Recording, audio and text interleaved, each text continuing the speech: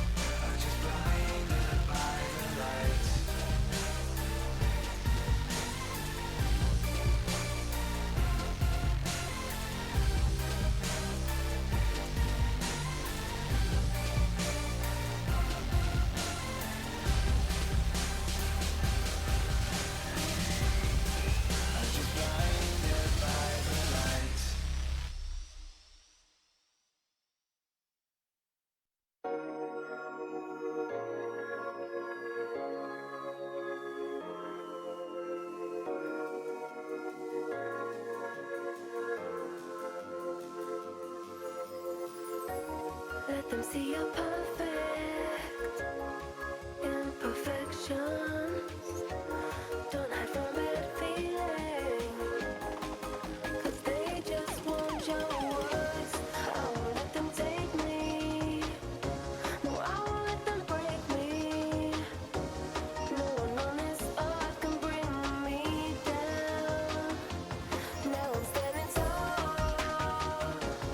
I won't ever fall. Concentrate on the tightrope. The hope that you make it through to the other side. Be who you want to be. Who do you want to be? Oh, oh, oh, oh. Be who you want to be. Who do you want to be? Oh, oh, oh, oh. Be who you want to be. Who do you want to be? Oh, oh, oh, oh. Be who you want to be. Who do you want to be? Oh, oh, oh. Let them see your perfect imperfections. Don't hide from bad feeling, 'cause they just want your words, words, words, words, words,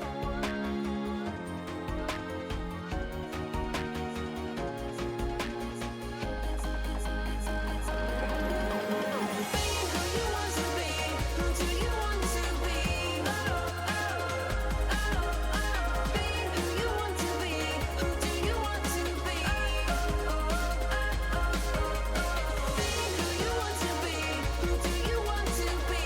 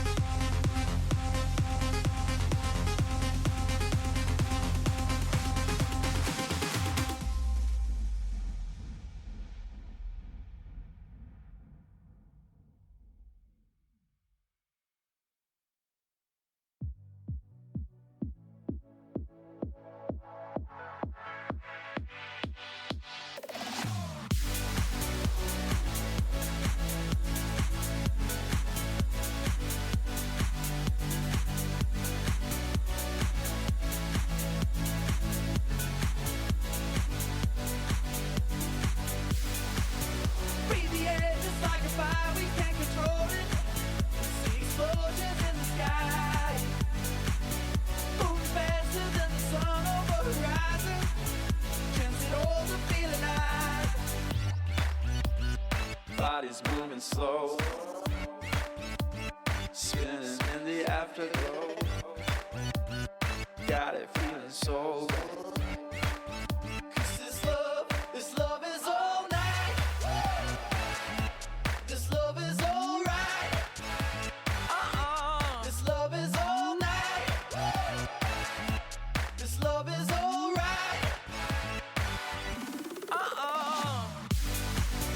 Breathe the air just like a fire, we can't control it. See explosions in the sky. Move faster than the sun over the horizon. Can't sit all the feeling high. Breathe the air just like a fire, we can't control it. See explosions in the sky. Move faster than the sun over the horizon. Can't sit all the feeling high. Body's moving slow, spinning in the afterglow, dancing till the daylight. 'Cause this love is all night. This love is alright. This love is all night. This love is alright. Breathe the air just like a fire, we can't control it. See explosions in the sky. Move faster than the sun over the horizon. Can't sit all the feeling high. Breathe the air just like a fire, we can't control it. See explosions in the sky. Move faster than the sun over the horizon. Can't sit all the feeling high. We feel the air. Whoa. Can't sit all the feeling high.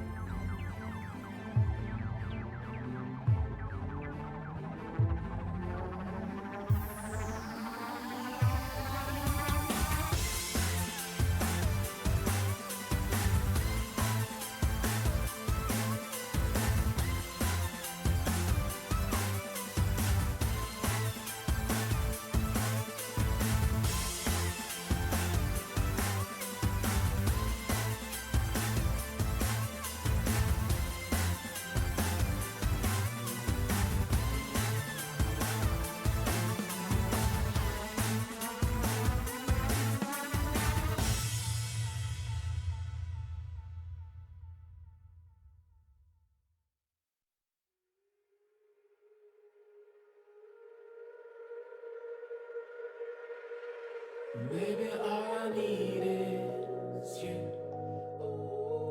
Nothing else makes a difference. Maybe all I need is you. You make all the difference. Back to the rhythm of my empty soul. Nothing here to let go. Back to the rhythm of my empty soul. Nothing here to let go. Give me something to let go.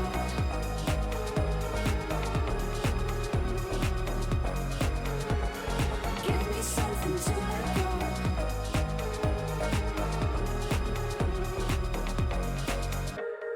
Give me something to let go.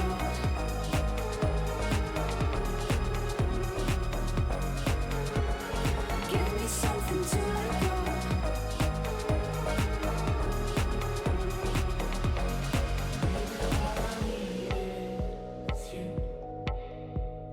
Nothing else makes a difference. Maybe all I need is you. You make all the difference. Back to the rhythm of my empty soul. Nothing here to let go. Back to the rhythm of my empty soul. Nothing here to let go.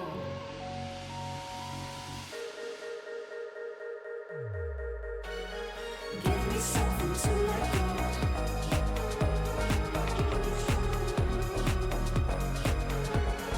Give me something to let go.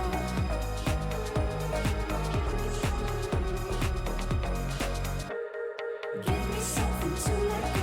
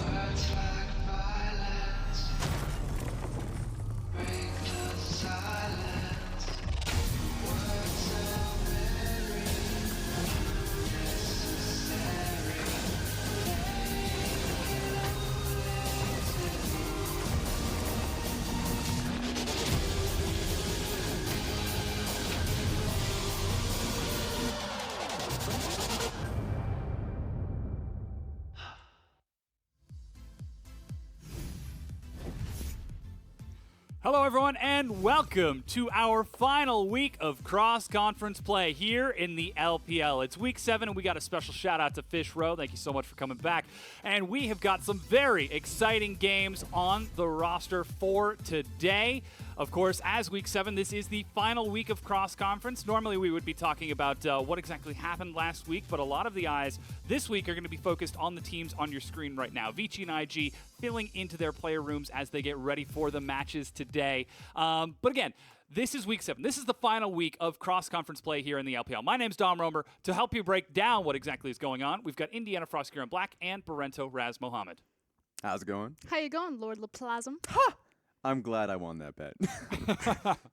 Well, you'll have Kill to me. you'll have to elaborate more, Lord LaPlasm. What's going on here? Oh, Were you having a conversation about LGD's performance last week? No, or? we actually made a Lord bet, particularly on OMG's performance. I had faith that OMG would take the game. Raz betted against me. He won. And thusly, he is Lord LaPlasm for the rest of the evening. Yes. Excellent. Well, Lord LaPlasm, thank you so much for joining us. Oh, you're welcome. So, Lord LaPlasm, then, I want to get your take on what exactly is going on in the LPL right now. It's week 7. It's the final week of cross-conference play.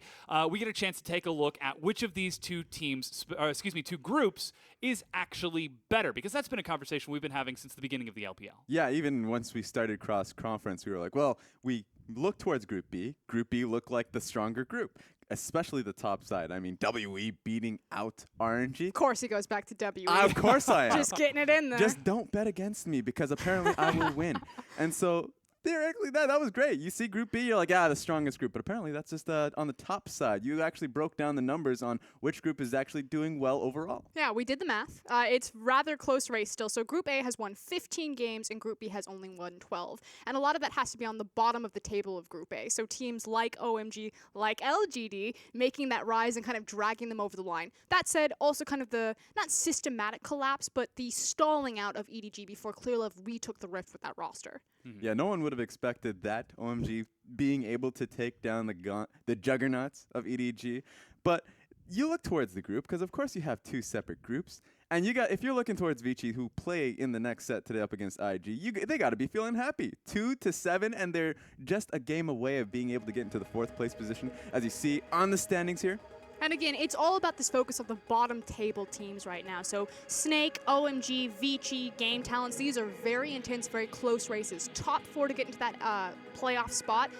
Only 8 teams go into it, and we're in week 7, so the race is on. Absolutely, and that was the big question for a lot of these teams. The fact that, for example, Game Talents had a single win before heading into cross-conference. Now they've got 2 more out of their under their belt, and they will have another 2 opportunities this week for more wins. But this means that going back into the domestic conference, Game Talents can't just stall out here. You still have Newbie and Vici hot on their heels, excuse me. Vici experimenting with the roster, the likewise of Newbie, and they've kind of found these different formulas and different iterations for success. So I feel like Game Talents, they've made a good shove. Now it's time to continue that push uphill, because Newbie and Vici are starting to ramp up. And when you talk about the strength of these groups, they have to be feeling lucky, Vici, Newbie, and Game Talents, that they're not on the other side. Because with IG, we would think of them as solidifying in the 2nd place in their group, because we see them playing very well. We would even put them in the top 4 teams right now in the LPL. But it is very hard to have that discussion when you have every other team in that group just a game away. They are essentially tied with almost everyone else that isn't LGD on that front. So Whoa,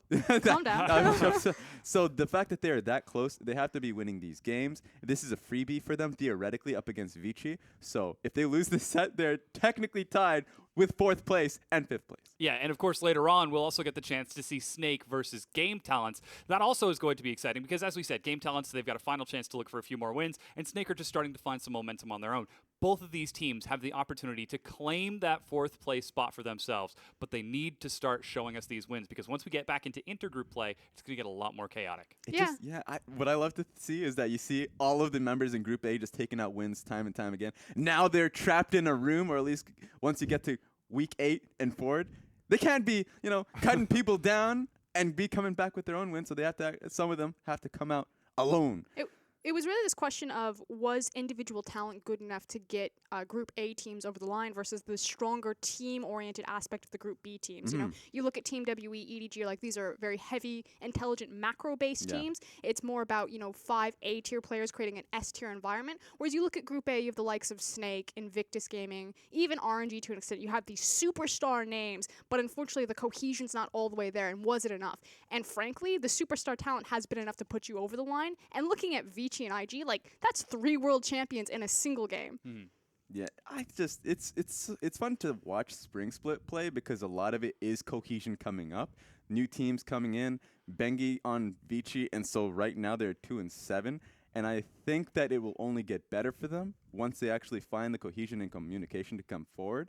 But right now, the teams that are scrapping it out, that have the better cohesion, that have the better 5v5 are the ones that are coming out ahead. Yeah, and Vici will have an opportunity given the wake of the fact that the game itself is changing. We're finally on patch 7.5 here in the LPL. That means a lot of things are going pretty crazy in terms of changes. I mean, the patch notes themselves were relatively small, but what was in them was some pretty dense changes. Is there anything you guys want to hit on? I mean, massive ecosystem changes, but we have to start with the bottom lane, which means Resident Lucian. Who's back? He's back. It's Lucian. It's back. That's fun. Is it actually fun? It is very fun. Anyone who watched the games yesterday for LCK, you see Bang on Lucian, that is a champion that he's been spamming, of course. You look at Uzi, who it gotta be having a fun time about that one. Yeah, I have to get in here. So those who remember Uzi's 2014 Worlds performance, he only made that performance because Storholm Royal Club were not looking for the playoffs. They weren't even looking anywhere near the finals. Lucian was banned globally in every other region but the LPL, and he went 28-3 competitively on Lucian. That's not his KDA. That was like how many games he won and carried them to the World Finals on that champion. So the fun thing about Lucian is that he received two-prong attacks. What happened? The first change, of course, was Blade of the Rune King, which we'll talk about a little later on. But specifically, his kit got changed just a little bit. Animations. Yeah, exactly. As he goes on in levels, the first level, of course, for the first 3 levels, it's much slower. It's a little bit, his Q comes out a little slower. But as he ramps up, he can really just weave in auto attack. His animations are a lot smoother and slower, or at least slower and lower. There we go. No words today. So then, expanding this sort of idea, the fact that Lucian is, once again, could be seeing play, how does this affect the whole bottom lane? Is it just the Lucian? Well, it's also in combination with things like the, what is it? Blade of the Rune King. No. And the Stoneborn Pact. Yeah, there we go. I'm not the play-by-play caster. I'm like, it's the new mastery, the Keystone Mastery. It helps to empower a lot of these tank supports like the likes of Braum. You know, if Lucian's powerful, it automatically makes Braum stronger because they coordinate so well together with his ability to proc concussive blows. And the new Keystone also gives them a lot of power down there. You have to look at the likes of Alistair's, Braum's, Tom Kinch, Nautilus we were talking about, you know, the flex pick because he can be used in the top lane as well as support lane or support position because now he can proc that Keystone Mastery with Riptide, which is an AoE ability there, which is, I mean, the gold value of that alone is disgusting. That's the best thing about it because people are looking towards Tom Kench and Braum immediately because it helps them out a lot. They've been looking for that mastery that really does, or at least the Keystone that really pushes them forward. But using the AoE slow from Riptide can mean so much. And so that's why people are putting him down to the support position. But with that being said, mage supports are here to stay. No! I hate them! They're here unless if you can look to ban them out. So pick ban's going to be fun to watch. It just changes the ecosystem. And, you know, talking about mage supports, if Braum comes back into power because Lucian's very strong, you also have to look at Nami. That was the classic go-to just because Nami puts her E on Lucian. He dashes forward. He can quickly get off all 3 procs of it due to his double tap passive. So it's just kind of this round and round, you know, what kind of mini metas will we get within these series and within this region based on what they're prioritizing. We have a ton of Braum players. LPL has always been an Alistair region. You go back, you know, it's like Way Mata back in the day, at MSI just going in when it shouldn't have worked, but it did. Yeah, and part of that is a little bit of the Mata sort of spiciness, but part of that's also the LPL. We just go forward. And in addition, in the bottom lane, the chance that we get to see another change in that support summoner spell being brought in. Exhaust also received some pretty interesting changes. Yeah, so this is fun because with Exhaust getting nerfed, it is because you get to see a lot of changes, which is Bruiser, Divers in the top side of the map. The reason for that is because Exhaust did receive nerfs in that the attack speed doesn't get nerfed. It is just the damage really coming through. As well as making them easier to kill by, like you said, reducing the MR and armor. So technically it changed from more of an offensive spell to more so a defensive spell. So it's not just kind of that cover all, but I do like the direction you're taking. You know, you propped it up as a support. You know, how does this change the dynamics of the support lane? And it definitely does change the 2v2, but even more so kind of the 1v1 in the mid lane. We have a ton of mid laners right now that really rely on exhaust. Jace comes to mind, and suddenly you lose a lot of power there. Lethality changes also abound. The Edge of Night, now Yeah. only a 5-second duration on that spell shield, though the cooldown is a Thank bit shorter, to God. compensate, but you can't just build it willy-nilly. Yeah, people are going to be giving that one a second look. Yeah. Especially towards the Varus, Jhin, Lucian as well, because people have been playing around with Lucian's item builds.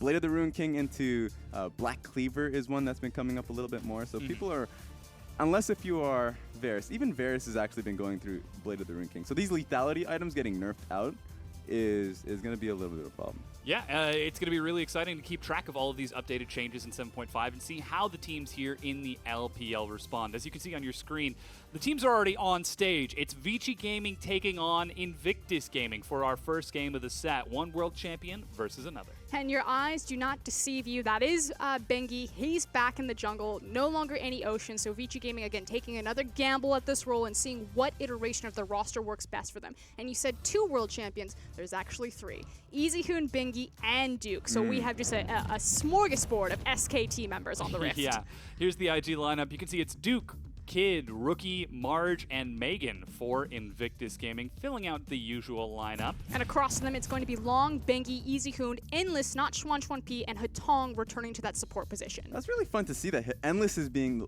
the AD carry that starts first. We usually see Swan P actually even going towards the second game. So we saw a lot less changes for the AD carries this time. They're just going to start with Endless. And it could just be value on Hatong, not necessarily Schwan P versus Endless, but how that interaction's going. If you watch Vici's early game, when they do start to snowball, it's actually quite reliant on how well Hatong plays around Bengi, and not necessarily how well Easyhoon plays around Bengi. We know that Easyhoon does take a very strong role in the shot calling for Vici Gaming, but the support also picks up that secondary role. And obviously Vici, the fact that they continuously start Hatong over Caveman, says that they do value his voice. That does bring in questions about the support position specifically, and who do they really trust to start out the support role. They brought in Caveman last week. Before that, there was the whole Easyhoon support.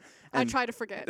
we forgot about it, but the benefit of that was that Easyhoon started to help out Bengi, and you can really see the support jungle duo really working out, and that's something I want to focus on in this set to see if Hatong is working really well with Bengi here. And I think that actually creates a very unique conversation in that when they do see success in the early game, it is off of those two, but they're playing against Invictus Gaming, who also theoretically should have an amazing early game. But it's very different where it's weighted. So theoretically, you look at these names, you're like Rookie and Kid. We know that Kid's kind of the extra arm of Rookie. He's the sword, if you will, just a tool that he uses for vision. And you would expect that it would be against Bengi and Easyhoon. But again, when Vici find a lot of their success, it's how Bengi is interacting with the support rule, because Easyhoon likes to kind of stay locked down and just absorb a lot of the pressure or neutralize his lane opponent. If Vici can play their game and neutralize Rookie, that looks amazing for them. But if Rookie gets unlocked because he has the extra hands in Kid, they can snowball and get out to those side lanes. Yeah, and we've been talking about Vici and what it takes for them to be able to take this win up against IG, because they are playing spoiler tonight.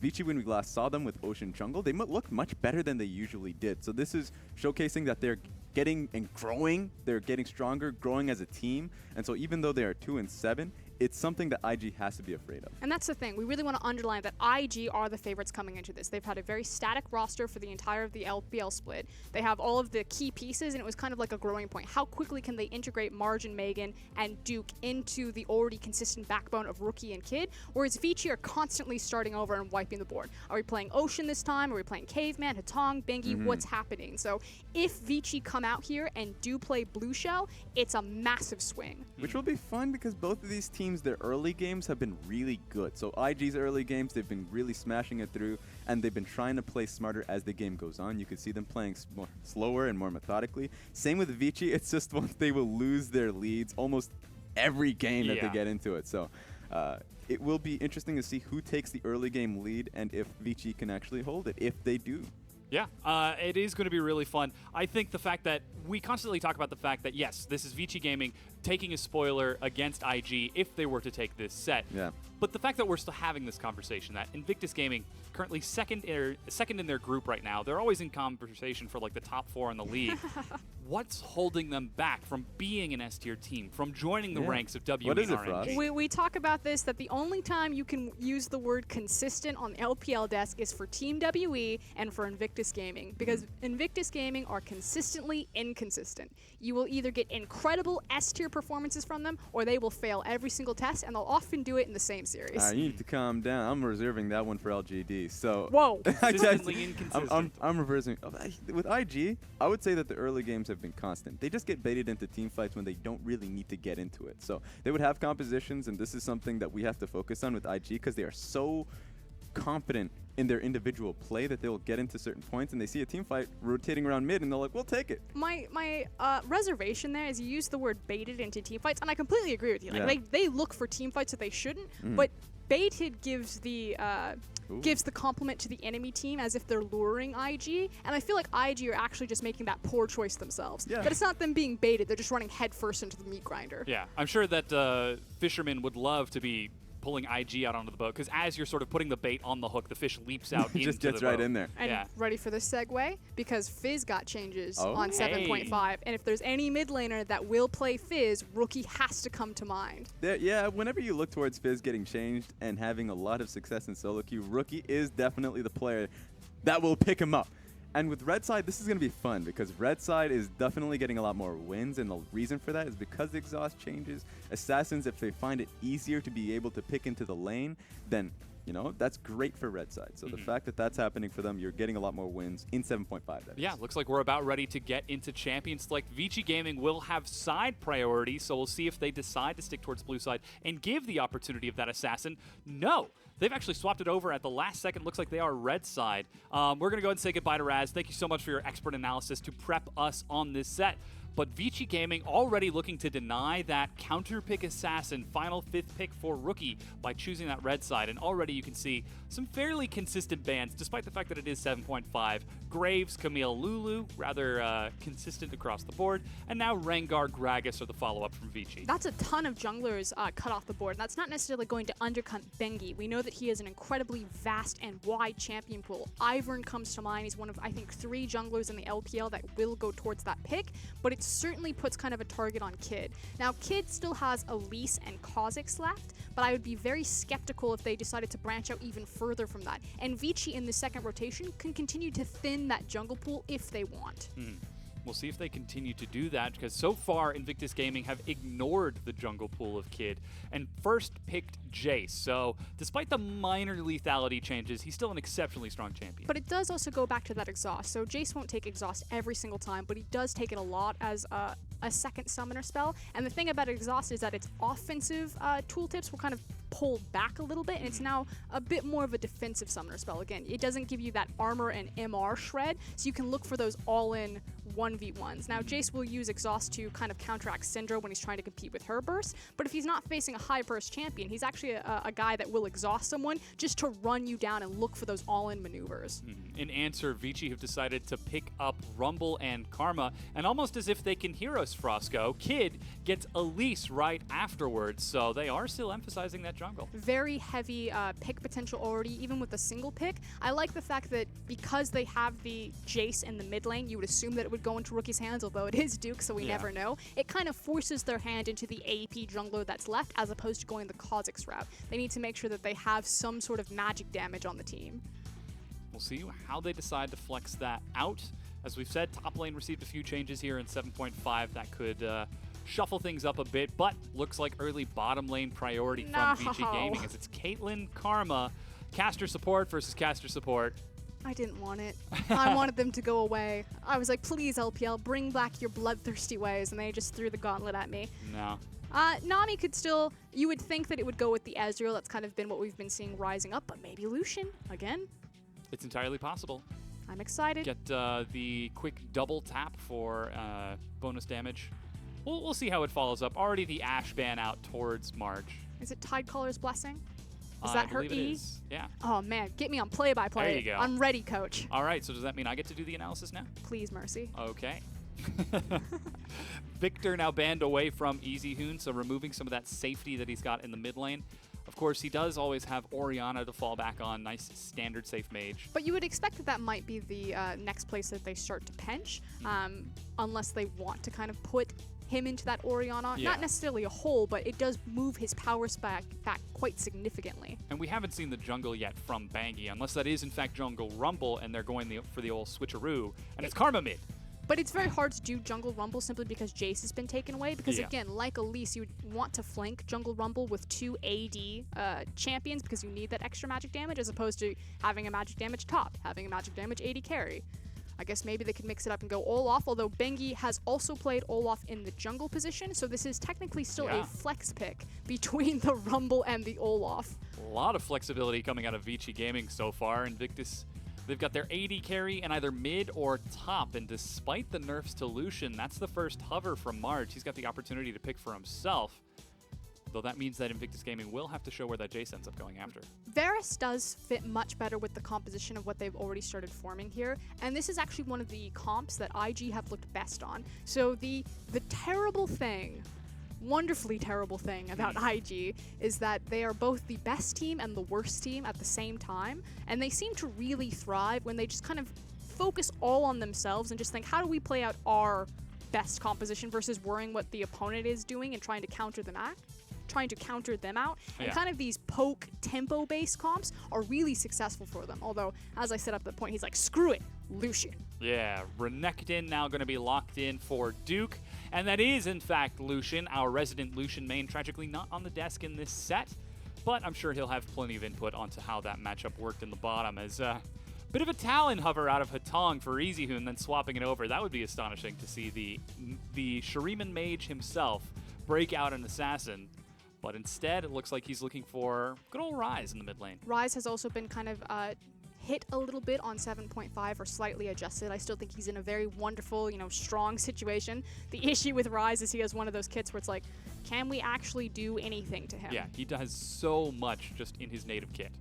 And again, the 7.5 changes weren't that bad. His empowered snare is still the exact same, but the free snare, the flat W rune prison, is no longer quite as severe as it used to be. But with that, we've got our final compositions locked in for game number 1. Invictus Gaming currently 2nd place in their group, fighting it off against Vici Gaming, currently 6th in theirs, as 3 world champions take to the stage. Not all on the same team this time. And normally you would think that Kid is again going to be that kind of extended arm for Rookie. And while I have no doubt that we'll see him hover around the mid lane and provide a lot of safe vision so Rookie can play aggressively, getting that poke damage under tower, the Elise is actually much more geared to look towards the top side of the lane. So IG's composition is already kind of setting Duke up for success. And IG have done this a couple of times, but it's not their bread and butter. We'll have to see if they find success or if Vici Gaming will see it coming. We've talked about the fact that Vici Gaming are rather consistent in taking early game leads. And while not explicitly a snowball composition, this is something that could really get going because of that neutral objective control. Yeah, and they also have, long on that really strong neutral objective champion like Rumble. It is his bread and butter champion. Bengi is actually spending a lot more time top lane than he is really interacting with Easyhoon. Again, if you watch Vici Gaming, if you're new to them, this isn't the Bengi and Easyhoon show. They'll team up later on for team fights and be a very solid backbone for the 5v5, but Bengi doesn't just sit and set up camp for Easyhoon. He tries to get his Chinese counterparts ahead before grouping up with Easyhoon for that team fight. We'll see if he finds success there, or if it's going to be Invictus Gaming absolutely demonstrating why they are 2nd place in their group. And again, the big question, the word that we always have to come to, is consistency. Invictus Gaming, they've found success. My mind always goes back to their match against Aime, where they had effectively won the game 22 minutes in, but they couldn't break the base for another 30 minutes, so they know what to do. And it comes to that guy that we just saw on our screen. We're looking at Easyhoon now, but before then we were actually looking at Megan. The shot caller for Invictus Gaming is from their support position. They've said that they've always had the talent to be one of the best teams, if not the best in the LPL, but they just needed that direction. And it was kind of a revolving door for a very long time for IG, even bringing in Tabe because they were trying to find the right answer there. Marge and Megan look solid. Marge, elevating his own performance because he's got Jackie Love just kind of sitting on the bench bench behind him, waiting to come to age. And if there is a consistent backbone to watch, it is actually this duo lane. The fact that Invictus Gaming have started playing towards that bottom lane this split means that they've seen a lot more success as a result of it. And it seems like 2017 might finally be the year that Invictus Gaming settle in on a specific roster. Don't get my hopes up. But yes, man. the roster has been fine. The results still a little bit shaky. And I say this as an IG fan, I'm never content to see them in only second place. Yeah, when you look at the talent on that lineup, I mean, Rookie, the mechanical god himself, the man who is rumored to be as good as Faker, but nobody ever knows because they never get the opportunity to play against each other on the competitive stage. Well, this could be the year. And that was the unfortunate thing, is that the last time that Rookie was in OGN when he walked away with that title, Faker was having a very off year. It was the Arrows and Samsung Blue that were kind of the dominant teams. And then Rookie left and never really got to face Faker as he returned back into form. So IG, just get him there. Yeah. For the sake of the story, for the sake of the narrative, nobody will know. Nobody will have an answer to the eternal question, who is, in fact, the best player in the world? Well, I mean, there is one three-time world I champion. definitely Yeah, think that it's- yeah. Faker has solidified himself as the best I said player. it, I was like trying to hype up the mechanics, and then we learned. Alrighty, so Endless and Hitong looking to find a way in. They've got Easy Hoon prepared to flank, but Rookie's actually sitting far back. They're going to see it's not a Raptor start, it's in fact a leashless red start from Kid. And I do want to quickly point out, as we are looking at the jungle starts, the Battle of Fervor, again, 7.5, so the Warlord's Bloodlust has been tuned so its power is more so late game than early game, which is actually interesting how it changes the dynamic of this lane in particular, because Megan on the Nami is actually the sustain lane now. Normally, someone like Caitlyn, Ashe would kind of win these trades over time because they could rely on their Warlord's Bloodlust to kick in and do it for them. Now, not so much. Endless and Hitong need to make these trades count and make the damage stick. And you can actually see Endless also going for Fervor in that lane, so perhaps acknowledging that he's not going for the long, sustained, extended trades, and perhaps looking for a little bit more aggressive harass. And also kind of speaking of summoner spells, so both supports did take up the changed exhaust. Rookie, however, looking for the cleanse. Not so much kind of a big deal across from Arise, but again, Jace is one of those champions that before would lean towards that exhaust, and Rookie's already kind of changing the boat there. So the changes you can see on your screen are towards Rune Prison and Spell Flux. It is no longer a free 1 second snare without the empowered Spell Flux on a target. It is 0.75 and scaling cooldown on Spell Flux. Kid, whoa, actually will secure Scuttle and now turns on to Bangi. Wow, that's some harass. Repel chases, he ghosts, but it's flash kill for Rookie and Bangi donates.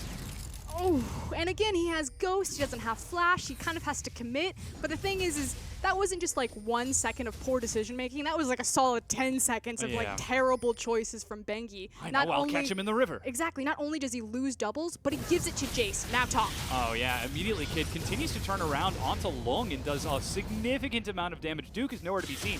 Look at this Kid go! Yeah, I wanted to turn Spider form so that way he could continue to apply red buff. Long is still in kill threat, which is why Bengi is forced to come up here and protect him. Yeah, he's got boots. He will get a ward now. Spot Kid, who's got his own flash, but Duke is there to try saving him. That's Smite to heal himself back up. But Kid is a monster right now. Needs to back up, though. He is overreaching. I like the fact that Long understands that they are more powerful now that the teleport comes through, but with Rookie knowing exactly where both junglers are and the teleport being down, immediately goes on the offensive for the Rise and abuses him with that red buff. I love how we just set up the fact that Kid is a weapon for Rookie, an enabler for Invictus Gaming. He's just shown us that against Vici Gaming, he can be a weapon in his own right. And this is the thing. Bengi was just trying to do his jungle pathing. He wasn't necessarily on point with Easy Hoon. And yeah, it's Rise versus Jace, so you can't put that all on Easy Hoon because he's at an unfair matchup, especially early on in the game. But we see this time and time again. Oh man, the delayed cocoon. Kid now ganks Duke again.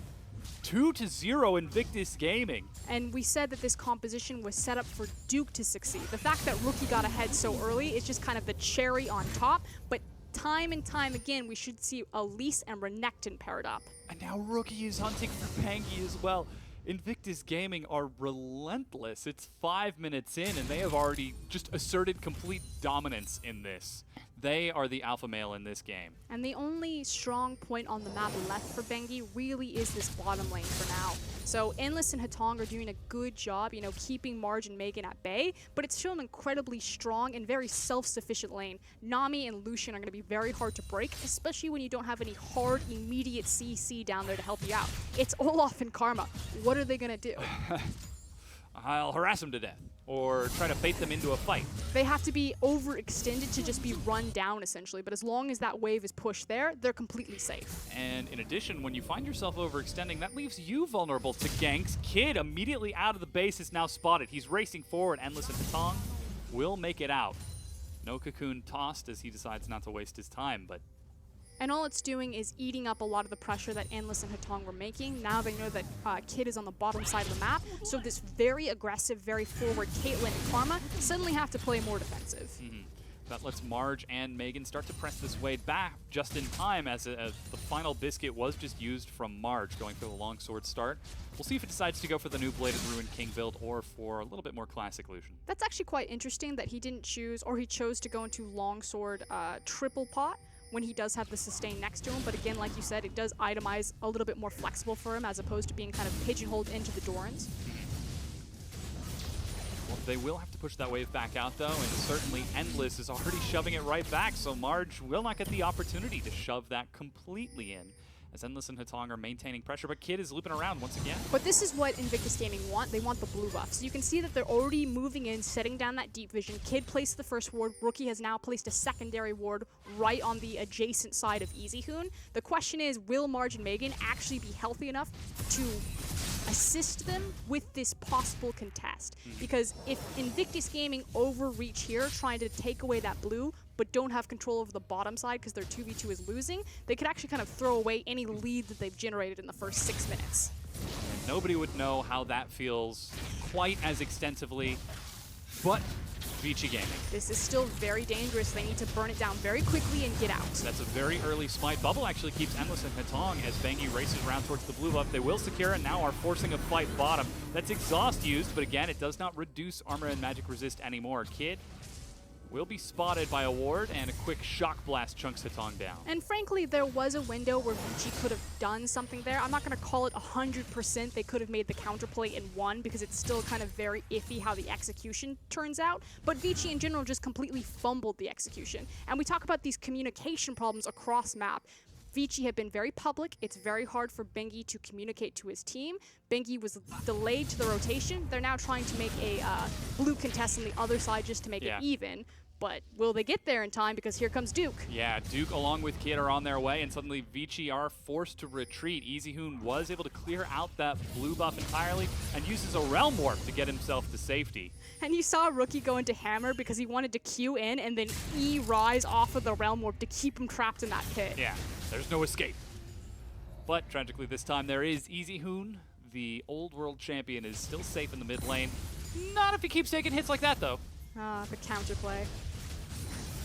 What can you do? Massive range, and now that Jace has blue buff, he's just going to keep firing these shots across the mid lane. Bengi now has to bring 2 people to help out with this red buff. You can see Hatong was up there as well, as they had lost vision of Kid in the ensuing blue buff fight. But that's completely fine. Again, Vici just need to slow down the pace of the game, absorb a lot of this farm, and get their key components to these key levels. So not only is Hatong being used to help Bengi secure his red buff, but he's now moving into the mid lane just to keep Easy Hoon safe while he picks up this free farm. Yeah, and Rookie still is able to manage that wave against both a Karma and a Rise. They still don't have the wave clear or the harass of Rookie on Jace, as that's another recall from Easy Hoon. He's racing towards the top right now. Duke and Kid are up there as they're setting up a dive. Now King's on to Bengi. Looks like Lung tries to clear the minion wave and actually aggro's Duke, who's forced to flash back. There are no minions. A little bit of regret as Bengi races in. That was a lot of bit of regret. Rookie is actually sitting on a ward. Yeah, they know that he's there. Fires a shot and catches Long. He doesn't get the shield up in time. The moment that scrap shield wears off, they decide to disengage. Yeah, they can't dive here. So we burned 2 flashes and a very key ult dive, the Dominance. As soon as that's down, they lost track of Easy Hoon. They knew that he was in base, so kind of a 30-second window where they could have made the play top, but blundered the execution, and now Vici absorb all of that time, get those free summoner spells, and kind of inch ever more even into this game. Oh yeah, they're still down about 1,200, or excuse me, 800 gold, which is a bit less than the 1,000 they were earlier. But a lot of that is in the CS discrepancies between kind of these key members. I'm not going to talk so much about jungle differences, although EasyHoon's like, I'm going to continue to chip away at that by contesting Raptors, but particularly mid and top lane. Yeah, we're seeing a massive, almost 20 CS lead for Duke in the top. With this recall, he's now got Phage and that Hex Drinker, so probably going to be feeling a lot safer against Long. And you can see he's actually got a full level advantage as the bubble catch is endless. He eats some harass, but the headshot answers right back, and Marge will be going for the Blade of the Rune King, so builds water to heal himself back up in these extended fights. I really like where Blade is. We'll check in on Marge's itemization and kind of see what he goes next. Raz was talking about on the desk how it's kind of Blade of the Rune King into Black Cleaver. I don't necessarily think you need that much tank busting ability. Oh, that's Ghost. Rookie's able to flash away as Vici collapsed from two sides. Realm Warp on the Kid. He's got his repel, but it's not going to be taken, and Vici end up having to let IG go. Very aggressive positioning from Long. He knew that he had a pushed forward wave, didn't want to overextend, so tried to mosey his way mid lane. Unfortunately, the equalizer wasn't off of cooldown yet, but you have to think, if it had been, certainly could have helped out in that trade. Yeah. As it is, the attempts from Vici to get themselves back in are slowly being stymied. You can see Kid making his way bottom as Tidal Wave is going to be used. Marge forced to back away, and Flash traded for Flash. And every CC misses. Wow, Rookie even trading with Bengi. Just absolutely exerting dominance over this match. EasyHoon is continuing to farm up. That was a directly down culling. No one saw. It's fine. Hold on. Caught. Yeah, now they've got Rookie in the exact same spot he was just in. Bengi tries to go in and gets annihilated. Reduced armor and magic resist in Ragnarok is a hell of a thing. They turn on to EasyHoon, who flashes back, but Teleport as Long gets in. Equalizer forces Rookie back, and now he tries to burn it down and will succeed. Duke looks to follow up, but that flash means he can't catch up to Long. Now he is tanking 4 members of Vici, and Hex Drinker isn't going to save you from that. Yeah, and Vici just make the faster rotation, not only in Long, but also in Endless. You saw that Marge wasn't in that fight at all, so technically a 4v5 to Vici. They pick up the kills, they walk away. And now Vici Gaming find themselves trading 2 for 1. They're still down about 600 in this set, but probably feeling much better about this, that they were finally able to make a play, execute upon it, and come out successful. Tragically, it didn't follow up on the Dragon, but Bengi's on that side of the map, and EasyHoon still down there as well. But as long as they can continue to kind of stall until the equalizer is back up, the Dragon can always be looked later down the road. It's also a mountain Drake, so investing quite heavily into it, it's a very slow Drake to take. There is kind of a window, though, because Kid is Elise, where if they get vision control, he can actually, he's one of the few junglers that can take Mountain quite safely by himself. Just because of how slowly the Mountain Drake attacks, the Spiderlings will stay up and in front of him. We'll see if Invictus Gaming look for anything sneaky like that. So far, the vision from IG has been swapped up towards the top side. Double control wards to deal with the vision of Vici, and a little bit of defensive vision for Marge and Megan. But check out that bottom side of your map. That is lit up like a Christmas tree from Vici Gaming. And that's the thing, like, Elise is not sneaking anywhere near that pit with so many deep wards behind the Dragon. Perhaps some respect from IG after that dominating early start to this match, the first 5 minutes. But now things are finally coming back. And again, Vici Gaming, they are just looking for a win here as Marge gets huge harass. They're still seeing a lot of success. Atong pops the snare. Marge doesn't pop his own flash. Quick invade from Kid finds Bengi, and he tries to Ragnarok to get him out. But really, it's also the added pressure of both Duke and Rookie popping up here. And Duke, now over the wall. Oh, flash stun. Smite heals Bengi up. He doesn't have Ragnarok, but Dominus means Duke can catch up. Slice, but no dice. Bengi walks it off. Ah, Duke giving his old teammate the 1-2. Yeah. Welcome to the LPL. Meanwhile, bottom, though. Yeah, Vici are shoving down this tier 1. They're going to try to trade for this collapse onto Long. He doesn't have Equalizer, but Duke is set to dive. He's taking the first few hits. Long is kiting it around excellently. He's doing a lot of damage. That's going to be the Hex Drinker. Kid finally gets the execute, and Repel denies that turret attack, but minions won't be there in time. minions walk it out for him, though. So you could see what Long wanted to do. He wanted to use the structure because he was trying to use it as kind of the gap difference, so Renekton wouldn't get the free stun. That said, they land the chain CC, stun into the cocoon, but ultimately in the race for towers, Vici do win it. And a lot of that's on Easyhoon making that earlier rotation, despite the fact that he wasn't there when the structure actually went down. Yeah, the pressure from Endless and Atong finally yields that bonus gold for Invictus Gaming. That means they're only down 500 when it's all said and done. And it's exactly as you mentioned, we can see where the gold emphasis of these two teams is weighted and how it's affecting their play. But here's the thing, we expected Invictus Gaming to play around the top side. We said it in Champions League. You know, it's Renekton Elise. Elise is going to be spending a lot of time up top lane. What we don't always expect is Hatong and Endless to actually be kind of the winning matchup for Vici Gaming. You look at this team, you say this is a wonderful, strong side of the map. If only their bottom side could be just as potent as that top side. Well, Caitlyn Nami seems to be the answer to that. Long-range poke and harass, headshots plus Piltover Peacemakers. It goes back to that idea as well that Vici obviously find a lot of value in having Hatong or a voice like Hatong on the roster, and they seem to have a very different performance when he's there. And again, it's maybe not necessarily the comparison between Xuan P and Endless and who's better there, but simply who works better with Hatong.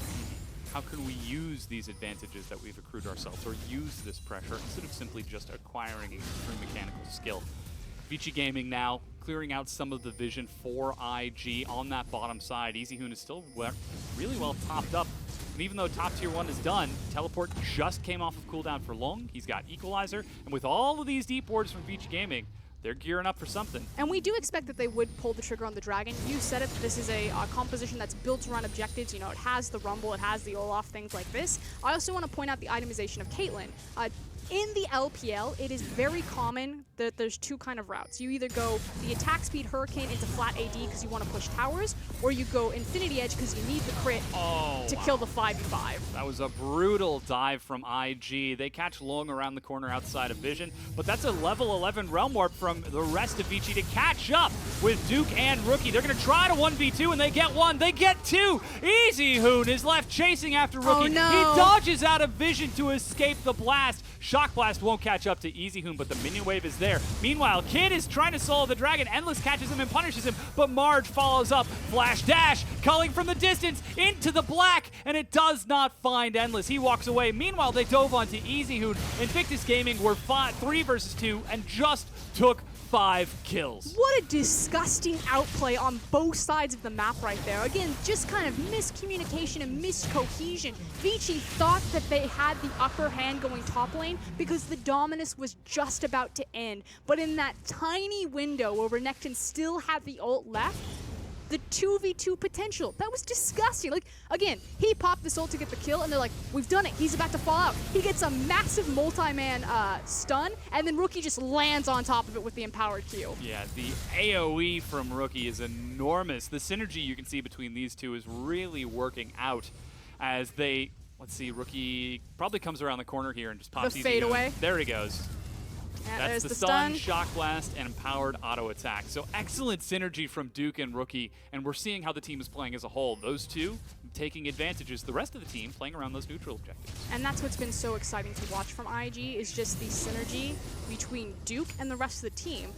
The LPL has kind of ruined so many top laners' careers. Yeah. Like, you think of the amount of Marin. talent. Flame, Yeah. Marin, Acorn. I mean, Acorn kind of had his short stint. Yeah. Notice how most of these are from LGD. But Duke has slotted wonderfully into the LPL. He came in a world champion. He still looks like a world champion up there. I feel like this is a conversation we can extend to people coming to the LPL in general. The fact that Easyhoon on Vici Gaming has not found massive success with the team. The fact that they've never placed above 4th. Bangi now coming in, and Vici Gaming having one of its worst splits in recent memory. As Invictus Gaming force Endless and Patong back. They're actually going to hard engage onto this Kid with the execution. That full AP Elise is doing work and just running Vici across the map. They continue to struggle. And Invictus Gaming have frankly lost so much control over the bottom side in terms of their vision, so they didn't even see that Nami and Elise were walking up onto them. Frankly, just too overextended with too little information. Yeah. This is not looking great for Vici Gaming, despite the impressive play that they were able to pull out earlier. Oh, no. Invictus Gaming are executing upon that now. Great Here comes equalizer Easyhoon. plus the Realm Warp. means that this dive from Invictus Gaming is effectively turned around. But what will Vici get off of it? So yes, they do survive the initial dive attempt, but really it's just kind of walking into their own jungle, picking out some jungle camps, resetting some of their side waves. It doesn't translate into any sort of forward momentum on the map. Rookie has got an amazing sixth sense for where people will move after they leave vision. He's even trying to be a little sneaky here. Endless. Endless. Ooh, You he's just right there. Rookie, he's waiting for it. There's so much vision. But if he had fallen for that trap, I would have lost it. Because again, he just saw Easy Hoon get hit. blasted, yeah. So it's like, Jace is in this area. Don't walk over here. Just like, Endless? Is Don't- someone telling him? Do this. And that's where we raise the question of communication. The fact that he was even cheating over there and thinking about it, somebody was like, wait a sec. Wait, there's a chase there. I should tell him. Hatong, Endless, don't go there. The nice thing, though, is that we didn't see like the immediate 27 pings. Danger, Yeah, danger, yeah. danger. So at least someone verbally told him. I mean, they're still communicating almost entirely through pings right now, but as we get towards the 20-minute mark, Invictus Gaming, significantly less, but it's a lot more efficient. Rookie forces the fight, hasn't recalled, but Teleport is going to get Duke in. He turns onto Long and burns him down with Kid. They chase forward now. They don't have enough minions as the wave was cleared out. Marge base checks into Endless and Hatong. He's going to be caught by the tether. Doesn't have his dash off cooldown. Tries to heal, but that's a late exhaust. He makes it into his own jungle. Meanwhile, the rest of Invictus Gaming were able to bully out bottom, scare Easy Hoon back, and take that tier 1. And again, this is Vici thinking that they had the upper hand, and even though IG a little bit delayed to the punch, when they hit you, you literally explode. And it's because of that damage on your screen. Rookie is so far ahead of the clock, and Jace is still Jace. Like, Yeah. this is 7.5. Lethality items have been tuned down. You know, there's been some changes to exhaust, but Jace is like, hey, if I'm ever ahead of the clock, I'm going to hit you from 4 screens away for 75% of your HP. Yeah, 3, 1, and 4. Massive amount of gold on him so far. And you can see how this is distributed from the team. Invictus Gaming, they've effectively put Marge on the playmaking, Lucian, the high mechanics, high mobility. He hasn't been involved in a single of these 12 kills. Currently just farming it up towards that Blade of the Ruined King. I mean, in the LPL historically with Lucian, because again, this was a region that was very well known for its very strong 80 carries, Name and Uzi were kind of your big Lucian players, and they were really the only two that played Lucian aggressively, even though he was always known as a duelist champion. The other LPL teams would actually use Lucian to absorb lanes, like, we know that we're facing these gods of 80 carries, we need to put them on the strongest matchup just to kind of survive it. Yeah. And that's kind of what Marge and Megan are doing right now. They have a very strong matchup. They did get beat with the Karma Caitlyn. You can understand how that would work with just the range advantage. But it's just to keep them afloat while all of the attention can be given to Duke and Rookie on the top side of the map. And it is apparently much deserved attention. Obviously, Rookie, we've hyped him up more than enough. You should know who he is if you've ever watched the LPL before. And Duke, previous world champion, it definitely shows. The fact that Kid is now playing up to this standard, every once in a while, Kid has one of these games where he's like, I'm here, I'm online, let's do this. And he plays up to the level of previous world champion and Rookie. To be fair, though, he's got Rookie, an OG and title winner, and Duke in between him. Like, Kid's Yeah. job isn't really that hard. Sure. Hit your skill shots. He's still showing Show up up on though. time. Yeah. Get into the office, sit in your chair, and click buttons. As Duke again! How does he get that deep into the jungle without being spotted? I feel like that's the third time we've seen him just sneak around a corner and face check into Vici. Well, in that particular maneuver, it was because of that control ward. There's 2 control wards from the Baron Pit onto the brush underneath Red. But Vici are doing a decent job kind of placing defensive sneaky vision to try to keep themselves safe. Unfortunately, this gold lead has ballooned ever closer to 10K Yeah. at only 23 minutes. That is the big question, though. Is that vision enough? Currently, they don't see this Ocean Drake being taken. There's a control ward in Tribush below it, but now they know.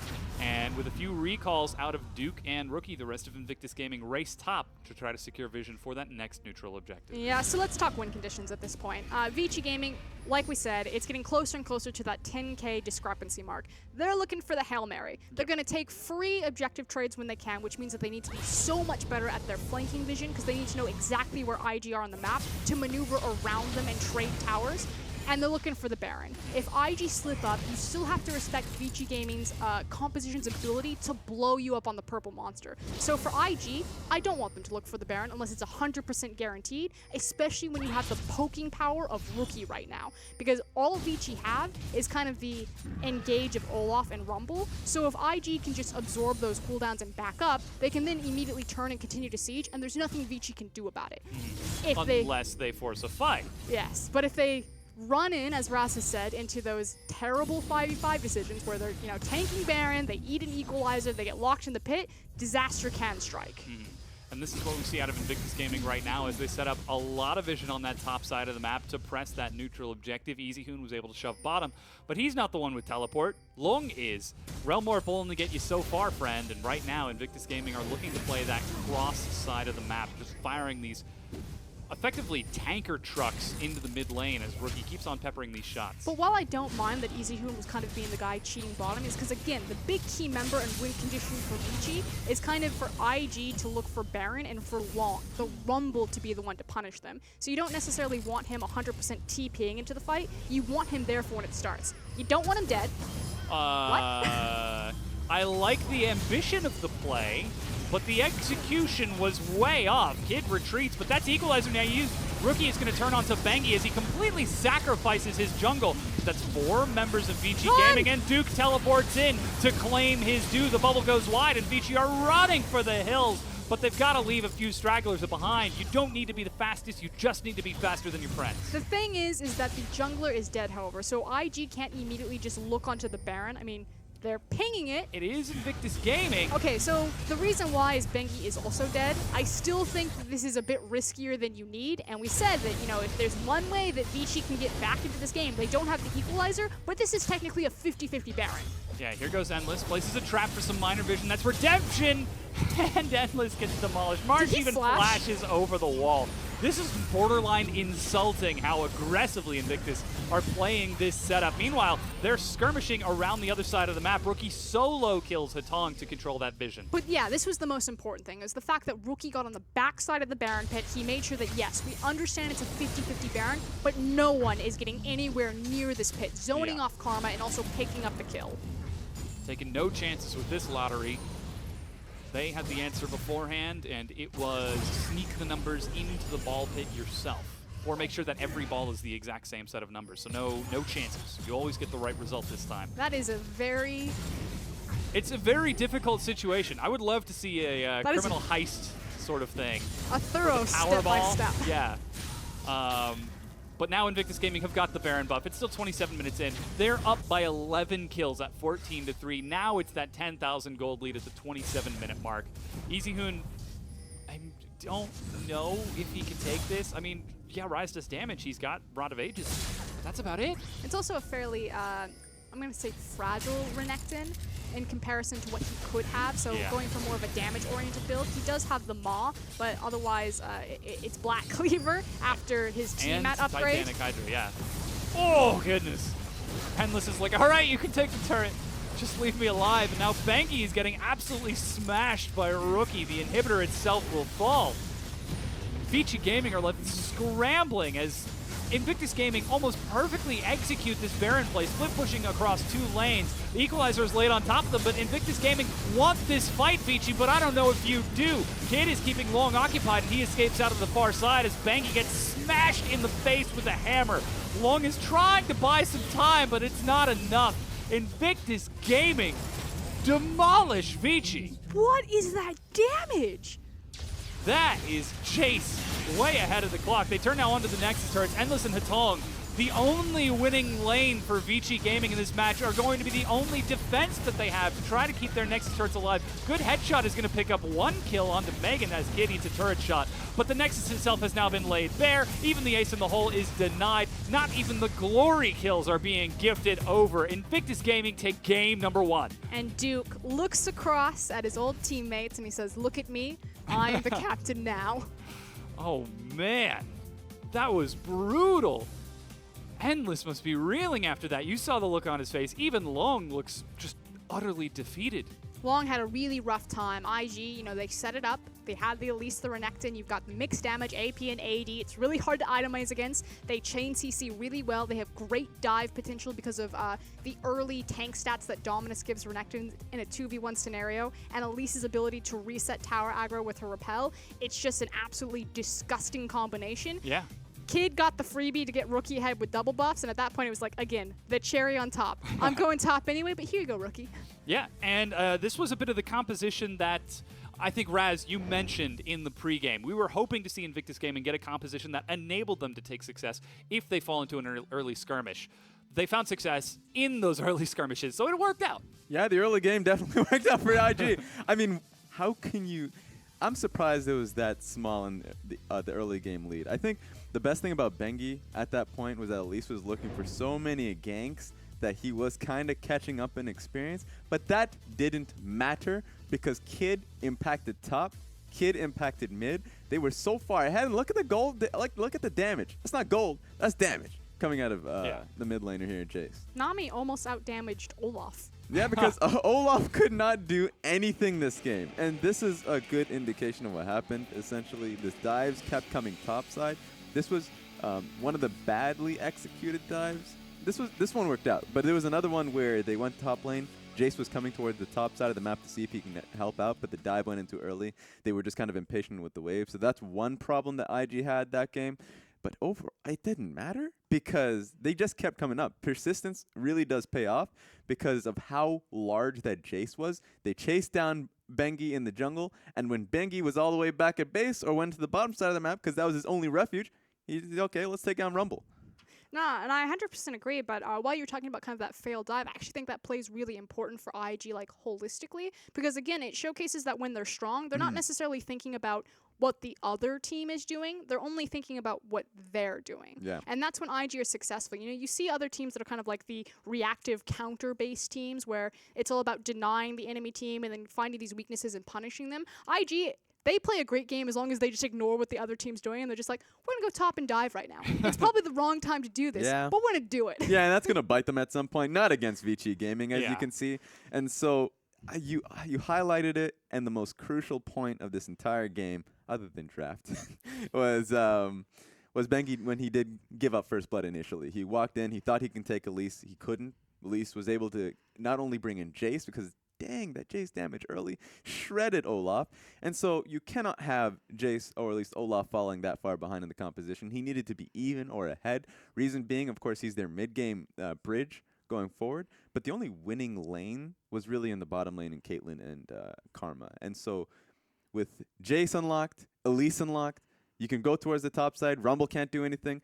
And with Marge taking really bad trades in the bottom lane, who cares? Because that lane was on its own. It's on an island, and really there was no way for them to help out the bottom lane of Endless. And this is the biggest problem with Vici right now. It's just they continuously give responsibility to the wrong members. Like, if you're going to give responsibility to have a winning lane, to theoretically kind of carry the game or bridge it over, technically with draft they wanted it to be Bengi, but when he fell behind, it was all on Endless and Hatong. And at that point, if you're a Vici fan, you're like, great.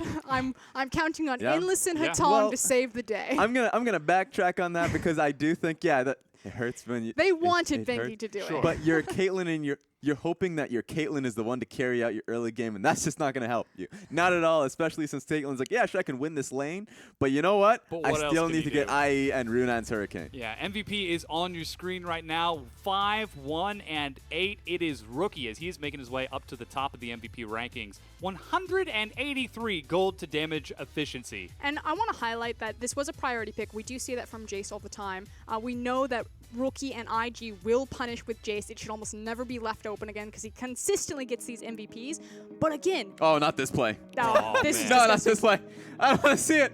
But Vici chose to be red side, to have that counter pick. And the thing is it denies a lot of power from Rookie because he doesn't get the exact matchup that he wants. So it's like with the priority pick, with the power pick that should have been banned, Rookie already got the MVP. And next game, it's going to be even worse because Rookie will have the counter pick on Easyhu, and it's like disaster. Yeah, and again, it's not to say that Vici Gaming looked like they were completely floundering for the entire match. As we said, that bottom lane was strong. Question was, what could they do? There was one single fight that Vici Gaming won. They traded 2 for 1 in kills and were able to put some pressure on the mid lane.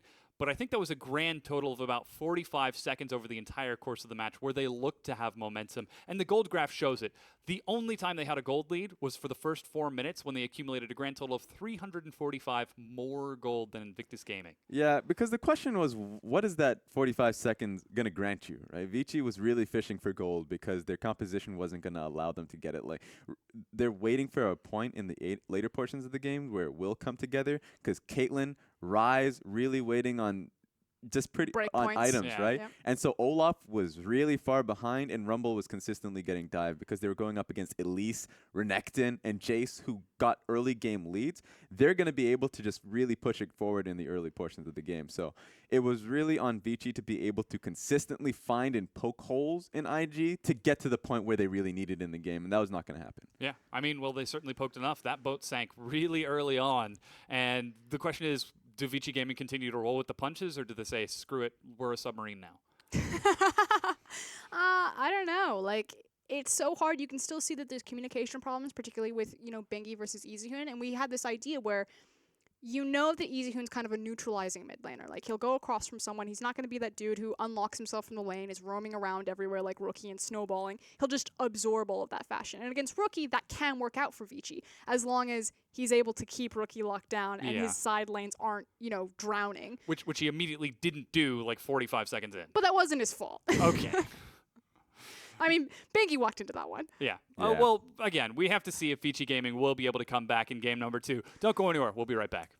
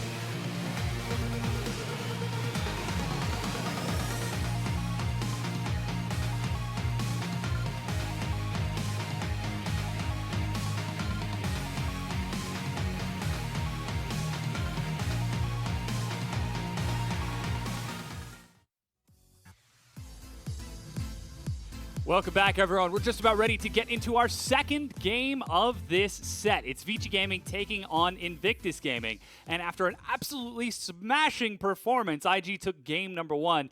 I think they answered the question for us. Do they deserve to continue to be in the conversation for one of the top teams? With the performance they just showed over Vici, I think that's a yes so far. But they do this all the time, and then game 2 they come in and they just like drive the car straight off the cliff, like Nigel Thornberry's. just- Wait a minute, I don't know if he did that. Smashing. Oh, no. That was in the movie. Oh, Yeah. really? Yeah. Ooh, It's I'm going to have to dark. watch that one. So, yeah, IG, they need to take the next set. They need to do it, or at least the next game, and they need to make it convincing because they are going up against Vici, who are definitely bottom of the table.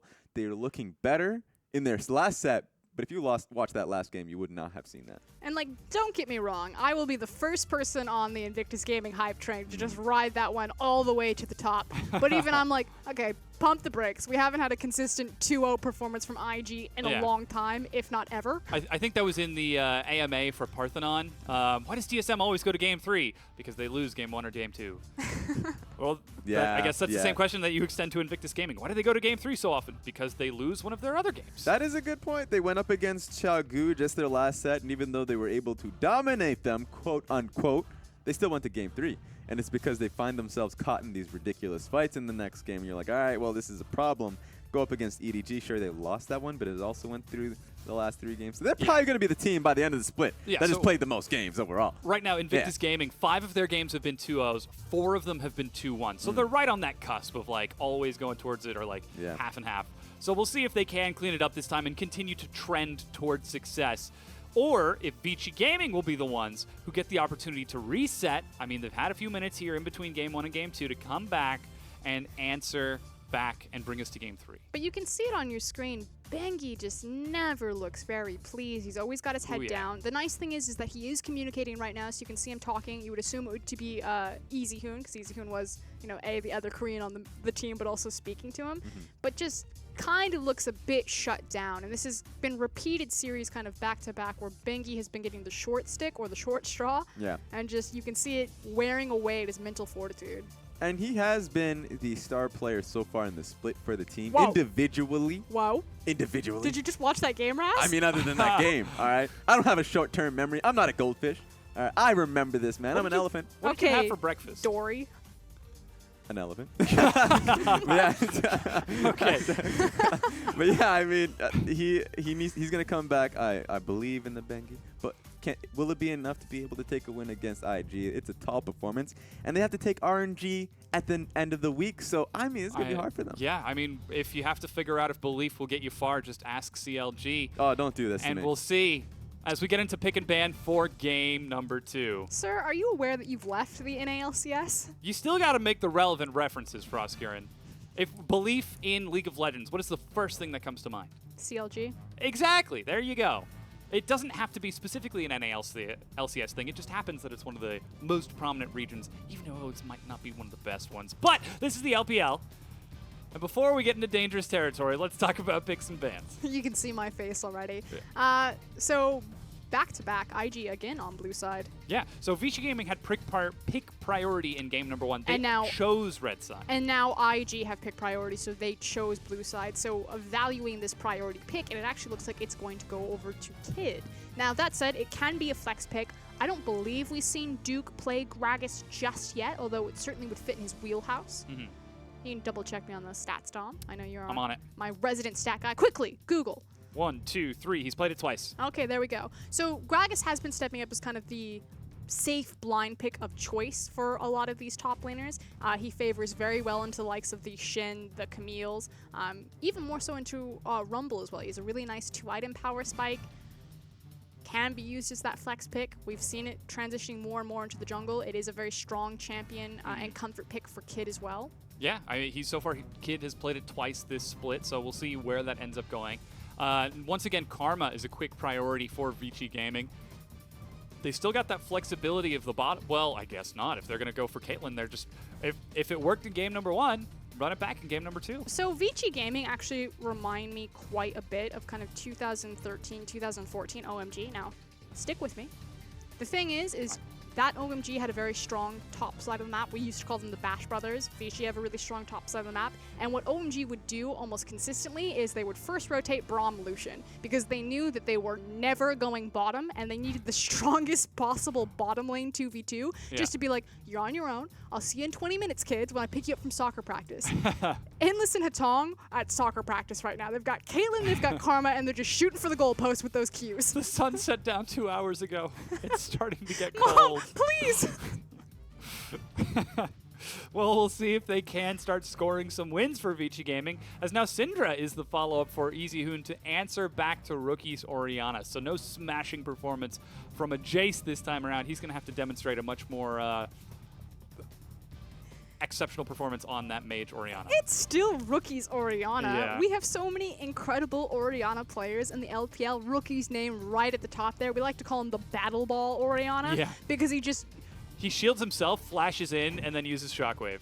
exactly. It's amazing. It's the Miley Cyrus Orianna.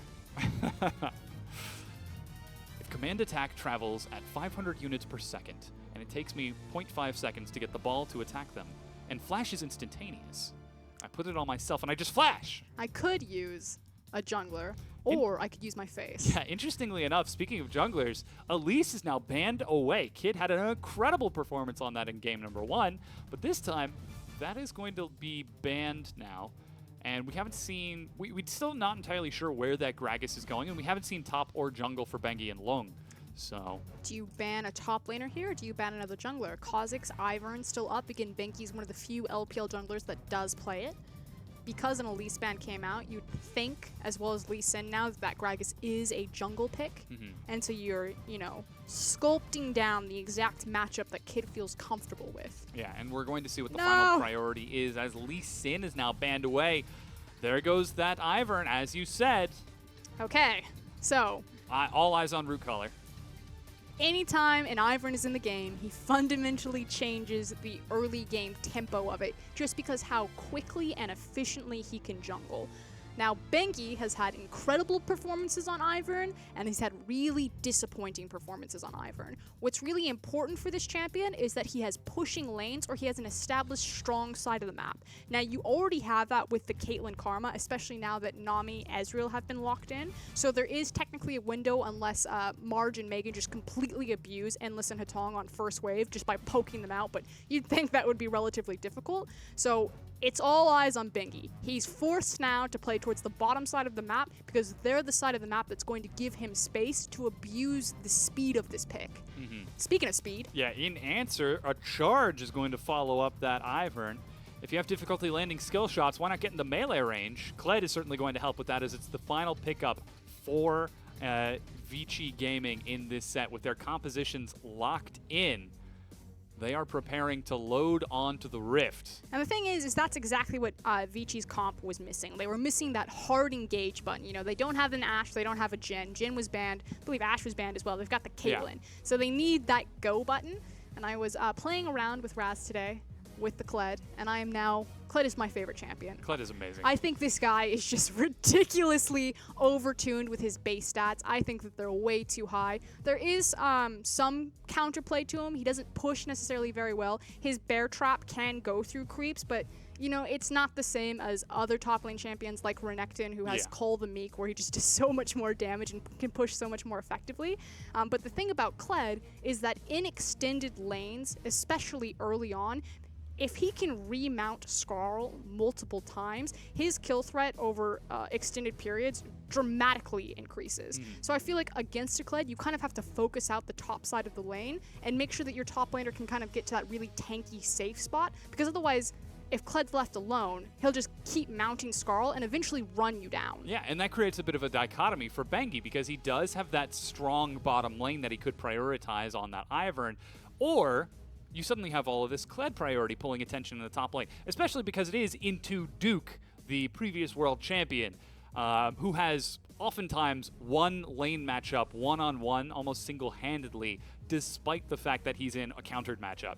So we'll definitely be keeping an eye on Bengi in this setup to see if he can affect that. And again, the man on your screen, Rookie, just such a good player at League of Legends. I am so excited to see him on that go-to Orianna. And he's also looking a lot better. So previously last week, Rookie was actually a bit under the weather. He was Yeah. playing very ill. They actually had to implement a pause because he wasn't feeling very good, and it was kind of an up and down performance from IG. This time around, you can see Rookie just night and day difference, kind of bounce around his seat, back Yeah. to his big smiley ways. Even the fact that even 50% of Rookie's max power is scary, then he comes in at 90% and just smashes people. He's like the That's my adverb of the day, or oh verb my of the day. God, Smashes. Rookie's Gohan. Rookie's Gohan, he is. He's got that extra gear that it can pop into. He's got Duke supporting him in the top lane. Piccolo. Goku. Oh wow, Oh, okay, yeah. that was pretty underhanded for. Wow, Yo. you really went Piccolo with Duke? Pre-Cell Saga Piccolo, where he was actually awesome. Okay. We're talking like way back in the day when Piccolo was still the same power level and was training Gohan. So does that mean Kid's Krillin? I'm sorry, Kid. I won't do it again. Forgive me. It's better than Yamcha, who just shows up and dies all the time. But we've loaded onto the Rift for game number 1. We'll see if this is the Cell Saga, Frieza Saga, or the Boo Saga on this setup, as Invictus Gaming are looking to close this out with a quick 2-0 win here. And Vici Gaming are going to try to bring us back to a game number 3. Something that Invictus Gaming actually haven't been doing, that a lot of LPL teams are shifting over, is this delayed ward on ramp. So you can see rookies kind of being a human ward right now. But Raptor starts have become so common that teams are delay invading on the Raptor to contest it. We'll see if that happens this time around because Pingy's actually sitting mid lane and walking in. We'll see. Vici are all grouped up and they are ready. Root Collar, oh, just barely misses Rookie. Of course he's going to have the reaction to dodge that. What do you think of Bengi? I know, a He's paying blind attention to skill himself. shot. Yeah, one of the slower ones too. Root Collar. It's wide, but it is so slow. Is it the same projectile speed as Morgana's? I think it might be just a little bit slower. I know it's slower than Cosmic Binding, but here's that invade. Oh, he got him! Rookie actually got them instead of Hatong. So Kid isn't going to get level 2 off of the small Raptors, and actually doesn't even get level 2 off of the large one, as that experience completely denied him. And meanwhile, if we check across at Bengi, he's actually just setting up his camp. So looking for a very quick full clear. The thing that Ivern's liked to do initially when he came out is to use the Q and immediately take away or deny one of the buffs. Rookie actually got level 2 with 3 minions in lane. He had 4 small Raptors and is trying to push Easy Hoon back and again exert dominance in this lane. Still no level 2, but Rookie is just insistent with this. Okay, so this is actually kind of cool. And we missed it a little bit just because Easy Hoon shifted over into level 2, but he started Dark Sphere. And why this is important is because in the Orianna versus Syndra matchup, you get a lot of flexibility in that you can either start your, Force of Will, the one where he tosses it, because it technically outranges Orianna's Command Attack. Yeah. And so you can kind of push the lane while chipping away damage and staying safe. But because he started Dark Sphere, that was already Easy Hoon saying, I'm just going to push the lane. It doesn't matter because Dark Sphere has a lower cooldown than Command Attack. So you can get off 3 in 12 seconds, whereas Orianna can only get off 2. To answer that, Rookie getting the very early level up, you can see he's actually the one with the push priority. Those Raptors are allowing him to shove this wave in. And you would assume the fact that Easy Hoon saw Rookie get the early level 2 because he had the Raptor advantage, that he made that conscious decision to say, okay, I'm just going to push the wave. Because exactly like this, you can outrange Orianna, and as soon as he picks up the creep, you see Rookie's like, I can't hit him when he hits me, so I just need to back up, dodge it, and then look to trade. Yeah. As it is, though, the 2 mid laners will continue trading without too much interaction so far in the bottom lane. We're seeing Endless and Hatong sort of push into Marge and Meg, and Rookie will find Bangi. Actually gets the ward out, but still eats a Root Collar. Bangi with red buff looks for a lot of damage. Thunderlords is even going to proc as well, as Body Slam trades with Scatter the Weak. Never seen that interaction. that was like the biggest chest bump, just boom, and they both split back. High-fived midair. Yeah. I was like, is Bengi just going to wait for the Scuttle Crab? Yeah. But now he was waiting for Rookie. Going for the full-timer. Yeah, Marge and Megan, we talked about this bottom lane again. Endless and Hatong have got massive push priority and harass unless Marge and Megan find poke damage. Though we weren't watching this lane, it looks like we didn't get to see that, and Marge is actually missing out on a few minions as a result of this. Bengi back up to full health, though. Is going to very quickly steal away the Raptor camp. Yeah, I had a smite available, so why not just duck in, deny a lot of that gold? I believe that's twice now that Kid has had his Raptor camp denied away from him. Yep.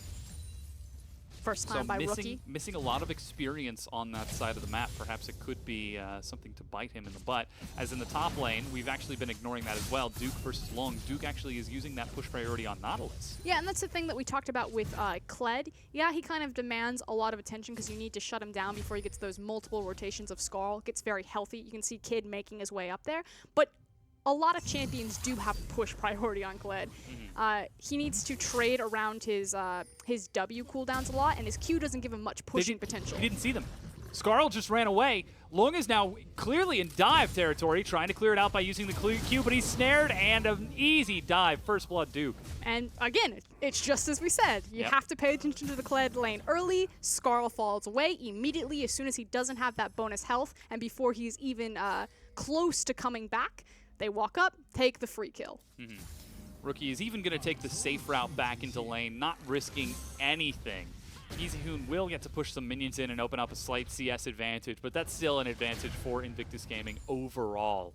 With that first blood on Duke, who goes for the full ninja tabby with his first recall. Against Kled, that's going to do so much. Yeah, League of Ninja Tabi. Yep.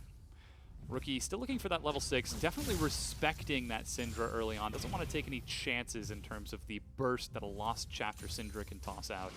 And likewise, the fact that Rookie gave up the level 6 so he could cheat top lane and help IG start snowballing Duke ahead. It's the same game plan that worked for them in game number 1. Seems to be just as effective this time around. As again, we look down at the kids at soccer camp. In fact, he's got the soccer He's got the skin as well. Mom, please. I don't want to practice anymore. It's fine. We'll pick you up sooner or later. Mom is off having mimosas and winning the LPL. Is that Rookie then just sitting there in the mid lane? Swirls his wrist. Clicks for kid. Yeah, it's Gank like for that. Yes. Long actually now is trying to go for some deep vision here, as he is trying to make something happen, but already Invictus Gaming have set up vision. Bangi's even invading on the opposite side, but Kid is playing nice and safe. Finally going to get his Raptor camp. It's Marge. He keeps hitting me with the ball.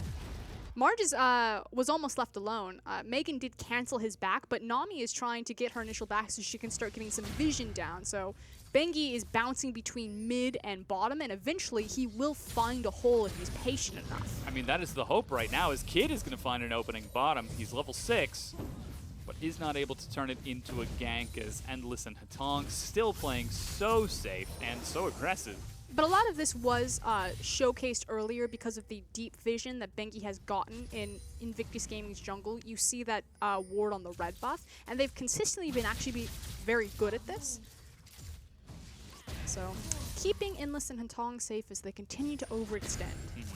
And I think this is a bit of what we talked about earlier, that Vici Gaming, surprisingly enough, they see the most success when it is Bengi and Hatong playing together. So unsurprising to see the two of them sort of coordinating, as now it's Bengi and EasyHoon stealing away the blue buff. Bengi with Smite, instant clears that. He's actually level 6 as well, so he could give that over to EasyHoon if he felt safe walking that far in.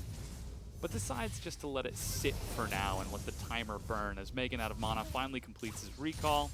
This is first recall out of both Marge and Megan. Rookie is actually going to catch a stun and forced to cleanse himself away. And you can see that EasyHoon has a current blue buff right now, so why not just let it sit there? Likewise, Rookie's out of mana, so he wants to push him in. He can go, walk over, pick that up in time. That is going to be Rookie looking for a recall. As Bengi continues to clear out the jungle. This is EasyHoon actually opening up a large CS advantage in the mid lane, nearly 25 CS up. And with Bengi sort of sitting there, it's difficult for Duke to collapse on. It's difficult for Megan and Kid to find a way in. And this is them just kind of playing against their own win conditions. This is twice now. You know, Wrath said it on the desk. When they went for the dive in game 1, they weren't paying attention to the wave. Tried to dive before the wave was ready. Just then, Rookie tried to walk past a full cannon wave. Yeah. And just immediately telegraphed that Duke was wandering down from top lane, as well as losing a lot of his health to the incoming minions. So this is IG trying to force things that necessarily really shouldn't be done. Yeah. Long will pick up that red buff dropped by Bengi, which hopefully should give him some sustain against Duke, who's continuing to shove in. Duke is actually making up for the deficit. Is this EasyHoon roaming? No. Oh, he's just going for the taking Raptor Raptors. camp. He's just going to leave. We were so excited for a second. But yeah, Long is actually doing a pretty good job. He's got his Tiamat trying to keep up with Duke, who now has his own Bomby Cinder and is getting bigger and bigger on that Nautilus. Another Mountain Drake is the first one of the game, so despite the fact that it's a bit slower in the early game, we're still expecting that sort of mid-game spike in activity. I don't know. This has been a straight denial of every single Raptor camp. Kid has not gotten a single Raptor camp. It's fine. He's already got his cast because Endless is pinned against the wall. Luckily, he's got TP. Bengi there to help him teleport from Duke. Long is actually comes using Kled. his as well. And Duke stepping out onto a trap, eats a root collar and is snared. Yeah, Long is waiting in the wings. Rookie and Kid make their way in. 5 members of IG down here, but a quick disengage from Endless and Bangy force Invictus Gaming back under their turret. But they've got a great sieging comp because they do have Ivern with Caitlyn. And as I say that, like, nope, with our wave clear combined. Yes. With our powers combined, we can keep your minions from getting in. Heart. Water. Faith? No. We always talk about what makes an excellent team, and that's always a question of like communication, individual skill, shot calling. Invictus Gaming look like they have a lot of these components to make an excellent team, but time and time again, we always find them struggling as time goes on to convert themselves into a top-tier team. It seems like this could finally be the split in which we see them start transitioning on all of the potential that IG have had. But it's about how quickly they can kind of get their roster cohesion up. Because again, IG have been a kind of a top 4 team for a while now. Ooh, flash to dodge the stun, but it was delayed. Rookie tried to outplay and will almost pay for his life as EasyHoon doesn't have a lot of cooldowns. He flashes in, but EasyHoon walks out. But ultimately, the damage is done bottom. So we talked about the Ivern, Caitlyn synergy there. He can set up the brush. That obviously helps her. But naturally, his sieging potential with Daisy as well as Caitlyn and Karma, they will eventually overwhelm Margin Megan and take the first structure. Yeah, Duke would like to have a word with you about harassing his mid lane. Just not now. But again, to sort of continue that conversation, yeah, Invictus Gaming, the question is, will they have the time to turn into a top-tier team? They've got this game today. They've got another game, I believe, on Saturday against Game Talents, which should be another test of their skill against a Reckless team before they get back into intergroup play. The question is MSI or Worlds, and unfortunately IG aren't really in the driver's seat right now to make a run for MSI. It's still definitely capable. I've seen miracles, but it would take Just ask one LGD. at this point for them to climb past, Team WE, EDG, RNG. But Worlds, there's more slots. They've got more time to continue to integrate Duke into the roster to get Marge and Megan up to speed. You can see, again, the fingerprints of things that are going right for IG, but they really just haven't been given the time to succeed. Every single year, they're resetting their roster. Change something, yeah. Perhaps this could finally be the rendition. And oh, the stun actually catches Rookie. He doesn't use his cleanse. Oriana's childbearing hips there. That was a big hitbox. Just gonna trim the skirt. That's like old school Nidalee spears where the hitbox was larger than the actual spear and slightly behind the head of the spear, so you could dodge the front of it but still get hit by the shaft of the spear. Was really unlucky there, but Vici Gaming now will continue that Ivor and Caitlyn pressure as they swing towards the mid lane. Those childbearing hips on Oriana are going to support the wave clear now as she clears out that minion wave, and the rest of Vici collapse on the blue buff. Smite is up, but ooh, he actually doesn't get the full cast off. But you can't contest this. He does have Smite, so if he lets Invictus Gaming do all the hard work, Duke is actually trading with Long.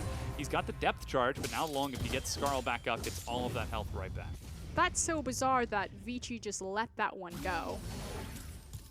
They put all the pressure and time to invest this, all the time to invest in the pressure of this mid lane, but they're just finding a little bit of chip damage onto IG and slowly working a few auto attacks on the turret.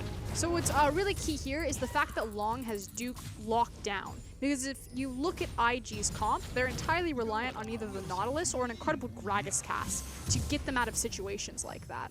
You can see that once they're underneath the tower, yeah, they have a ton of wave clear with the Oriana, especially because she has the blue buff, but they're really at the mercy for Vici setting the tempo. Ooh, EasyHoon's racing in. Flash ultimate onto Rookie, and he cleanses to get himself away from a snare. Ace in the hole, blocked by Megan. Doesn't even break a sweat. Good attempt there from Vici Gaming, though, to set that up with Endless. You could clearly see what they were trying. Lead with the Syndra ultimate, try to set up the Scatter of the Weak into the Piltover Peacemaker, but a great cleanse from Rookie to get him out of harm's way. Yeah. Even the redemption from Bangy offensively used to try to chip some damage away. Rookie is eating so much harass. He's even got Mercury Tread's first item as Kid. Collapses onto Hatong and knocks him under the turret. Arcane Shift from Marge is a quick execution. And remember what we were talking about? Krillin there finds the Gragas cast, the one spell other than Nautilus that they can use to engage and get themselves out of a situation like that. Yeah, quick Destructo Disc to lock that down. And now Vici find themselves one man down, but they've still got a lot of wave clear, and with Easy Hoon split pushing bottom, Invictus Gaming might get an opportunity to take advantage of the lack of safety on this Caitlyn. A quick flank from Duke forces Endless back, and with that pressure, Invictus Gaming are able to chip down on this mid tier 1 turret. Easy Hoon was backed away. He's not pressuring the bottom tier 2. Piltover Peacemaker's only going to do so much. They might even try to finish off this tier 1 turret here. It goes down, and Vici's plan backfires. And I also kind of want to highlight Duke here. Now, it doesn't seem very important because he wasn't there for helping. Oh, he's going bottom. Never for mind. pushing out the tower, but what he was doing is he was standing in the river and he was waiting for Kled. So Invictus Gaming committed that they were going to overextend past the creep wave to siege mid tower, you know, bringing Kid to tank it, and Nautilus's job was just goalkeeper there. He's looking for the Kled flank because IG are spending more time than they ideally would have wanted to pressuring mid. So great cross-map communication and small things that really make a difference.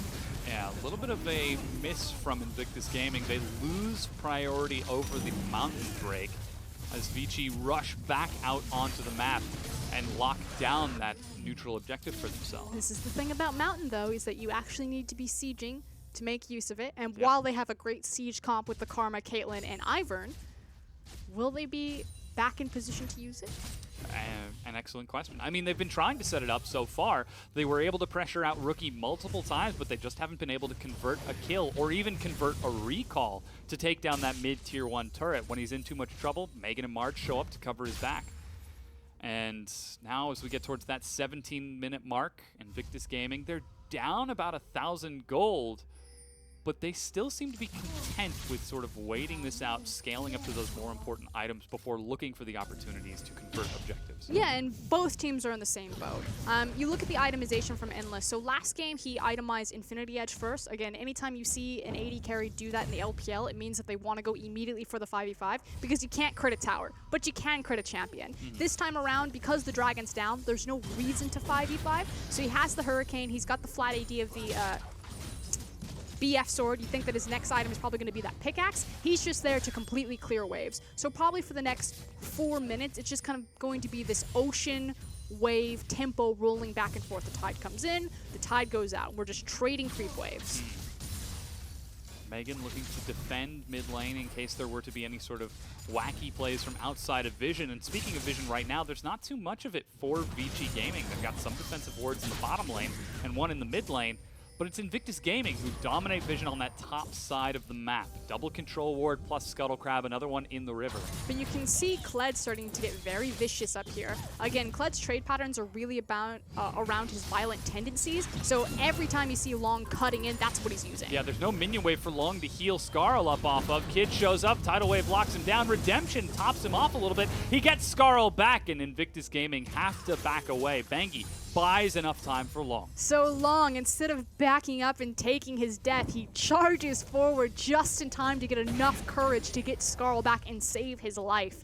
This was kind of the only point on the map for either team to make a play right now, although I really want to watch Easy Hoon and Marge bottom because since Kid and Duke are both busy up top lane with Kled, that does leave Ezreal unattended with Syndra. You can see him forced to play very far back away from these dark spheres and the force of will. Meanwhile, Blue Buff looks to be the fight from Bangi, Endless, and Hatong as they now dominate Vision on that top side of the map. Rookie secures his own blue with some assistance from Kid. Of course, aggroing blue makes it really difficult for Bangi to fight But for. that's so devastating because Rookie has pretty much put the brakes on any sort of siege that Vici want to do because he continuously has that blue buff, which is quite strange because Vici have the Ivern. They have so much power and potential to deny that buff. Megan aggressively flashes forward onto Easy Hoon. He's chunked down to half. True Shot Barrage gets turned around. He's low mana, but Exhaust denies the damage. Perfectly timed from Megan, and a very well executed gank from IG. And normally you don't see this from Easy Hoon. In fact, you can see it on his face right there. Just overextended with no other pressure point on the map. It makes him a very easy target and a very easy collapse from IG. As the Herald disappears into the void, Invictus Gaming are now back to even in gold. No one likes that guy. Herald's a great dude. No. He makes an amazing guacamole. Did you just call him an avocado? No. What? I'm so confused. Harold is like the guy where you're like, nobody likes that guy, but his guacamole is great, so we keep inviting him to the party, that sort of thing. I see the reference now. Yeah, now Rookie is getting harassed on the mid lane. Good flash is going to force Atong out, but Long joins the fight, tags himself onto Rookie, misses the bear trap on a rope though, and Rookie's able to sidestep out of it once again. Teleport gets Duke into the battle. Now he's got to trade it off with Long. And that hook was a little optimistic on the read, but nobody dies and summoners are traded. Sidestep out of it. I'm pretty sure Rookie stepped forward into that. He saw that the teleport was coming in from Duke. He's like, we can take this guy. As now we're fighting over Honey Fruit. Yeah, but now you mentioned Long is pretty strong. He's got the Black Cleaver and Tiamat for some shred, and if he can keep getting the violent tendencies, he can tear through that Nautilus. With that pressure point in the river, Duke now pulled away from the mid lane. Vici shove in this mid lane. And this is actually a big window for Vici to apply the tempo. Orianna wasn't in position, but more importantly was the fact that Duke had expended his TP and used his ultimate. Again, IG are really reliant on either Nautilus or Gragas starting those fights when Vici step forward to siege like that. So if they don't have those cooldowns, Vici are pretty much free to do that. Yeah, and I love how you can see how Invictus Gaming are already responding to that. They know that those are the big priorities that Vici are looking out for. So Megan is the one forcing the engage in the bottom lane, forcing the tidal wave onto Endless in the mid lane a few minutes ago. And shout out to Megan. He's been playing this Nami really well. He played it well in game number 1. He's playing it, I feel, even better in game number 2, or maybe the camera's just giving him a bit more action time down there. But consistently doing a great job landing the tidal wave and then following it up with chain CC on the bubble. Yeah, so if you take a look at the gold, it's still fairly even all the way around. Bengi just going to zone Duke away from that tier 1. You can see Hatong is up there as well, with Endless pushing in the minion wave. That's rude. And that recall now canceled. Endless might be able to break this down before Megan and Marge can get there. Yeah, there's nobody there in time. Top tier 1 goes down to Vici Gaming. IG are not responding quickly enough. You mentioned there's no teleport for Duke, so he's got to recall and walk bottom to catch up with Long. That means no pressure point for IG in the jungle. They're forced to fall back to their turrets. And meanwhile, bottom lane, Long's also doing a ton of work on this tower. In fact, it is just getting shredded. Ooh, the hook even misses. Long finishes it off. A tier 2 goes down. Kid tries to get sneaky, but is spotted well in advance. Long procs his movement speed from that Black Cleaver and hoofs it out of dodge. 2-for-1 trade there in terms of, or excuse me, 2-for-none 2 for trade. none, yeah. In terms of structures going down, and they have the priority position on the dragon. Caitlyn has Infinity Edge, so does have that crit potential if they want to look for a 5v5. Now, she's not going to be the primary damage dealer because she's still 1 item short, but she definitely matters a bit more than just being that wave clear bot of having the Hurricane and the flat AD formally. So Vici could look for the 5v5 over the Cloud if they felt necessary. Yeah, and it feels like we're getting to that same old problem with Invictus Gaming that we talked about earlier. They look great when they're doing things for themselves, but when they try to respond otherwise, they make mistakes. They're going to try forcing a fight here on the Dragon. Long looks to flank from behind and will catch Megan, and Violent Tendencies shred it through. Cloud Drake is secured as there's a quick belly bop over the wall. Megan tries to walk it off. Flash from Long catches him, but Skarl denies that bear trap on a rope. Shockwave catches only Daisy as Kid is trying to tank it up. Invictus Gaming completely split, but so too are Vici. They've now swapped sides. Nobody has died just yet, but somebody's about to soon as Rookie and Duke are isolated from their team. Megan tries to catch up, and now Rookie clears out the rest of Daisy. But check out Teleport. Long is going to come back in full health and with Skarl in just a moment, as soon as he can complete his back. Stun catches Rookie. Long completes his recall, actually, but will not go for the teleport. With Long actually out of the fight, Vici could not force an engage and decide to back away instead. That was utterly terrifying for Invictus Gaming. Yeah. They were in such a precarious situation. Now, they do manage to take the blue buff out of all of the chaos because it took IG so long to kind of get their ducks in a row. Oh no, Bengi. Run! He actually is able to sneak out through the black. Kid makes his way over, sees the friend of the forest now slowly burning around. Bengi's still there. Oh, now he sees him. Duke. Oh, he's not actually window shopping. Again, he walks around the corner out of vision and catches someone for free. Hook is now going to catch Bengi, but he's able to slow himself just a bit. Shield keeps him topped up. And he is running back through that forest. Tatong is there to save him. Bengi had no business walking out of that alive, but somehow he's able to get out. Classic Ivern. Guy's slippery. Yeah. Gets that massive slow on Like his... He's like Tom Bombadil in the One Ring. He has no reason handling that so carelessly like he does, but he does. What? The stats are like a free Rylai's if he gets the AoE slow from his, what do you call it? Seed? Something seed? Trigger seed. Trigger seed. Damn, this is why I'm not the play-by-play caster. But thank you, Dom. But going back to that dragon fight, I wish we would have seen a replay from it because Vici wanted to take the fight, but they were just so slow in setting up. And again, they're very slow in kind of their setting up. It's like, are we diving this? Are we not diving this? No, get in front of it, siege it. Meanwhile, Megan. Bit of lack of clarity there. Endless is actually caught and assassinated, but that means Rookie is now split. Shockwave does not get cast, and that's actually Marge going down as well. Megan forced to hop over the walls. The Root Collar misses. It's 2 for 1 in terms of traded 80 carry in mid, 480 carry, but Vici break down that tier 1. Yeah, and Vici weren't punished for kind of their indecision on getting their ducks in a row that time around, simply because IG was slower to the punch. Yeah. Now that they've killed Rookie, they know that the threat of the Shockwave isn't there. There's still technically a smite, but they immediately move on this Baron. Yeah, they're trying to clear through. Duke is there along with Kid, who's got his smite. Hook onto Easy Hoon into the back. He's going to knock it up and do what he can. Cast separates it. Easy Hoon drops as Megan actually gets the kill, and Vici are turning to take this fight. Megan goes down, but so too does Daisy as Kid is forced to back away, and the Baron has been dissuaded. Duke, very tanky. Let's see if he decides to keep going. Hook now on to Lung. He's going to get a lot of rage from those violent tendencies. Almost has got Scarl back, but it will start wearing off. Kled is such an awesome champion. Okay. Invictus Gaming, they succeeded there. Red zone defense, they managed to stall out the Baron.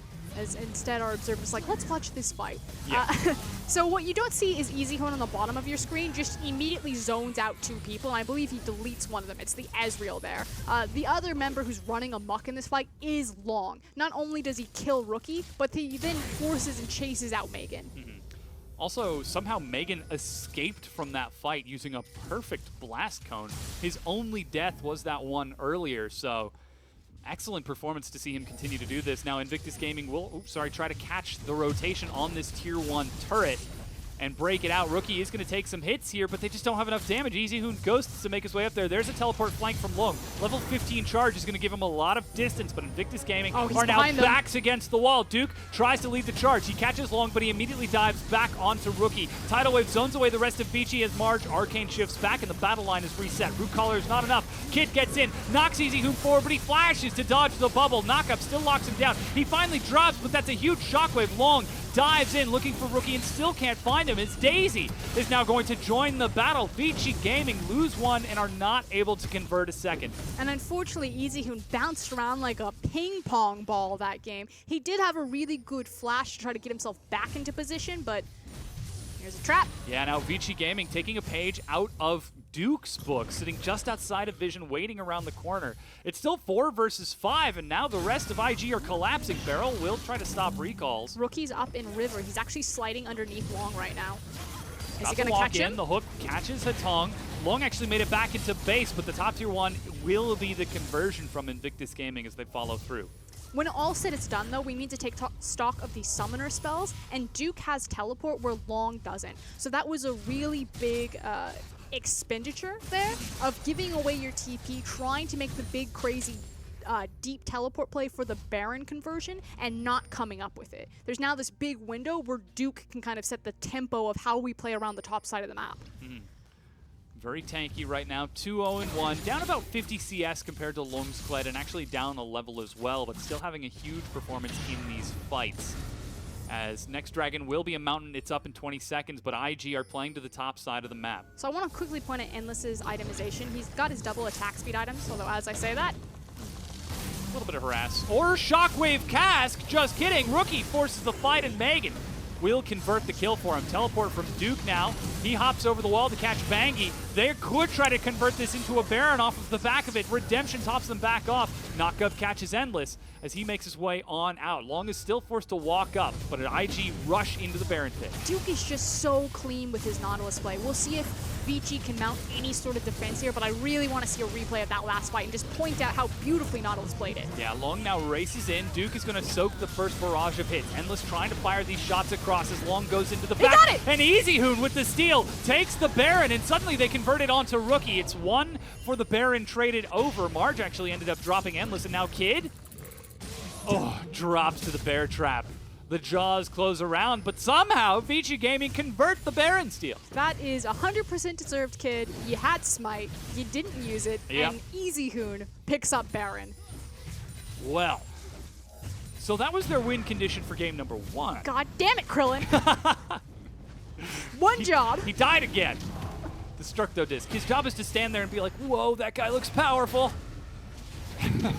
It's all good. So, yes, that was the win condition in game number 1. This is so good for Vici. What I was going to talk about is Endless finally has his 3 items. That's supposedly the big power break point for Caitlyn. But because Duke is such a problem, he's unkillable at this point. So that 3-item break point now extends to kind of 4-item break points. He needs to get the armor penetration, and the Baron is going to allow enough time for Caitlyn to get that strength. As we take a look at the Baron, it's Easy Hoon that ends up getting it.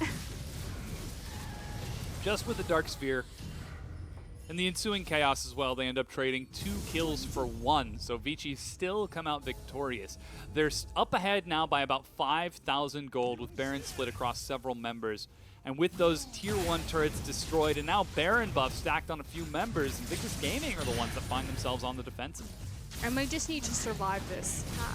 But at that point, after this Baron wears off, if IG can survive, they're then going to be dealing with so many multiple damage threats. Not only are Syndra and Kled online and relevant right now, but Endless will be that much more terrifying as this game goes later and later. But Long right now, he's the star of the show. This guy is massive. Yeah, he leads the charge to that top tier 2 as the rest of Vici collapse.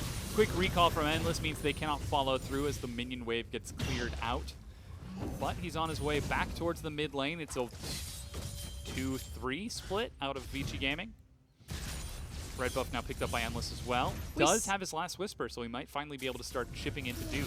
We see a lot of LPL teams kind of fall into this, where they don't necessarily spread their Baron or their sieging potential to multiple lanes. I'm happy to see Vici doing this, where they're actually applying the buff in mid and top currently. So many LPL teams will just be like, 5-man down mid, take the 5v5, lose the 5v5, lose Baron. Throw Baron, yep. And just rinse and repeat. But And again, that's a bit of the question about Vici Gaming. They try to aspire towards this intelligent LCK-style perfectly deployed mentality. They just have too much China in them. is that what's really the problem? That's one of them. As they set up the siege in mid lane, IG are able to clear out that minion wave and prevent that perfect LCK League of Legends from happening. Attempted. We'll say attempted. Attempted. It's You're right. nice to see Vici kind of returning. We used to call them the Death by 1,000 Cuts. Yeah. They really moved away from that title as they were kind of just trying to break down a brick wall with their foreheads for a couple of series. But as they've started picking up more wins, as they've started looking better, you know, kind of rotating between Banky and Ocean, not sure what their roster is, they're moving back towards that identity. A very slow, very methodical game. It's much more focused on Caitlyn as a priority for one, picking her up, moving her around to sieging up structures, killing Namis for free. Yeah, trying to get vision without anyone to help you. That's classic LPL for you. And we've been praising Megan over the course of this entire setup. Suddenly he throws that away. Now Rookie is going to have to get away from this Kled as Long races in. Kid will soak that first hit, but Vici race forward as the Baron falls off and break down the tier 2. Even the hook from Duke misses out on Long for a follow-up engage. But that's not a lot of ground gained with the Baron. Yes, it does give you a lot of gold, but in terms of your map control, they took, what, 1 tower Yeah, just the one. with a siege comp. I mean, they're making steps. Really, really finite paper cuts. just chipping away. They're working at it. But again, this is the big question for Vici Gaming, that we are seeing them finally take a step back from the craziness that they've been experiencing over the past few weeks. They haven't won a single game since week 3, and it is now week 7. So even just one win would be well appreciated. Duke actually eats a lot of damage. Ace in the hole. He's going to be tanked by Megan as Vici throw everything they have against that brick wall of Duke. But their foreheads cannot crack that brick. Yeah, that was 2 key ultimates. I say key rather loosely. Caitlyn's ultimate really doesn't mean much at this stage in the game, but Syndra's certainly does. Two-shot barrage denies recall from Easy Hoon. We may be looking at this game finding its end mark over the Elder Dragon. Now, it will be spawning in 1 minute 46, and you have to have the question of, like, who is stronger at the 5v5? I still weight Vici's composition, I really like it if they can reset their line of scrimmage, you know, get Ivern in front of them, have the Kled making the charge. But I don't necessarily know if I have the confidence in Vici Gaming Execution, yeah. to execute on it. Whereas IG, bit more fast, bit more loose. You definitely have to say that Duke is playing a wonderful front And line. then you've got the rookie factor. Oh, kid. Oh. That explosive cask was very off the mark there. Hey, Force Flash. Bit slow to react, yeah. As Blue Buff races back, and yes, that was Force Flash off of the attempted pick onto Bangi, so they've burned the flash of Ivern, but there's nothing to take. As you said, 60 seconds for Elder Dragon and another 70 for Baron's respawn. But I like the fact that IG recognized that they had this tiny window before kind of the next big 5v5 is going to take place. Try to look for that pick. What they need to convert it now into is side wave control and start getting vision towards that Elder Dragon. Because running in dark to a Syndra and an Ivern is just absolute suicide. Yeah, and that's exactly what we see right now as Marge is quickly pushing bottom. He's going to have to start hauling it up towards the top side of the map. As Lone, well aware of that top side wave control, is shoving on up there. There goes the late recall from Marge as Blue Buff is contested from Invictus Gaming. Easyhoon has just secured his own, so he gets a second and tops himself off. But again, the more important thing is the fact that you're denying it away from Rookie. Orianna is your primary source of wave clear because you have an Ezreal. Now it's just kind of, again, by our wave clear combined of Gragas, Orianna, Ezreal, maybe a fancy Riptide in there. Can we survive? Yeah, Long tries to keep Duke occupied in the top lane. They both have teleport, and Long is 2 levels ahead. Elder Dragon has been started now by Vici Gaming. Hatong and Endless are doing work. Invictus Gaming have got no idea that this is happening. There's no vision in the river. Very fast and decisive execution. Long could even try to force the fight and force Invictus Gaming to stay distracted, but Elder Dragon is secured, and IG are left reeling. And you have to think that this will now convert itself into a Baron, or at least a very serious threat of the Baron. They have the stronger 5v5 potential, and IG are like, quickly, get some wards in here.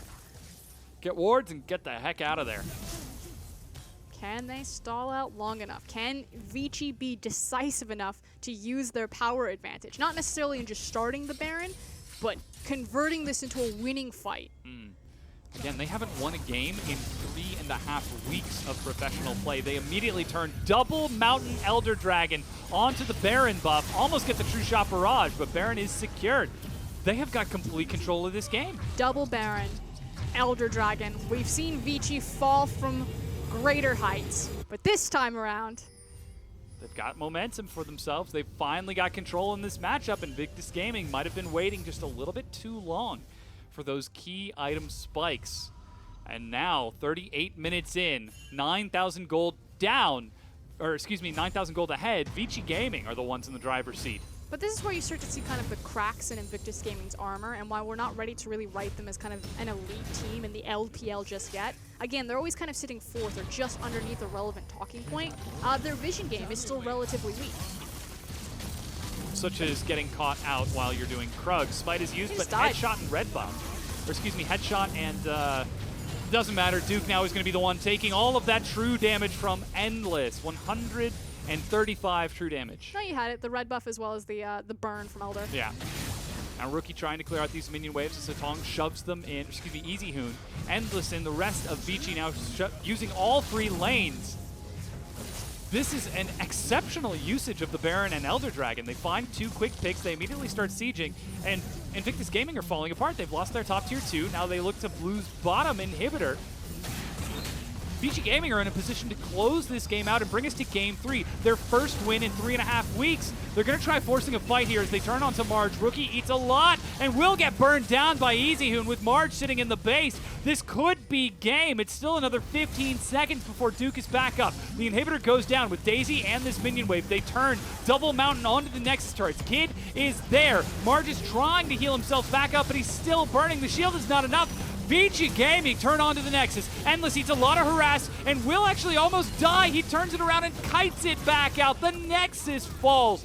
Vici Gaming have finally won a game. A lot of attention and a lot of respect needs to be paid to that guy on your screen right there. Endless, set up by his entire team. Long took control of the early game. Bengi helped support that into the mid game. And then they handed it off to Endless late game. And despite that win, the man on your screen, Long, absolutely huge in that match on Kled. Still not looking terrifically pleased with himself, but I know someone who might be a little bit pleased with Vici's performance. Yeah, I guess I'm pleased with them. Remember when we came into this game, we asked ourselves a question. IG, can they take a 2-0? No. Is it possible that IG can take this one out cleanly? No. I wonder. Frosk, I couldn't hear you very well. No.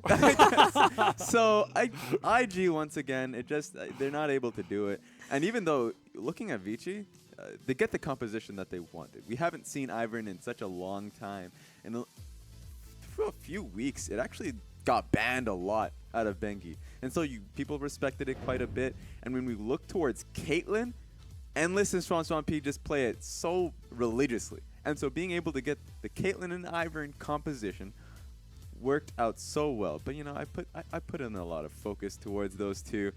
The Kled is back, and it's not on Game Talent's hand. It's in Vici's. Yeah. I love this champion. I love Kled. I just think he is so good, and he's so good for this region. And like you said, it was such a well-rounded draft from Vici Gaming. The fact that they put so much priority on the Caitlyn, like, what does Caitlyn miss that we need? She misses that strong early game, and she misses the engage potential. What goes well there? I know. Kled. Yeah. Yeah. And Hard engage, forcing fights. And you know what Kled wants? He wants to force those fights, as you mentioned. He wants to get into those ridiculous skirmishes, and that's one thing we want IG to move away from. I mean, if it's in your wheelhouse, if it's something that is, if it works for your composition, if it works for your next objective, if you set up properly for it, then take those fights. But IG, we're not in that position, and I think the best way we can showcase that was a Baron situation, everybody. So it's a replay that we're going to look towards. Everyone clinch. So IG, they have the positioning here. Get it. Look at the Kled going in, but who takes the Baron? I'm sorry. That's Smite still on Gragas. Graggy still has it, but guess who takes it? That's Syndra. Syndra takes the Baron. And so Vici takes control of the game that they just lost control. But I guess it doesn't matter, does it? And that Baron is so important. We said it during the cast. Endless was sitting on kind of the 3-item power spike at that point, but Duke was doing such a wonderful job playing such a gorgeous front line. Like, this guy was playing out of his mind well on Nautilus. Caitlyn couldn't do anything to him. She needed that armor penetration item, that thing to get her just over the edge. And you saw it late game. Endless was just destroying Gragas, destroying the Nautilus, forcing flashes out of that tank line. That Baron was the difference of getting her over that line. It didn't necessarily mean the game because they only took a single turret on it, but it gave her enough time where IG couldn't play offensively. They had to be defensive to get her to that point. Yeah, and the producer and myself were in the back just counting how many autos it would take for to be able to 15, chip down Nautilus. 16, Yeah. 17. When a Nautilus has freshly purchased Ninja Tabbies and Sunfire Cape, good luck. Yeah. Don't even touch them. It's over. If an Ivern wants to set up a 2v1 play, I'm sorry, that's a 1.5 versus 2. That Nautilus is too strong. But yeah, that Baron play really did, as you mentioned, take them over that line. Because sure, they prioritize Caitlyn so heavily, and they really want to elongate that game. And so even though we talked about 7.5 being the Lucian patch, the Callista patch, all of the Blade of the Rune King, that's not the case for Vici. I do love the fact that we are starting to see the storylines for these teams continue to pop up over and over. The question with Invictus Gaming, can they close out with a 2-0, or will they go to 3? Or will Vici Gaming finally bring us to a Game 3 and take a win? And it turns out both of the stories are true. We're finally getting a Game 3 out of Vici Gaming as they win a single match, and Invictus Gaming are continuing the trend. That's a lot of 3s on your screen. Maybe they can take that game 3. Yeah, maybe they can add that one in there as well. 333, 321 minions, 133% damage to gold efficiency. Why did you have to give him a number? I knew he was Just going store to it. spin with it. Get in there. What's really interesting about these two teams is they're similar in their win conditions, not necessarily in that they play the same style, but Vici are so reliant on that they can only play one style. They are really good at playing Siege, slow, methodical League of Legends. Again, they have a fairly weak 5v5, and it's always been this race. Can we snowball enough gold that it compensates for a lackluster 5v5? Like, if it's a 50-50 coin flip in a 5v5, Vici's not winning that coin flip. Yeah. Whereas Invictus Gaming, It's the most heavily weighted coin in their life. it's awful. Yeah. Whereas IG are in a very similar boat. Like, they have to play that Siege style almost, or that Jace style. They they lose direction on the map. Like they've got kind of one hand, one trick. And if either of these teams gets it, they win. If either of these teams don't get it, it doesn't even matter who their opponent is. They automatically lose. Yeah, I would say it's the decision making for IG of when they want to pick out the fight, because a lot of the times that we saw, this was a pretty messy game when IG had a vision control around the objectives that they were looking towards going for. You'd see the random, like the Nautilus LTs coming, and that's not bad, right? If that's the focus, but no one would really play towards that, and so it was pretty messy from IG. You know, unless if I don't know if you guys recognize. I guess the big question is, how do we see them improve moving into this match? I mean, the onus is now on them to close out this series. Again, it is second place versus sixth. We're going to go ahead and take a quick break while we get ready for Game 3.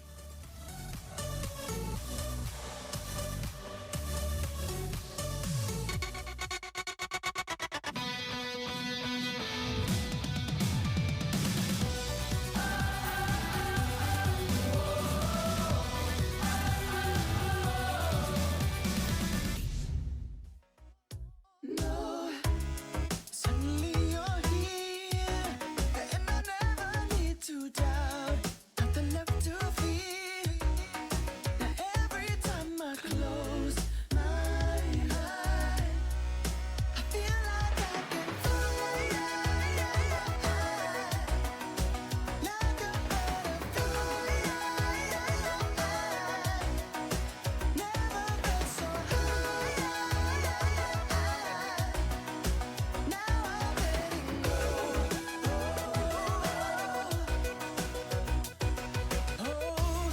Now I'm starting over. Gonna take it all. You're the one I've chosen. Never let you go. You're my one and only. You're my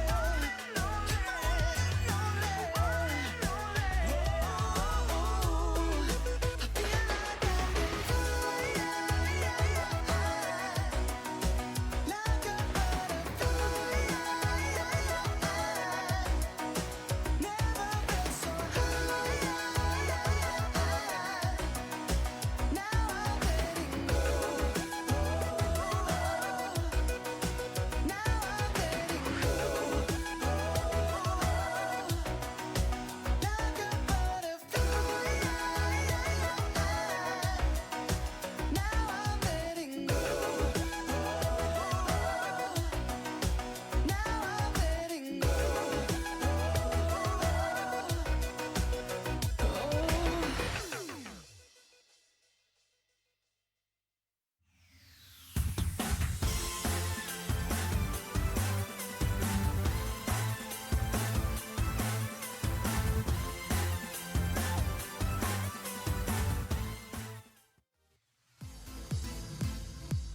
Welcome back, everyone. We're just about ready to get into our final game of this match. Vici Gaming, who have taken their first game win since week 3 against Invictus Gaming here on the LPL stage. And it's time to see which of these two teams actually deserves to win this set, because in game 2, it was a little bit shaky. It really did look like it could go both ways. So my issue with both these games is kind of this idea of responsibility. You know, we talked about in game number 1 when Vici took the loss that they kind of gave the responsibility over into the winning bottom lane, and you never really want to give the ball to Endless. If like he's your guy that's driving it home, problems probably happened when you've got someone like Bengi and EasyHoon on the roster.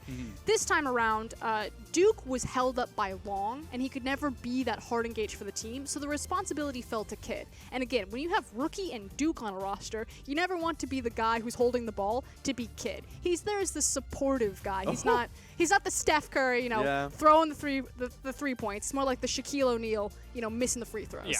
I think that's a fair point. You look towards Vici and their compositions that we kind of see coming out of them, that one that brings them a lot of success. The Olaf ones, he had a sad day on Olaf, but you look towards Ivern, and that looked incredible. So was it these compositions that forced this responsibility onto Endless and Kid? I think Vici, when they put their responsibility onto Endless, it was more of a... He's like a tool, not necessarily like the star. Yeah, but it's great because it kind of band-aids a lot of Vici's problems in terms of team composition and how they play together as a team. So when you set up bushes, and of course Caitlyn's able to get a lot of headshot procs, it makes it a lot easier for you to set up sieges. it's easier communication, it's easier for Sure. the team, and they see a lot of success when these picks come through. So if you, as many teams did when Vici started to find more losses, ban out the Ivern, which sounds awkward. Depending if you're on blue side, it's easier. Ban out Ivern, make it harder for them. They had a win up against Olaf. Maybe they make that, they're just fine with that. So I want to see what IG's preferences are this set.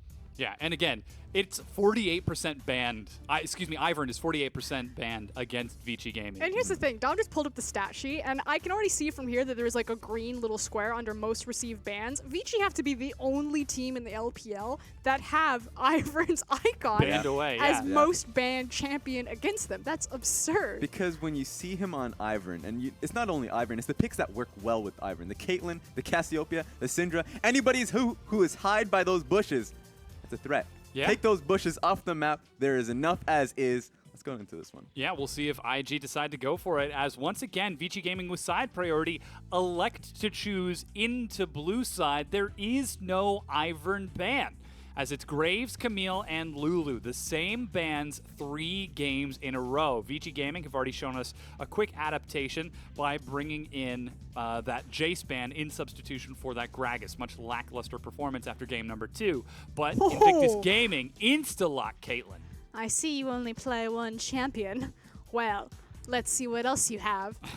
That was rude. So again, like you said, the priority pick for IG these 3 games have been Jace. Jace is now banned. They then went towards Gragas. That didn't work out, and they now take away the Caitlyn. I feel like,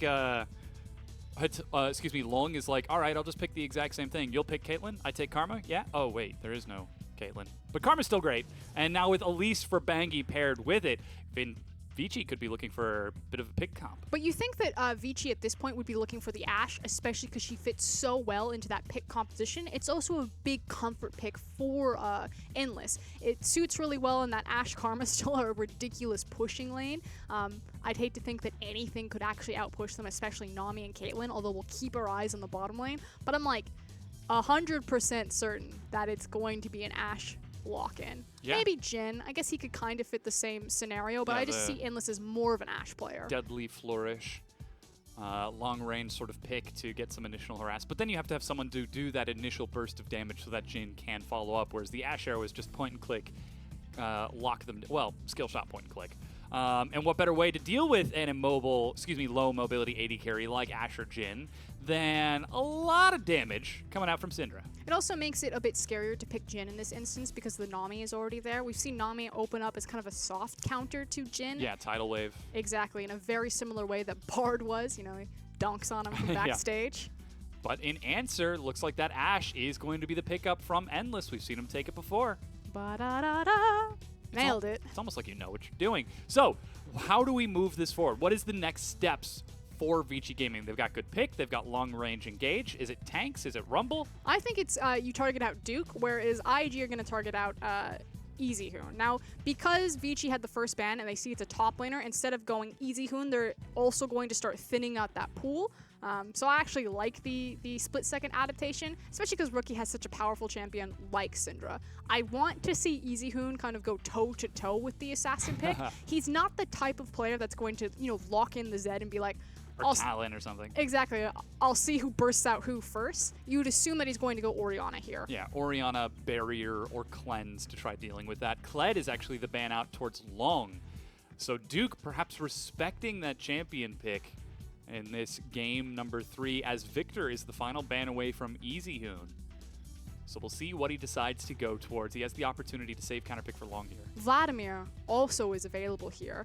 You could pick it quite safely here. It eats up and counters out a lot of what Syndra offers. Easy Hoon is a very competent and confident Vladimir He player. hasn't played it. He hasn't played it once this split. Because it's normally banned away from him. I'm actually shocked if he goes Orianna here. I know that we mentioned it earlier, but Easy Hoon was one of the first guys in the LPL last split that brought Vladimir out. Yes!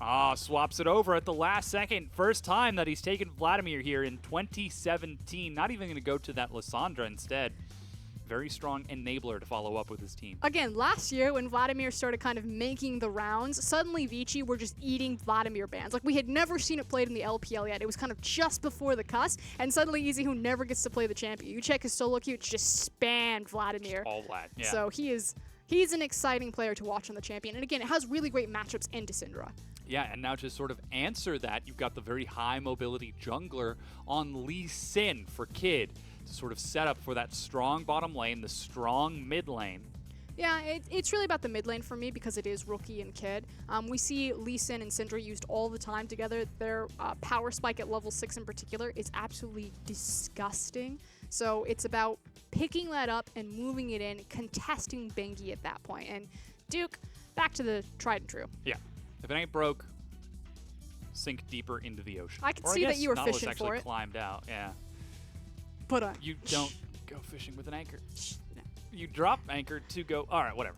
Shen now is the follow-up from Vici Gaming to answer, as Long will have to go back against the previous world champion and show us that he can find success on more than one of these picks. I kind of like that Vici are doubling down and that they're playing towards the bottom side of the map. So it's not Caitlyn this time around, but Ashe just as good for Endless. And they now kind of double down with the Shen. So they're making a big statement here, you know, bottom keeps winning, bottom keeps kind of overpowering Marge and Megan. We're going to give them even more power. Long's not going to eat up resources, you know, requiring ganks because he's the Kled, because he's the Rumble. Instead, we're just going to race you, and if you come down, you come down. If you don't, your tower's ours. Yeah. So I guess this begs the question that we asked a little bit earlier. In game number 2, responsibility for these teams fell to Kid and Endless. Not exactly the superstars of the team.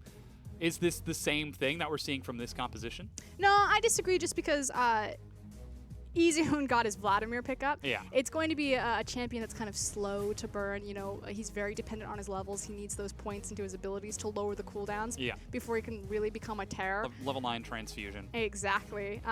Whereas Syndra on Rookie, we've seen the incredible things that this guy has done on the champion. We know that that level 6 is going to be a big power point that they're going to try to move around the map. And for me, this is actually kind of a race. You know, mid lane and jungle will get that power point before the bottom lane does, you know, unless something really wacky happens where just free XP is given into the Ashe. So there's technically kind of this window where IG can strike first, where they can say, Syndra and Lee Sin are ready to go. Your Ashe Shin is still kind of ramping up. So can IG exploit that, or will they just kind of sit back passively and get run over by the telegraph play bottom that's going to happen? We'll see if Easyhoon and the rest of Vici will be able to pull off the execution and take Game 3, their first match win after their first game win in 3 weeks. The last time they won a game was in Week 3 against WE. The last time they won a match was just 2 days prior to that in Week 3 when they 2-0'd Game Talents. My favorite thing about this image, though, is Endless. Endless, yeah. He's just looking straight down the barrel of the camera. We're like, whatever you do, don't look at the camera. What? School picture day with Vici Gaming. He's in the zone. Question is it the zone to victory or something else entirely? As we have a completely different angle of the rift. Zooming around, it's game number 3 between Invictus Gaming and Vici. Oh, Built over Peacemaker trades with Volley as Megan and Hatong trade with each other as well. we're already setting a very clear tempo and pace for this early game. They mean business. Yeah. The pushing power of both these lanes. You have the Caitlyn to compensate for kind of Nami's lack of pushing power. That said, also the fact that Caitlyn can outrange pretty much anyone, and if you put the Tide Caller's Blessing on her and she gets a headshot, that trade pattern is disgusting. Very strong, yeah. So Endless and Hatong here are looking to control the wave. Once they get that, they can start looking for these pot shots with the volley and the empowered Karma Q, whereas Megan and Marge are like, let's get into this wave first. Let's make sure that they can't get control of the minion wave, and let's start abusing this Caitlyn range. So far, they seem to be the ones who are planning ahead just a touch. Easyhoon waiting nice and far back to look for a delayed entrance into lane. Let's see if Rookie decides. Oh, he actually decides to start W, which Easyhoon did not do in the previous one. And this is what's more common from Syndra's. It technically does more damage than the Q. You just get fewer off in a course of 12 seconds. So again, a Q start from a Syndra pretty much just means that she's just going to auto-push the wave in just because she can spam it so much more. When you start W, it typically indicates that maybe an early gank is coming through, or you're looking to trade health versus trade pushing priority. And that's something that's a little bit dangerous against the likes of Vladimir, as he does have transfusion at level 1, which, though it takes a while to get that blood rush once it starts ticking, he's pretty scary if you can manage to transfuse a champion. But Rookie with the quick level 2 shoves the wave in as expected. EasyHoon going to opt for the minion sustain instead. And here at the LPL, we like to kind of hang out in chat when we're off-casting games. And I see this all the time in the chat. Why is Vladimir black? Why does he not have blood? Oh, red animation particles. Exactly. In China, certain cultural differences, like Karthus, you can't have a skull. So Yeah. Karthus actually has a different Face. portrait in League of Legends. Yeah. Likewise, blood being displayed. So Vladimir or any champion that has sort of blood particles are turned black. So we got the Blad. Darius as well. The Blad Vlad. And Darius is still Darius. I think it looks cool though. It does, yeah. Especially on some of his more unique skins. There goes a quick bubble. Headshot onto Endless, trying to harass. You mentioned the early damage that both of these lanes can end up trading with each other. Tong cheats forward, trying to get around the minions. But I like the fact that Marge and Megan were finally put in a position of power like this because they committed to the early level 1 coming in. Ash and Karma were bullied out of the lane. As soon as the wave came in, Marge is like, I'm done with this BS. Yeah. Immediately cues the wave and starts pushing it forward. It now has opened up space for Kid to start kind of creeping in and trying to find Bengi. He knows that he's not bottom side due to the orb, which should tell Duke to start backing up. Yeah. But he's still overextended. Very far forward. He does have got a ward in River, but by the time that Bengi's spotted, he could well catch up. There's a shadow dash. There's no chance for Duke to escape now. He actually might just go the long way around and throw us all for a loop.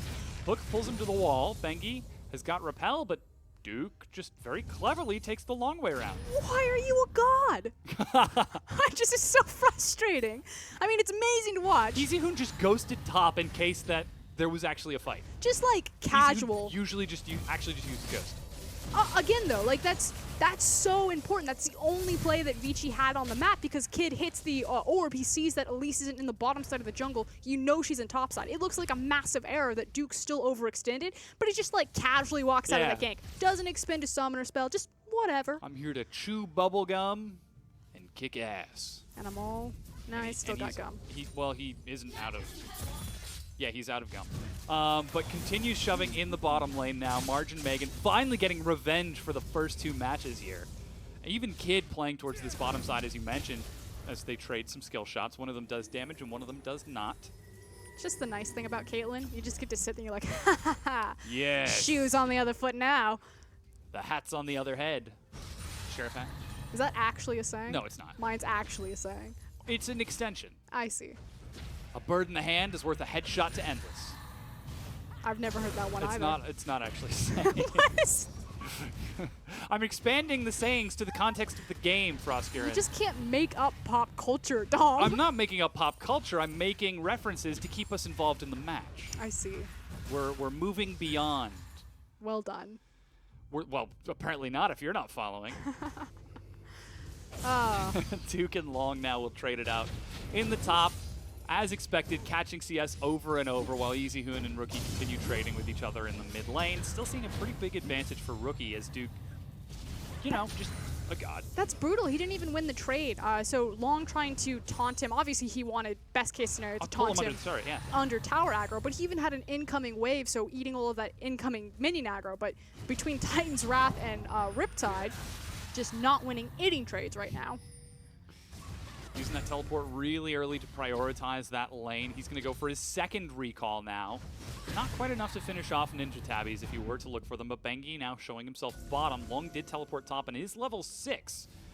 So Stand United is an option, and Duke doesn't have teleport. As a result, you can see Invictus Gaming playing very far back. Yeah, Megan's by himself, though. Excuse me, Marge. I mean, Megan's also by himself in base. They've got actually a big wave building up. They could dive this.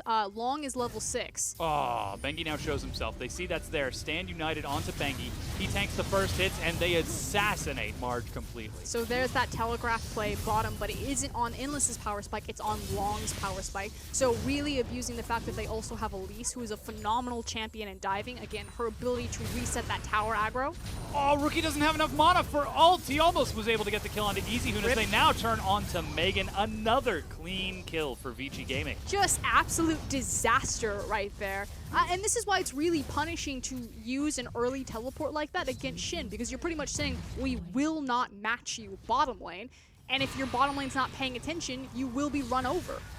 EasyHoon playing with that Tides of Blood, knows that he can drop down into pool if Rookie decides to go aggressive, so just tries to force him out of lane a little bit while he catches this minion wave up. Duke is shoving top to try to answer in response, but it's in fact the first turret going over to Vici. They're swapping Endless into Tong. And frankly, so many things went wrong for IG, and it's little things. And I hate to harp on this, but it's back timings. Kid isn't in position because he's not top lane to help try to trade objective for objective. You know, the Lee Sin isn't like, okay, well, if they're committing bottom lane, we can at least trade something top lane for here. Megan took a puller back, trying to get the sight stone so he could get some vision out before Shin ticked over level 6. Just multiple things breaking down that led over to this 2-kill lead.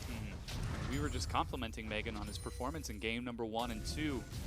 Perhaps a bit of a deterioration here. Well, he still pressed his buttons well. He just made poor choices doing it. Which is very important in League of Legends. Like we said, it's about teamwork, communication, Pressing your buttons. and mechanical skill. By all their powers combined, you have a technically good team. You know what always grinds my gears? It's when people, and we do this all the time, we're like, this guy's just a really great mechanical player. When theoretically, as a professional player, that should be like the baseline. The fact that it's not, though, creates the conversation, because you have players that are like, he should be great, he's a professional, and then you see him on stage getting smashed by everyone. It's comparative to your peers. Yep. Uh-oh. There's the arrow. Dun-dun. They've both got flash. Yeah, they're thinking about it. Dun. Margin Megan, they want these minions. Tilt over Peacemaker. Now he finally sees it. Just waiting out the cooldown. There we go. Funny thing was, if he actually tossed the Pillsmake, if Endless saw that that was what he would use to scout, he could catch him in the animation by tossing the arrow out. You are correct, because You're you're animation frozen. locked in Piltover Peacemaker. Piltover Peace. Piltover Peace Lakers. I'll never hear it the same way again. But they've now matched their duo lane towards the top side. So Yeah. again, Vici trying to play that slow, paper cut style. They've taken one tower. They've now picked up their Ashe, moving over towards the top side of the map, looking for another one. They've got the attack speed set up. So looking to clear out creep waves. Bangi now running mid and running out. Kid's actually hot on his heels, so we'll spot him. But he's run over like 16 wards just trying to get here. Yeah, I know. Not even going to clear out that control ward as Rookie catches him with a stun. That's Stand United. He pops up and then immediately turns right back onto Rookie. Cleanse is going to try to slow some of this out as Easy Hoon Tides of Blood's his way to safety, and Stand United is in fact canceled in the bottom lane. Duke used his ultimate to stop that Stand United. But I'm not entirely certain he wants this. If he's misses the hook onto the wall, he does have flash, but there's no turret for him to run to. Long is going to eat a lot of damage from these minions with only a Doran's shield. Flash to get away from the Shadow Dash. Look at Duke's face. He's my favorite player to watch. As he like misses the hook. There's no emotion. It's not like, oh, I mean, man. that looks like a kind of sad face as he's pinned against the wall. Alrighty. He was like, I could have gotten out of this without using flash. Oh well. Tong eats an ace in the hole. Here Not a comes lot of Kid. damage out of this bottom lane. Kid Oh! braces forward, but eats an arrow to the face. Sonic Wave followed up, flash kick, and it's endless. He's going to flash over the wall to safety, so bit of a mistake in that target priority. Cocoon catches Marge, late teleport from Long. Duke tries to answer with one of his own, fully topped up in base, and he turns onto Kid, left by his team, drops to Long. And Kid looks for the insect. Lee Syndrome. He hit the Q. He's got a flash onto it. But what are you kicking him into? Nami has just used both of her spells for any sort of CC. Yeah. So Ashe is like, well, I guess I'll flash. calmly walk out of this. Yeah. Oh, okay, I guess. And now, 11 minutes in, Vici Gaming are 1,700 gold ahead. They're up in kills. They're up in turrets. They've got neutral advantage momentum. Long is, I hesitate to say this, out-pressuring Duke. I mean, Long did a good job on Kled last game as well. Like, Duke has always been known as kind of the 1v1 top laner when he was back in Korea. That really hasn't changed, but he's not fighting a 1v1 right now. Like, Long doesn't want anything to do with that lane. You look at Duke, he's 117 to 99. Long's like, see ya, mate. I'm going towards the bottom side. I'll see you at a turn.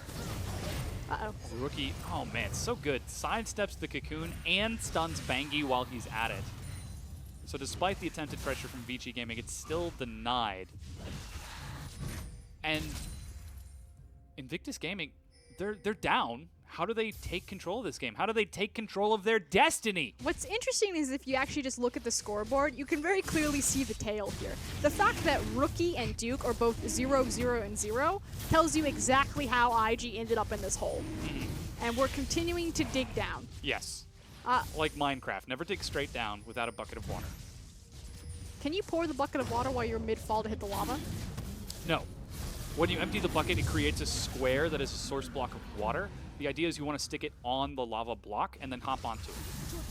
Yeah, that's what I'm saying, as you're falling, so you don't just insta-die into If fire. you do it while you're falling, the block of endless water appears in midair, and then it takes a few seconds to drop into the lava, so you fall in before the water. That's amazing.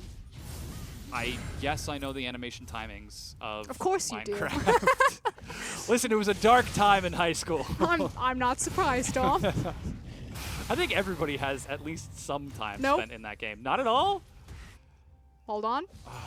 Go for it, kid. Yeah, kid, he's digging himself a hole right now if he tries to go. Again, comes it's the the arrow. dynamic trio, and he catches him in the animation, exactly as we called out earlier. Hemoplague stalls it out, Easyhoon follows under.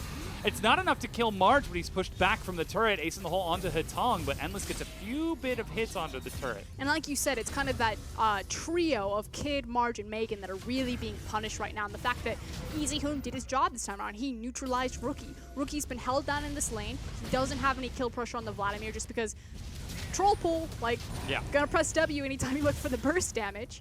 Tides of blood. And now, because IG have the Caitlyn, they're waiting for that big late-game power spike. Rookie is technically very strong right now on the Syndra, especially because of her passive, but they missed their big early-game window where, you've got the Lee Sin, you have the Syndra, they went in for the play and long canceled it out. So now they have to wait for the next train to come into the station, that big second window of strength. They're still down about 700 gold, so not quite as much as they used to be, though. And hold on a second, because Endless is playing Blade of the Rune King Ashe. He is. So I really like this build path.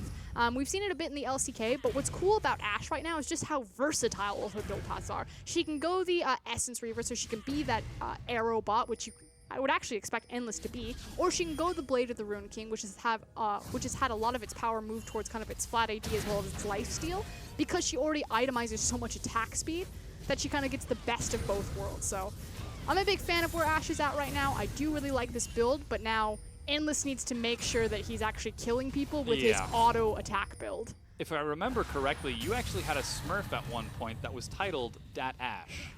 I've had a Smurf called Dat Ashe and Ashe Hole. Yes. Again. So maybe showing a little bit, whoa, Easyhoon again just drops into the pool and walks out. Showing a bit of your affection towards the champion. You're very familiar with that bottom lane. We'll see if Endless can demonstrate that proficiency in this matchup, as now it's Invictus Gaming who were looking for an opportunistic pick onto Easyhoon. Didn't quite find it, though. Duke's like, assist ping? Hello? Just one assist ping and then walks off. It's going to be a tower trade, Yeah. which I actually like this from IG right now, unless Easyhoon can get in position and deny a lot of it. Yeah, so there are 4 people top for Vici Gaming. They had a lot of momentum. I was about to say they could try to push the tier 2 because it's only Nautilus to defend it, but they are heading towards mid to try getting a pick on Rookie. But again, if Easyhoon can hold this, look at the tower for free. Unfortunately, Kid is swung around. And that's a lot of skill shots that just missed. So maybe he can, in fact, as he races forward, uses the Hemoplague, clears out the minion wave. That's Stand United. Marge will be able to finally clear out that turret as Long joins the fight, and Duke will get a late teleport started and canceled. Indecision across the board. Are we hitting the tower? Are we hitting the champion? Are we looking for the dive? Am I teleporting in? So many questions. So few answers. In the end, it's tower for tower trade. But now Vici Gaming, with the minion wave that they cleared out mid, have momentum in the mid lane. They push forward onto Rookie. He dodges the cocoon and cleanses the arrow. Finds a stun onto Endless, but can't follow up. With that power unleashed, Sonic Wave is going to miss as well. It's skill shots all across the board from Invictus Gaming. As the force engage is not enough. Perfect exhaust from Hitong denies Rookie's damage. Another Sonic Wave catches the minion, and now Long is teleporting in. And this is why it's so critical that you have to give the engage responsibility to Duke. Kid has shown that he cannot handle it. He's missing these key skill shots. He's doing the insec at the incorrect time because his team doesn't have the CC to follow it. He misses it, and Rookie's like, I guess I got a flash. Yeah. And now Syndra doesn't have her flash for the incoming fight. And the fact that Vici Gaming were even prepared for that, the moment the teleport completed for Long, he headed straight top to intercept Duke and say, there's no way you're collapsing on my vulnerable team in the mid lane. So Vici Gaming, very conscious of Invictus Gaming's strategy and are effectively using it against them. There's such a great kind of behind-the-scenes tug-of-war happening right now between Long and Duke. I know Long hasn't received any of the MVPs this game, but for how well both these top laners are playing, like Duke undoubtedly is playing the 1v1s and the 5v5s better than Long, but Long is doing a phenomenal job kind of containing Duke and just hurting him in different directions to make sure that he can't impact the rest of his team. He is the unsung hero right now. I feel like Long is the Mr. Pickle of the Rugrats, just keeping Tommy locked in. No creative screwdrivers or escape plots from this toddler. I never know what direction we're going. Like, Mr. Pickle, and just quickly in the database, pickles. I'm thinking sandwiches, and you're like, Rugrats, okay. But he is penned in rather effectively. There's no escape. You can't escape from Long. You make me want to nap sometimes. Alrighty, Ocean Drake is up in 10 seconds. Long is still keeping Duke occupied. Rookie tries to cheat top, and Long immediately starts pulling back the moment Rookie is out of vision. Vici, I don't know what it is. They seem to have found their mojo. If we just sit and farm waves, Invictus Gaming will make a mistake and will capitalize slowly.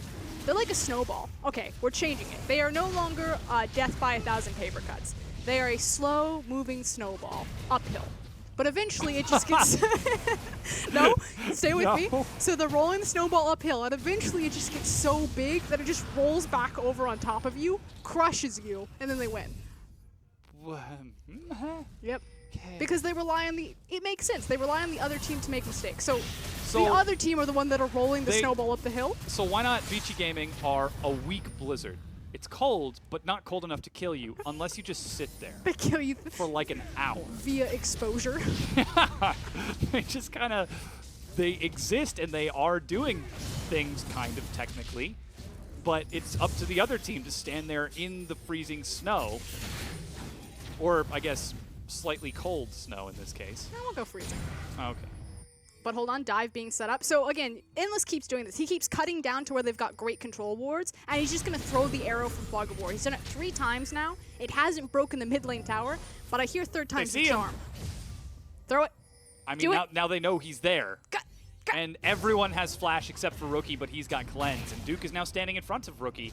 Grouped as 5, Invictus Gaming are ready in that mid lane. Long is up top with Stan United. There's a small window, and they force it. Duke is caught by the arrow. That's going to be Hemo playing onto Marge in the back. Duke is now being burned down. There's no chance for IG to respond as Easyhoon drops into the Sanguine pool. And the execution, he gets kicked back in, but that's almost going to be Kid forcing his life board. A double kill for Endless as he's firing these shots across. Rookie already used the power unleashed. Flash forward from Endless, catches Rookie as the cocoon misses, and supported by his team, Endless is finding huge success here. Megan goes down in front of the Baron, and Vici Gaming win the fight. They win the 5v5. That's what's exciting here. And it was the difference in the 80 carries. Ash could actually do something. The front line immediately dropped from IG, whereas Long ran crazy in the back line. Overwhelmed them, get the Baron. This is Vici looking hot. Yeah, that's Baron now being taken by Vici Gaming. They've got it on all 5 members. Easyhoon respawned in time as well. And 21 minutes in, they are in the driver's seat. And just look at the confidence here. Easyhoon runs forward. He's got the shin. He says, I will be the delivery service. But it's Blade of the Ruined King Ash. They catch out Nautilus. He isn't actually a viable target. Where as soon as Long is setting the front line, Marge cannot do anything. It's entirely reliant on Rookie to do the damage in this sense. And if he doesn't have the front line, he doesn't have the time to stall out to get multiple rotations of those cooldowns to output the damage. They just don't have the sustained DPS right now. Hard to believe, but Vici Gaming are identifying their points of power and are playing around them. You mentioned the fact that it has to be auto-attack based Ash. Vici Gaming, well aware of this, are playing around it. The cool thing is that Vici, in the middle of their series, recognized what was working for them, and it was the bottom lane. And the fact that, again, they doubled down, they took the Shen, and instead of playing top side of the map, they're like, Endless and Hatong obviously just found the weak point for Marge and Megan. Let's continue to exploit this, and it's working for them. Whereas IG just continue to run headfirst into that wall. Yeah. Meanwhile, Endless Get him, eats kid. Dark Sphere, arrow onto Kid. Tries to get forward, tidal wave is going to speed Kid up, but he's slowed down once again by the volley. Teleport from Duke out of base. Invictus Gaming try to force the play, but they leave their side lanes unprotected. And that's the big thing. So much was expended on that. It had to work because if it didn't, it would mean devastation. It's a very high risk, high reward type of play. If they get it, they can possibly turn around a lot of tempo, maybe convert it into a tower. But if they don't, they've lost control of their side waves, and they lose so much damage on inner structures. Yeah, the mid-tier 1 finally goes down to the concentrated efforts of Endless and Hatong. Easyhoon and Bangi clear out the bottom tier 2, while Long continues to keep Duke occupied on the top side of the map. Again, IG are now collapsing bottom. They will try this high-risk, high-reward play, but they don't have teleport to do it. Bangi gets walked out as Easyhoon zones Rookie back with a quick Hemo Plague and tries to force the damage as Hatong and Endless collapse. And Invictus Gaming are forced back into their base. But immediately the pings go down. Vici still have inside track towards the middle lane. You see that Hatong's setting up vision. He's very far forward with Bangi, while Endless is sent to go pick up the wave. And meanwhile, Long's just continuing to be obnoxious and to hold down Duke. Mr. Pickle has got a hell of a day job, but he still shows up in time to keep Tommy occupied. Endless brings the minion wave down that mid lane, and again, Duke shows up and collapses. He's got a hook that's blocked by Spiderlings. He's got depth charge if he can get in range, but he will not be allowed to. Long clears out the top tier 2 in the meanwhile. Endless now brings minions onto that mid tier 2. This is a huge play from Vici Gaming as they clear out all the remaining tier 1s and drop out all of the tier 2s with this Baron play. That's a massive Baron play, and their composition is only going to continue to hyper scale into late game. Easyhoon's just getting started on this Vladimir. Yeah. And Endless is already doing a phenomenal job with that Ashe because he has kill pressure should Duke get caught out on the Nautilus. Like, disaster for IG. Yeah, this is not looking great. 6,500 gold down, not quite as dire as it did in game number 1, but now they've got nowhere safe but the inhibitor line. So now we talk win conditions. You know, how do IG feasibly turn around this game? It's still only 25 minutes, but the problem is because Vici are so far ahead of the clock with their gold advantage that, again, you have to look towards the Caitlyn. You can no longer just get her to that 3-item point. You have to get her to the 4-item point before she starts becoming that hyper carry late game where it's just absolutely absurd damage. And I don't know if IG have enough time. They need to get the second Baron to buy them enough time. I think we have to extend it even further to a step of execution. If they're able to make it that far, is Marge capable of stepping up in this role for the team? They've so traditionally relied on Rookie and Duke, but Duke is being penned in by Long, and Rookie is barely at his 2.5-item power spike. It's going to be a question. I thought that Marge has been a fairly competent AD carry considering his competition domestically. A lot of talent has left the position recently. You know, back to Korea, we lost Death. Yeah. That one's always going to hurt. But right now, it's a waiting game for IG. Vici can no longer really siege. They're going to continue to try to play like their side waves, pull Invictus Gaming around the map, but it should be rather calm and collected until next rotation of Baron, unless IG just really throw it to the wind. Yeah, well, I mean, they've looked for the high-risk, high-reward play a few times already. We'll see if they decide to pull back, make a quick mid-game change-up to sit back and get a little defensive as we hit the 26-minute mark, and they're starting to fall further and further back towards this inhibitor line. It's going to be really difficult for Vici to siege into them right now. You still have Hurricane on Caitlyn. You're still dealing with Caitlyn as well as Syndra, even Riptide there. So I think this would be auspicious if anything. Love how Endless is actually building the Hex Drinker on Ashe because he knows he's huge in this fight with Blade of the North and Runan. Well, it's also the fact that now that Easyhoon has W as well as Zanya's Hourglass, Endless is really the only target that makes sense for the Syndra ultimate. I mean, I guess you could... If you use Power Unleashed on Bangi or Hatong, that doesn't save your turrets. Well, the thing is Hatong also has Locket, so he has a lot of MR as well as armor and the added shield. I mean, obviously it's an AoE shield, but... Oh no, Rookie clearing out a minion wave. Whoa, Here comes flashes Duke. the Shadow Dash, but Duke teleports in. It's not enough though. He gets into the fight too late. Easyhoon used Tides of Bloods a little bit early, so it's 1v3, and Invictus Gaming are respecting Vici way too much as they back up into the base. Easyhoon and Long are allowed to escape unscathed with that kill under their belt. But check out where Bengi is. You can never leave Elise alone with these structures. She does have that steroid. She deceptively pulls them down quickly. Only gets a bit of chip damage there, but that was, I'm not going to call it a 4v5. It ultimately kind of turned into that. Yeah. Skittering Frenzy, one of the most powerful attack steroids in the game.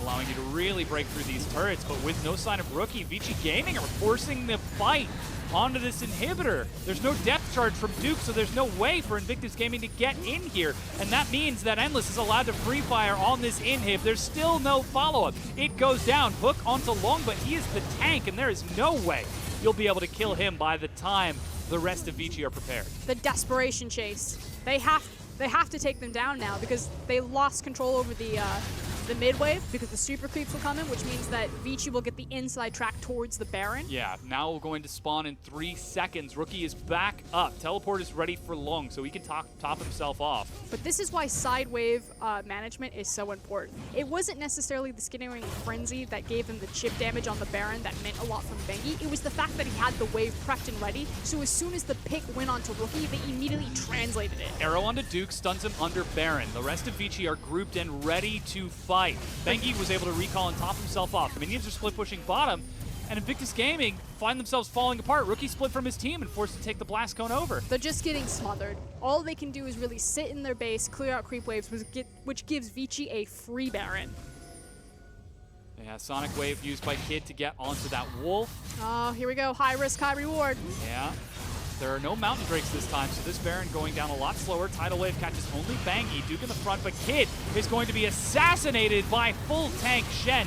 Barely healed up enough by Megan, but now the rest of IG backs against the wall are trying to split around. Hook onto Easy Hoon, but he drops the Tides of Blood. Rookie is now engaged upon by Long, who is enormous. He gets the kill with Easy Hoon. Zanyas keeps himself alive, turning onto Megan to assassinate that support. While super minions are on the Nexus turrets, the rest of Vici are chasing Invictus down. 5 versus 2, and Vici Gaming are prepped and ready to win their first match since week 3. And you can see Marge, he just doesn't do the damage that's needed. Oh, I flash forward, why? He's trying. Goodness help him, he's trying. But it is not enough, and effort can only get you so far. Vici Gaming take the Nexus turrets, they take the kills, and they take the series. Their first win in 4 weeks. Props to Endless right there. The Caitlyn priority pick was taken away. He went to the Ashe. I'm not going to say he was the MVP, but he was definitely kind of the game changer that put him over the line. Yeah. If the classic line is, we are only as strong as our weakest link, that's what gave Vici the victory here. It's that their weakest link was stronger than IG's weakest link. Mm-hmm. So speaking of weakest links, welcome back, Raz. Hi. Wow. That hurt. What a backhanded. I was So ready to sorry. come in high. I had it, and I was like, yeah, Raz. That arrow hit me hard. Goodbye, everybody. You were caught mid-animation. Goodbye. Well, yes. Welcome back to the desk. Okay, I'm back. We can talk about weakest link casters another time, if you like. But Vici Gaming taking the win in the series. And it was ridiculous. And, you know, just to set the tone for this was 100% Vici taking down a much superior team in the standings and throughout the regular season. In fact, IG were second place simply because they didn't play in as many games as the team in their own group. So they are now 5-5, I believe.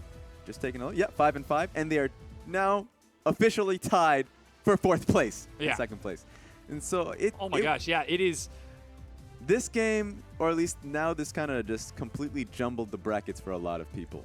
The standings are now up in limbo once again, and it all is due to Vici coming out and looking really strong. And up in limbo at week 7 is a place that no team wants to be. They definitely don't want to get to week 8, the rundown when you're finally getting down to playoff contention. And so I'm like, you know what? Every game still matters. Look at that cliff. Yeah. It's, as we said, this game is an opportunity for Vici to finally take hold of their destiny. Their final really, I don't want to say easy set, but like best chance before they get back into intergroup, because they have to play against RNG later this week, who are still looking at the top of their game before going back into Group B. And they are now 3-7. That is really relevant because looking towards Game Towns, who are right now in 4th place, in playoff position, are 3-6. So if Game Talents lose, they are tied up. That is the benefit of being on Group B, is that it doesn't matter how many games you lose. It matters who you're losing it with. Yeah. And apparently, they have friends in Group B alongside Newbie and Game Talents, so it's really close for a lot of these teams. It puts even more emphasis on our next series coming up, Game Talents versus Snake, now that Vici have kind of thrown the gauntlet. Like, we picked up our free points across from the board. Can you do the same? And it's very similar caliber of teams. You have two bottom-tier teams from Group B and Vici and Game Talents versus relatively two top-tier teams in Snake and IG from Group A. Yeah, and it's really, really scary for teams now in Group B simply because Vici, they went through a lot of practice. And what was that practice for? Because in their previous weeks, they had those 1-game weeks that they only had to focus on the 1 sets. Now they're bulked up with a 2-game week with RNG and IG. And looking at this was going to be a devilish climb to be able to take any of these teams down. They did it here, and now they have an opportunity. This would be a great opportunity for them to take 2 sets, skyrocket into their own group, and having that time to really think about what was wrong with their play was apparently really valuable, because went down to game 3 and they won it based off of a team fight, which is I'm gonna show it right now. Like, throw it up, because the fact that Vici were able, because that's one of the major To win a criticisms. team fight? Yeah, the major criticism is that early game. Great. That's fun that you have a great early game. You have a pat on the back for that one. But the fact that they were able to come in there, and this was all off of Easy Hoon going right in, the Ash Arrow nails down Nautilus. And so this is beautiful from Kid to be able to say, okay, I'm going to go in for this. But they don't have a tank. And so the fact that Endless, from this point forward, is just outputting so much damage onto just carries, and Lee Sin, who is a hybrid, they will all fall. And so what matters was the setup to this fight, and the setup was spot on. His sidestep on the bubble as well, and then uses the flash aggressively to close distance to make sure he can chase down a couple more of those kills. Endless had a phenomenal game and proved that he's not just a Caitlyn one-trick, which we said in draft phase. Like, before Caitlyn was ever a thing for Endless, he was always an Ashe player. Yeah, and he even built towards the Blade of the Rune King, Runan's Hurricane build, which in Ashe it's really interesting because people usually go towards Essence Reaver and crit so you can get as many cooldowns on your ulti. Doesn't matter how many cooldowns you get, apparently, if you can just hit that one crucial arrow. Yeah. I think the fact that you could see that from the beginning, going for Fervor and then straight into Blade of the Ruined King. MVP, however, is going to go to the man in the top lane, Mr. Pickle himself. It is Long Mr. at 3-0-8. I love you, man. And so this is it.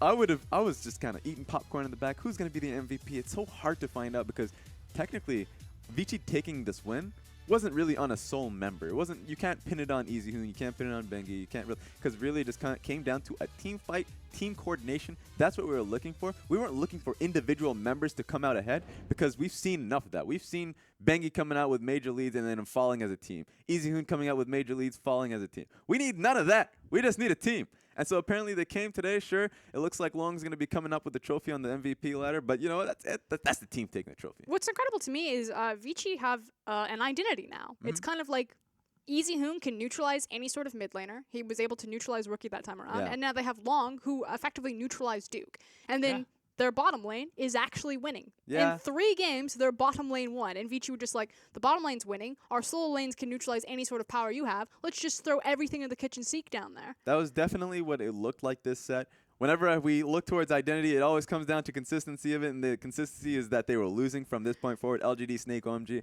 They beat a big player in IG. And if I'm not looking for them to beat RNG, that's asking too much. I'm looking for them to play that same style and see if they can actually make it hard for RNG, who just came off of a loss up against WE. So that's going to be fun. Suddenly, everything looks incredible, and we're so late into the season. And we have to expand the conversation to Invictus game as well whenever you bring up consistency. You said it yourself, Frosk.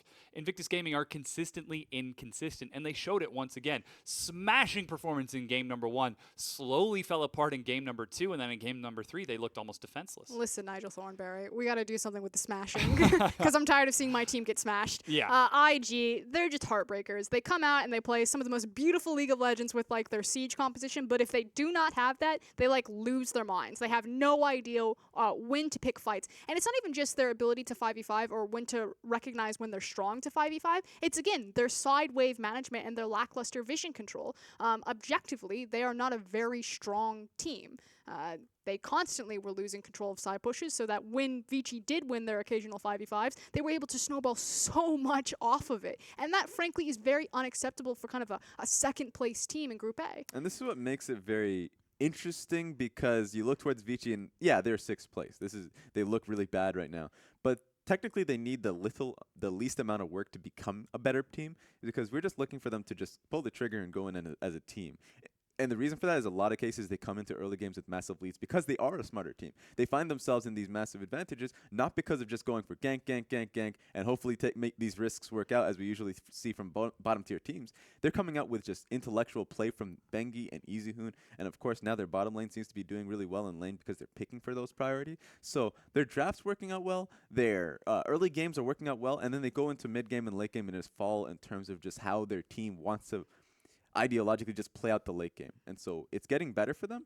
And so really this is hard for the rest of Group B, because theoretically this is a 6th place team that could very well be middle of the pack, 3rd place. Yeah, and this is something that's been a bit of the conversation for Vici for a while, that they've been sort of this Jekyll and Hyde between the smart, they've got the idea, but then they've also got that Chinese blood in them, and they will just randomly throw these wacky fights. They managed to hold off on the Mr. Hyde this time. The thing about Vici is that if they don't play their great early game, they don't get enough gold to compensate for their lackluster 5v5. Like, we talk about, Chinese blood, most people would assume, that Chinese aggression, that 5v5 strength. Yeah. Vici actually are very kind of cold-blooded in that sense, where they can't really team fight very well unless they have these massive gold advantages, which is why early game is so important for them. Because if they don't come in even, they're already at a deficit 90% of the time because they miss just are. their buttons. Yeah. Yeah, it's just getting better for them, so we'll have to see how they go up against RNG later on, day 4. That could be really fun to watch. Yeah, our eyes are going to be on that set. We're going to go and take a quick break while we get ready for our final set of the evening. Snake versus Game Talents are up next. Don't go anywhere.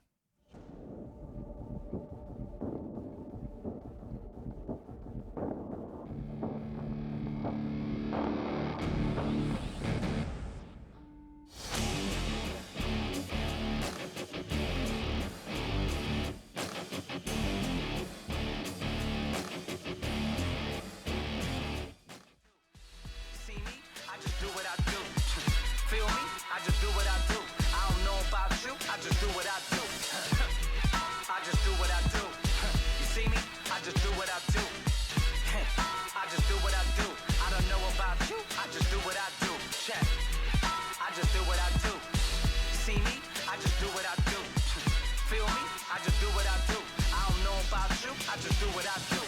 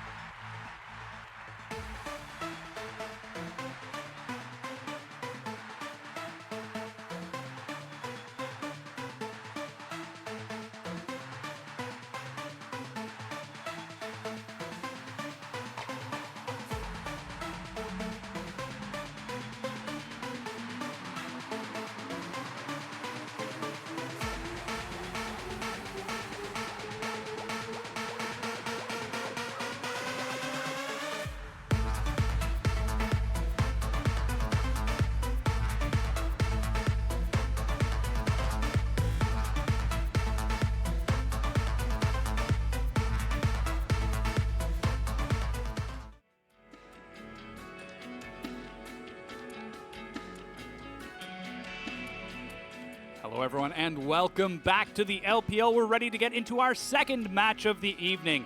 It is going to be Snake taking on Game Talents. And right now, both of these teams have actually followed through on some of the cross-conference games that we set up in the beginning. They needed to start taking some cross-conference wins to look for points before getting back into intergroup play. These are the two examples of teams that have been successful in that regard. Snake were a little bit slow to start in cross-conference, but it really seems like they found some momentum now. Well, there definitely was a bit of a pothole Yeah. in some of that experience, though. We had some SOFM in the support position. Now we've Yeah. got an 80 carry support. Yeah. The Karma one trick and Crystal there. That's not a pothole. That's But it's working. That's success for them. Is They're that just like getting a wins. GTA ramp? It's looking very nice. Definitely right on the.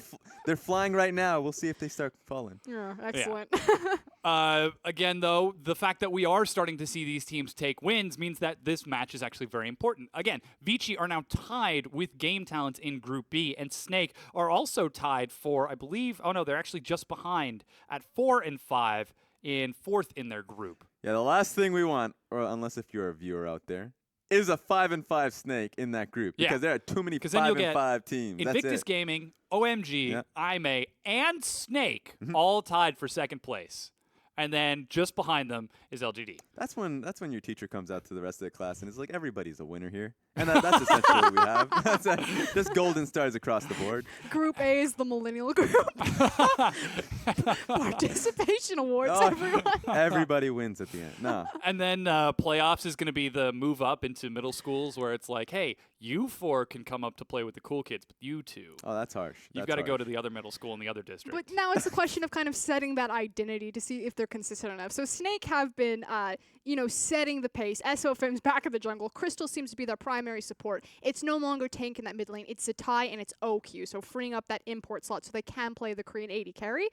But it's still kind of like, what are Snake all about? Are they the 5v5 team? We used to call them kind of the creative team. They're one of the few teams in the LPL that would look for advantageous or cute level ones. They still have creative jungle pathing through the individual decision making of SOFM, but they live and die by that, man. If he doesn't Yeah. get ahead, nothing happens. Yeah, and I think SOFM's about to have a new partner in crime because Flandre has been playing the tanks. He's been towing that line right now, but you look towards 7.5, something that is definitely apparent is how much damage 80 carries are now doing with Blade of the Rune King. So, just saying it. Fizz. Just saying. I What's don't know. that, I can't Frosco? bear. You got I something mean, you wanna talk I to us seem to have about? something on top of my ear. I can't hear you. I'm just going to say that for those who are new to the LPL, Flandre is the OG Fizz Smite top player. So you remember that those terrible times in solo queue? Challenging Smite. Yes, that everyone hated. Flandre was the guy who was responsible. He was the first player to ever do it. He was always a Fizz one trick in that top lane. Fizz is powerful right now. We've seen some curious itemization on it. I didn't get Rookie's Fizz. I want Flandre's Fizz. What I'm interested in, and this is going to be hilarious because it's not technically, even though Fizz has been doing well in solo queue in certain instances, it's the dive top laners that are really coming up. The bruisers that really want to get to that back line. Fizz can dive. I'm saying as a general point Ah. because we've also seen Expression. gotcha. Expression built up the Trinity Force Echo in the top lane yesterday. It was awful. It didn't work out well for them, but definitely a lot more people now. That's it. He didn't do well. That's just a fact But of life. I think you can extend that fact to the whole pool for most of these top laners, especially Yeah. considering their opponent, Gimgoon. Godgoon. Gimme the goon. You use his correct title, sir. No, Gimgoon, the Kled Master himself. Like, this is an explosive top side of the map. But the problem is that, like Raz is saying, is that Flandre is kind of towing the line on the tanks. He's having to pick up a lot of the slack, and he's not going to be that same carry that we knew that Snake once had in the carry top laner Flandre. He's now the tank behind the scenes man. But against Gimgoon, I want to see Flandre throw the gauntlet. I want to see him kind of put Gimgoon in his place, like, I'm the real carry top laner. Yeah. And we saw Gimgoon pick that Fiora. And this is going to open up a little bit of a discussion because Game Talents, not so good of a 1-4 team, not so good of a split-pushing 1-3-1 team. They are a scrappy team fight team. The issue with Game Talents is, and it's showcased in their last set very cleanly for me, was that they didn't know how to really play around a split-pushing top laner. They play around a scrappy because it's easier to execute. So easy execution seems to be a big point for them. And they're really good at executing it. Again, we've talked about like players' identities. We say this all the time, that GT are kind of the bar fight of LPL teams. Like, that you say something wrong about their buddy, and suddenly you've got like 5 of them jumping you out of the Yeah. bush, like beating you down. They're all Shens. But the problem is that they've started to kind of like mature, and we were joking about it. You know, they used to be the bar fight. Now they're like that matured whiskey where you're like sitting by the fire, and they're like, yes, Well, today No, we'll team well, fight. that's what they're aspiring Yeah, to do. they have a lot of tattoos that whenever it's just, Yeah. they have you smell their breath, a little bit of whiskey. You're like, oh, I tried to Yeah. hide it. I tried to be a little bit classy, but then it's showcasing itself. I can't. Suddenly my accent's coming out. You're like, all right, the this bear is rug's on fire. You're like, I don't know what's happening. I don't know.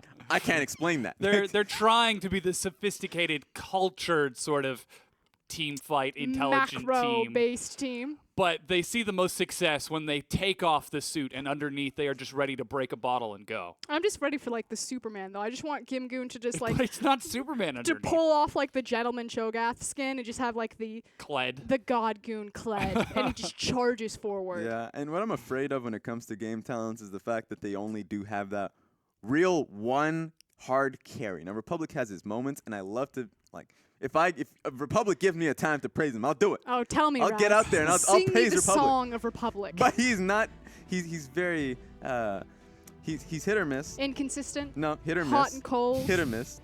I'm sticking to the hit, and I'm sticking to the Mid-tier. miss. So it feels like when you look towards Xiao Yu, he's coming in. He's showed a lot more strength in comparison to Wu Shuang and how he worked with the rest of the team. But he's going up against SOFM, and this is going to be a big thing with Xiao Yu, is that he's consistently outmatched. And I want to see more out of Game Talent. And it's not even just Xiao Yu. You bring up the fact that he's a very green, very young jungler, but you also have to look at West, their AD carry. This guy's also brand new. Had a pretty hot moment when he came into the LPL, did get that pentakill. Uzi laughing about that one, but only for a short amount of time. Before he came back and smashed them. Yeah, but they haven't been Smashing. able to recreate that success, and that makes sense. They're a young team. They need to build up that synergy, build up their game plan. But that's the nice thing about Game Talents, Yeah. is that they know what their game plan is. They've got one punch, but they throw the same one every time. Here we're running through the roster of Snake. You can see it's Flandre, SOFM, the star of the jungle, Zatai, OQ, and Crystal in the bottom lane. It's nice to see some consistency around the lineup. Everybody's coming right back onto the Rift. And Game Talents. Yeah, we're going to have Gimgoon in the top lane, Xiao Yu jungle, Republic in the mid lane, of course, and then West and Savoku clearing out their bottom lane. Raz's boy there, Republic in the mid lane. He's So- my boy if he does well, all right? Oh, wow. Then I so disown that's him. fair I'm the weather worst fan. parent. Yeah, all right? that is a fair weather fan, in fact. I mean, Cyrene himself talks about bandwagoning, and I'm pretty sure that's, I love him when he does great. I sell bandwagons. That's how many bandwagons I have. I am a Okay. bandwagon factory, all right? So You don't just got- talk to me about bandwagons. You've got a spreadsheet that's just like, this week it looks like Shubin is doing strong. Let's invest a few points into Shubin. Put his name on that Yeah, bandwagon. like you're moving your stock around and which Yeah. teams you want to invest in. Very, So very, in this profitable. matchup, which of the two has got your stock? Snake, I'm going to give it to Snake because this is definitely, I would say this is 100% a meta for OQ and Flandre to thrive. I want to see how they look to pick ban, if they change towards that, or if they want to actually go to with a composition that really worked for them, I guess, in the past weeks. I'm going to disagree a bit, but it's on a very particular condition. So my issue with Snake is that they're also a brand new roster. They don't have that same cohesion and synergy, so Game Talents also being very green isn't necessarily punished. And Game Talents thrive at the one thing that Snake are actually quite weak at, which is heavy skirmishing. Again, the communication path to OQ, who's that guy going to talk to? You see it all the time. There's miscommunication between SOFM, OQ's kind of doing his own thing, and sometimes the stars align and Snake can get it done because they have so much star talent. But Game Talents, if Snake hesitate for even a second, if they're ever Yeah. out of position, GT will find you. Definitely and feels they will like murder you. definitely feels like their strength that whenever you count them out, it's like, all right, you can add a few more points to their column. They definitely thrive under a lot of A lot of eyes watching them. But this Yeah. is under the asterisk that SOFM doesn't just get a free early game. Like, if Snake snowball ahead in their lanes before the 5v5 or the skirmishes happen, that's when they'll thrive. I think if this is equal footing into a 5v5, Snake looking pretty shaky across from GT. Well, thank you so much for your analysis, Frosker, and she'll join us after the match to break down what happened. But it's Raz and I taking to the desk for this match as we get into pick and ban for game number 1 between Snake and Game Talents. Looks like Snake, with priority choice, have decided to go blue side, immediately banning away the God Goon's Kled, but also taking the point and click of Savoki. Yeah, it makes it easier for Snake to go with free bans here. Free bans mean they don't have to ban the Graves, they don't have to ban Rengar. Those are picks they would love to priority pick, and that means that, hey, they can just ban out that Kled. Don't want Gimgoon on that champion.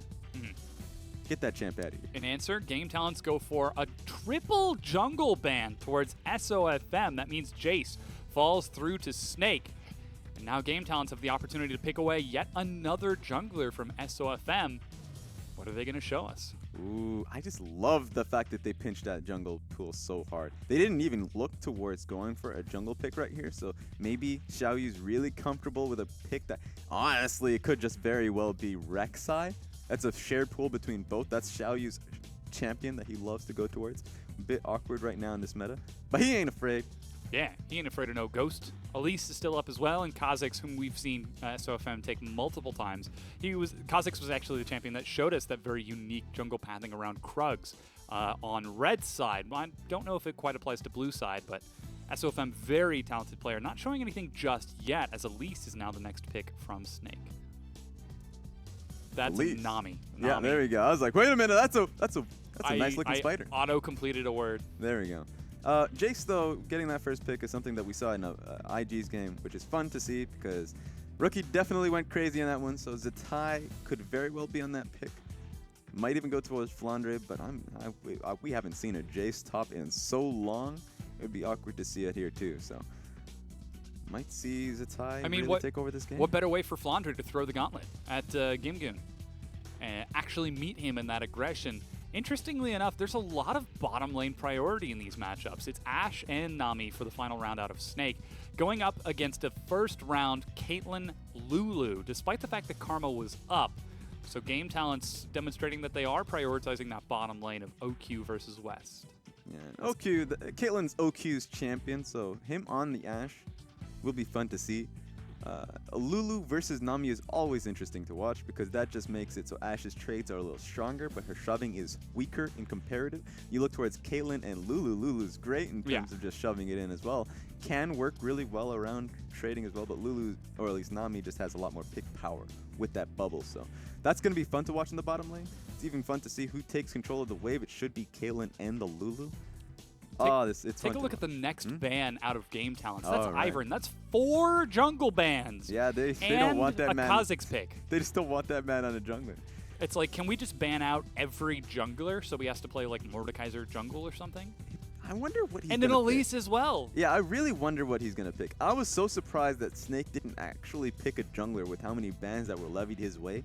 He might just go towards the Rek'Sai. That's his pick anyways, Yeah. but that would be a win for Game Talents. They were really want him on that pick because Kha'Zix does well up against that. Yeah, if I remember right, the last time we saw SOFM take Rek'Sai was when he ended up doing that split pushing atrocity. Oh, while, yeah. The rest of his team was trying to defend their base. Yeah. Maybe, I don't know. He's made we're the about to find Rek'Sai. out. He's made Rek'Sai builds popular. The Tiamat one, where you just farm up into an Oblivion. He might go towards it here. He doesn't have that many lanes. Well, we don't know what the top lane is yet. But if Game Talents is smart, they'll pick a shoving top laner, so it's hard for a Rek'Sai to go up against the Kha'Zix. Yeah, well, Rumble looks to be the answer here. For the God Goon in the top lane, yeah, it will be locked in. And this is where you look towards Flandre because we questioned his pool. Not even a bad question, saying he can play a lot of champions. And now he's given a Rumble pick here. Rumble has a tough time. I mean, Rumble's great in shoving, but trading, that's a tough one for him.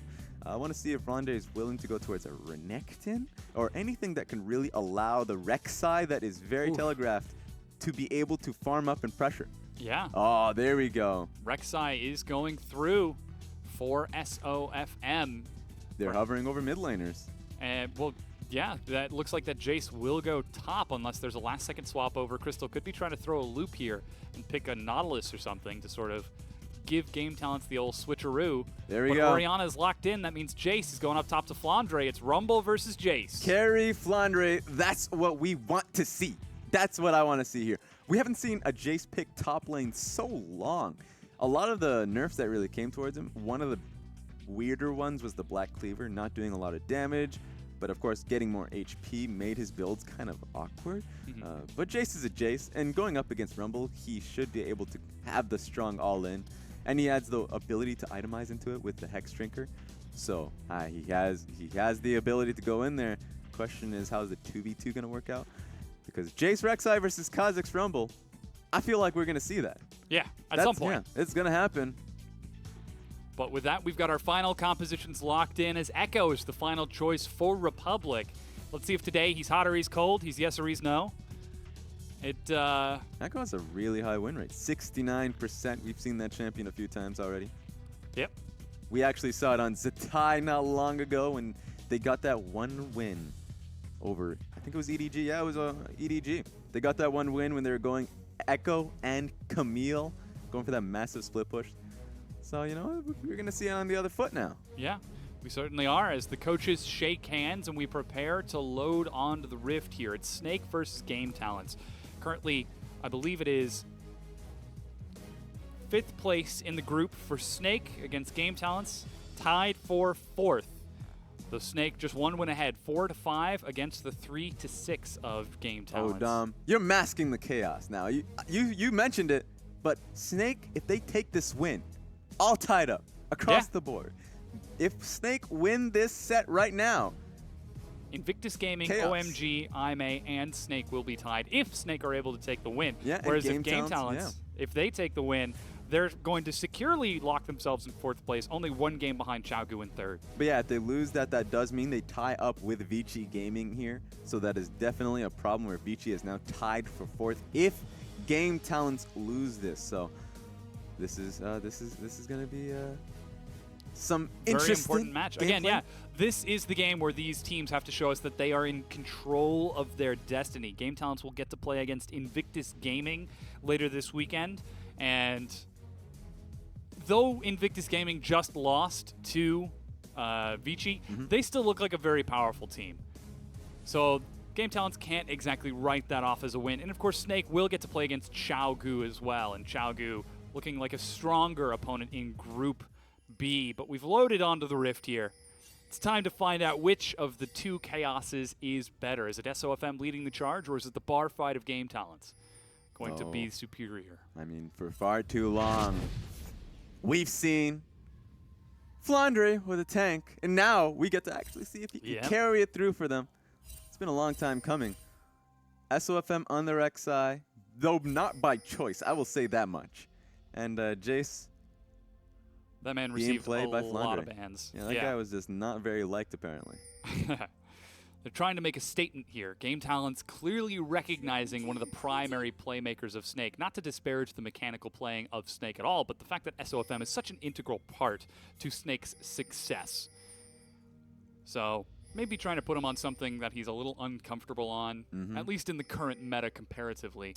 As delayed invade from Game Talents, looking for the Raptor camp. It's fun saying, you know, put him on a champion that's not comfortable. It's mostly Xiaoyu trying to find comfort. Because SOFM is comfortable on the Rek'Sai. That's a champion that he has made his own. Yeah. And he has the fervor on him.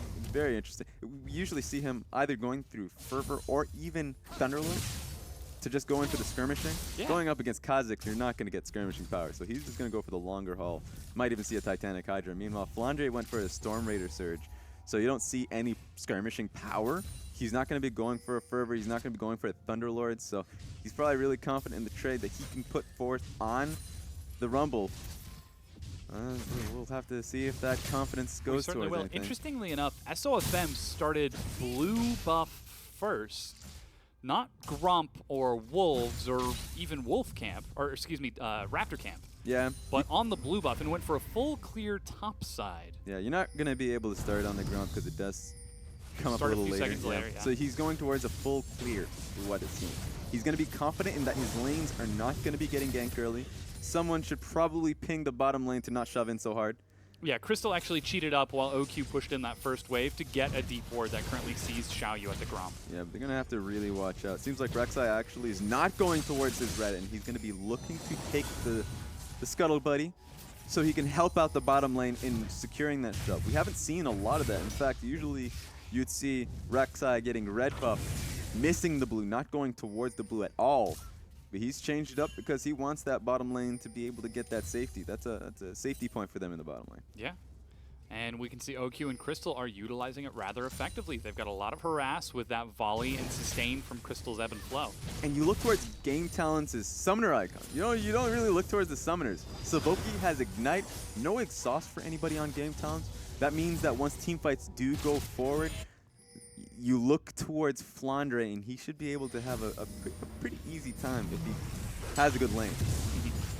That is the hope. Taking that teleport to match Gimgoons as Xiaoyu.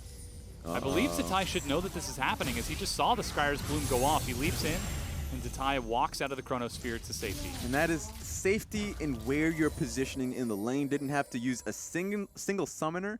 With how close he would have gotten snared, he was like, no, I don't have to use Ghost. I'm safe. I understand it. I'm going to take that Gambit. SOFM now trying to catch up with Xiaoyu in the jungle as Republic trades back out onto Zatai. Hasn't used his teleport in the mid lane, but he loops back around. He knows that the tumble is on cooldown, but decides not to go for any sort of engage. Just going to zone Republic away from these minions and gives Zatai a better chance to look for a recall. Yeah, I guess he's going to go and try for that recall. Doesn't have any more pots to really use, so it's as good as time as any, especially since we saw Republic getting double Dorians for himself. So it's going to be a little harder for him. I was wondering where SOFM was going because he was looking like he was going to go towards the Raptor camp. You know SOFM, you definitely want that. Oh, Savoki! Taking a lot of chip damage. But yeah, Rek'Sai definitely just went for the gank instead. But once again, Republic, very safe in where he was in the lane. Yeah. Doing the exact same thing that Zatai does. He's actually, he Uh-oh. did not recall as Crystal eats a headshot. Oh, And you now too. that's recall completed. Bubble onto West. Crystal gets an empowered auto attack, but a quick shield from Savoki keeps West up and gets the Peacemaker as well. He's got Flash.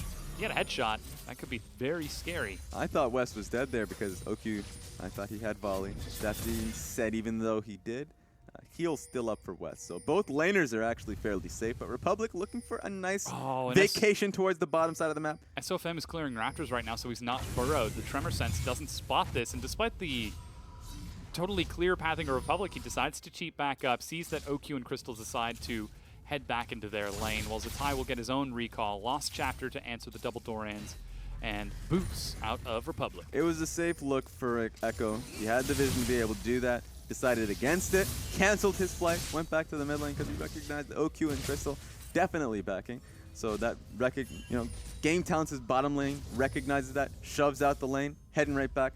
It's a good timing for Game Talents. It shows that Republic does have the necessary wards with the pressure that Xiaoyu is able to output in the mid lane. So right now, Echo is feeling really comfortable in the lane. Doing just fine in CS as well. We'll have to keep an eye on Republic's performance. As first recall, taking stock, OQ does have the Vamp Scepter first. Usually this lane is really difficult for Echo. Mostly because you have TP, so you should be able to use it to come back into the lane, that's fair. But once Zatai gets at least an item, as you mentioned, it was the...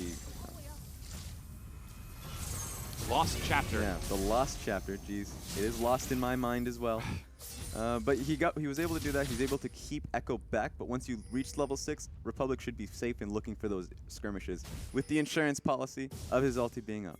Yeah, not to mention he's got the support of Savoki and Xiaoyu, who are clearing out vision around that river, around that Raptor camp. Infernal Dragon is the first of the game and could be quite explosive. SOFM, though, sitting at red buff before it's going to spawn, gets a nice forward ward off of the cooldown, pulls the buff in. He sees Xiaoyu now on that control ward. Xiaoyu sneaks in and will get a ward of his own. So level 6 to level 5. Xiaoyu evolves the Void Spikes and leaps in. Smite from SOFM gets it, but Xiaoyu decides not to flash after SOFM. Yeah, he's not going to expend the flash. And what I was about to say is that this is when the junglers look towards their lanes to look to help them. But Flandre is shoving up top. Orianna is in a good position in the mid lane. SOFM recognizes that his lanes will back him up and are in a good position. That's good communication coming from him and the rest of the lanes. It's looking good for Snake so far with their early communication as red buff is successfully stolen. OQ continues to keep West occupied, a full level ahead, but he continues to invade. SOFM says, you made this? I made this. Misses his smite though, so a little bit of a mistake there. But he's able to steal a lot of experience, and he's able to do this with the power of friendship. Zatai comes in preemptively, doesn't have much mana, but enough mana to give him the exit strategy if anything goes awry. So this is great from SOFM.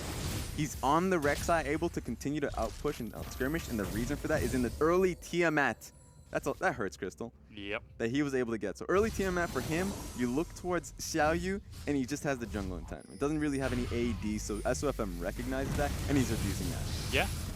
And again, using that Rek'Sai Tiamat sort of style that he was one of the first to come up with. Blue buff now going to be gifted over towards Republic as he heads back into mid lane, trying to keep up with Zatai, who is, despite being into this Echo, doing an excellent job. So far, we haven't seen too much excitement, but we are seeing Snake open up about an 800 gold lead. A lot of that is in that top lane. Flandre back on the carry Jace, having a huge performance. 23 CS up, 9 minutes in. He's really hurting this Rumble. That's what's happening in the top side. Able to get the Hex Drinker early, and you mentioned the... Oh, this is what we're talking about. This is what Republic needs to gain control of the lane. Small skirmishes in his favor. He's not able to get Xiaoyu's help because the Tai's able to lane. Oh, no! Shockwave, but Republic still has his Chrono Break. Yeah.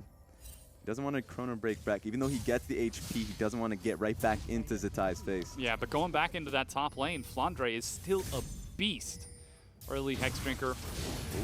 And now Crystal is actually going to eat some harass from Game Talents as he tries to erroneously fight over Vision. Meanwhile, the rest of Game Talents, they actually used Republic's Snap Back, getting back from the Chrono Break out of base into lane. Doesn't have home guards, but he's still able to get a good trade onto Zatai while the rest of Game Talents take down the Infernal Drake. Here comes OQ. He's got his arrow ready, but SOFM flash engages onto Republic, but red buff burns him down. SOFM now has found Xiaoyu. There's no flash. And quick blast cone gets him to safety. Infernal Drake was secured by Game Talents, however. But the fact that SOFM looked for that when he knew the dragon was being taken was very ballsy from him. He ends up finding that Xiaohu's, he doesn't have much HP to contest. And the bottom lane for Game Talents went right back bot. So right now he's in a position of power. SOFM is really just flexing a bit, put down some solid wards in the blue side. So if Kha'Zix goes right back to farm, he's going to be caught out. And I haven't mentioned the Ashe pick, but the Hawk shots coming straight into the enemy jungler. He caught him. Yeah. So He caught the Hawk? he caught the Hawk. And you don't want to catch the Hawk. Was that like one of those drones with a net behind it? One of those olden days messaging hawks. You send the hawk with a letter. Like the actual hunting hawks. Like Yeah. if you were sieging an old palace, or excuse me, an old kingdom. Yep. In Send that hawk. Renaissance era. Instead of trying to get the dove out of there, you have hawks constantly hunting for, not doves, carrier pigeons. Carrier pigeons, there Yeah. we go. What were we talking about? We were definitely talking about Ashe. Gotcha, okay. Sending messages across to SOFM. So SOFM has a lot of, he takes control of this matchup. Not only because he was able to get the Tiamat early, but because a lot of shoving's coming in every solo lane, but the Tai's caught out. He overextends way too Goodbye. far. Shockwave doesn't even cast as Xiaoyu follows up on Game Talent's execution. For his sake, I'm happy Shockwave didn't cast. You don't want to put that on cooldown. You know you're going to die, just own it. Zatai was caught off guard. So that's something we have to watch out for if you're Orianna. You have control of the lane. He has a CS lead. He can really keep Republic at bay with SOFM constantly looming around the lane. But don't get over caught out there. You're pushing into his tower. Of course the jungler's going to be coming Yeah, over. it seems like he got a little full of himself. Like, Yeah. you know what? I'm doing good in this game against Echo. I've got him locked down in lane. He used his ult to get back to turret. Oh, I've overextended and died. Yeah, so that's... Oh, that's my solo queue life. Zatai is me. It's a sad solo queue life. I share that very same point. Oh, that's so Now, fun. Savoki just going to casually face check a Rek'Sai. Crystal follows up on Nami. As Blade of the Ruined King is now finished on OQ. Looks like West is swapping over towards Runans after getting the BF sword. So not going for the full fight, Caitlyn, more looking for the objective style. Yeah, and that's what I like to see of that. I don't want to IU rush. But wait a minute. Oh, West! no! You done messed up, Aatrox. Get Blade out of of the Ruined there. King slows him down, and he's actually able to walk it off. OQ keeps Don't say that, following man. and gets the kill. Crystal's Oh, gonna wait a tank minute. That's a lot of teleports. Republic gets in. Equalizer follows it up. They execute OQ.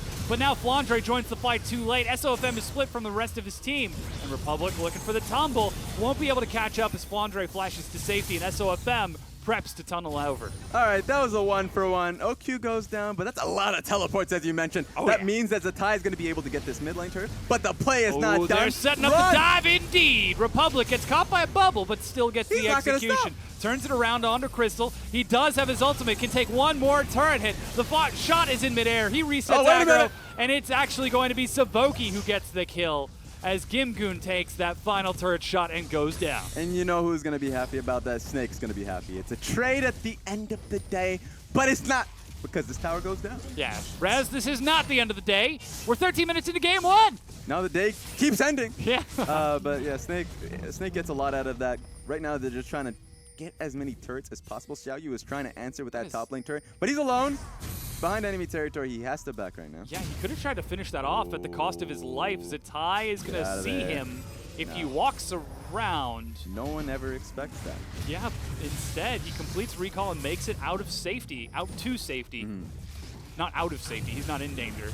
Yeah, he's out of it. But he's still 2 levels down. It's 1 turret to 1. Game talents are down about 1,000 gold overall, though. So SOFM does get a lot of experience out of this. As you mentioned, he's 2 levels up, going towards. He was able to get the mid lane turret while Xiaoyu almost risked his life to get that top lane turret. Couldn't get it. So this is a pretty big gold lead for Snake at 14 minutes into the game, and it was just off the fact of the bottom lane play. Caitlyn, West stepped up, got bubbled, everyone committed to the play, and because Republic was on the bot side of the map looking to get anything and everything out of it, that means the tie and SOFM was able to get a lot more out. Now with blue buff being passed over to Republic, he'll be able to wave clear this bottom tier 1 indefinitely, or at least until that blue buff wears off and he runs out of mana that way. That means West is now in the mid lane with Savoki ranging about in the river to set up vision and keep track of Zatai. So the lane assignments are freshly updated for game talents. Despite being down that gold and down that mid-neutral objective, they're still maintaining general control of the area as Xiaoyu will keep Zatai nice and safe, sitting there so SOFM can't dive it with Crystal. And Snake look a little bit more cohesive when it comes to setting up vision, but who cares about vision? Ooh. Oh, He's just sending a message definitely is. with my lane. But Snake as a whole are better at setting up vision. Oh no! They look to be better at setting up these fights. They're not going to stop. I mean, oh, they certainly are. no! Savoki walks into a ward. Zatai flanks and collapses. And that Lulu never had a chance. He really didn't. That's the second time Savoki has been trying to walk in for wards and just got shut down. This time it ended his life. So he's definitely not happy. This tower should go down. There's a lot of pressure coming down on it. Rek'Sai has stopped a lot of the farming that he was able to output just by looking to pressure them off. There's no TP advantage right now. Both TPs are gone. Yeah, you can see West is still holding that minion wave in the mid lane. There goes the first attack onto Republic. Arrow catches him, but he's inside of the shield. He gets out before the bubble lands, turns onto SOFM, misses the Q, but is still able to follow up with an auto attack. He turns now onto Zatai, who doesn't have the shockwave because he used it for support Lulu. Xiaoyu demolishes Zatai, and that dive gets turned around. Yeah, that's awkward. That's what that is. Crystal now trying to get any vision, but you don't want to walk into a Kha'Zix like that. Yeah, now, that feel when you try to backhand game talents and break your hand. that's exactly what happened. Flandre now turns on to Gimgoon to try to get revenge, to make anything happen. But game talents break down that mid-tier 1, and despite the fact that they're still down in gold, somehow I feel like they've got momentum. And to break it down for you, it was just a breakdown in communication between Orianna and SOFM. If Orianna was there from the start, they wouldn't have tried to 2v1 SOFM. It wouldn't have happened. It wouldn't even have worked. But Orianna wasn't there. SOFM was a lot more confident in his ability to just solo push them off the tower. But they remain sturdy, and you cannot dive an Echo with ulti. Yeah. You know, They tried to stagger the CC, Yeah, but can't do Crystal it. just didn't get his bubble out in time. it's just hard, especially since Rek'Sai is not tanky right now. Went towards the Tiamat, has a longsword, and sure, he does have a little bit of tankiness with his jungle item, but that's a scaling item. That doesn't give you a lot of HP right out for the get-go. Yeah, and this was the big question for Snake, or excuse me, for game talents. Will they remain that sort of scrappy bar fight, turning fights back on their head, or try to play the smart, sophisticated game. So far, they seem to be answering nice and slowly, using those sort of chaotic skirmishes that they excel so well at. And yeah, I think that Snake, they've made a name in the past about their scrappiness as well, so they're not going to back down from a fight. They're going to take it head on. Ooh. All right, Crystal. That's embarrassing. MVP right there. where he stands. Pause that game. That is really early. That's a really early prediction. Preemptive MVP. I am going to hold you to that. Don't do it. Crystal MVP. Republic immediately dives onto OQ and then proto belts backwards. And Oh ults right back in. my Get outplayed. God. Blade of the Rune King to try to slow him down, but that vault gets him right back in. Turns onto Crystal.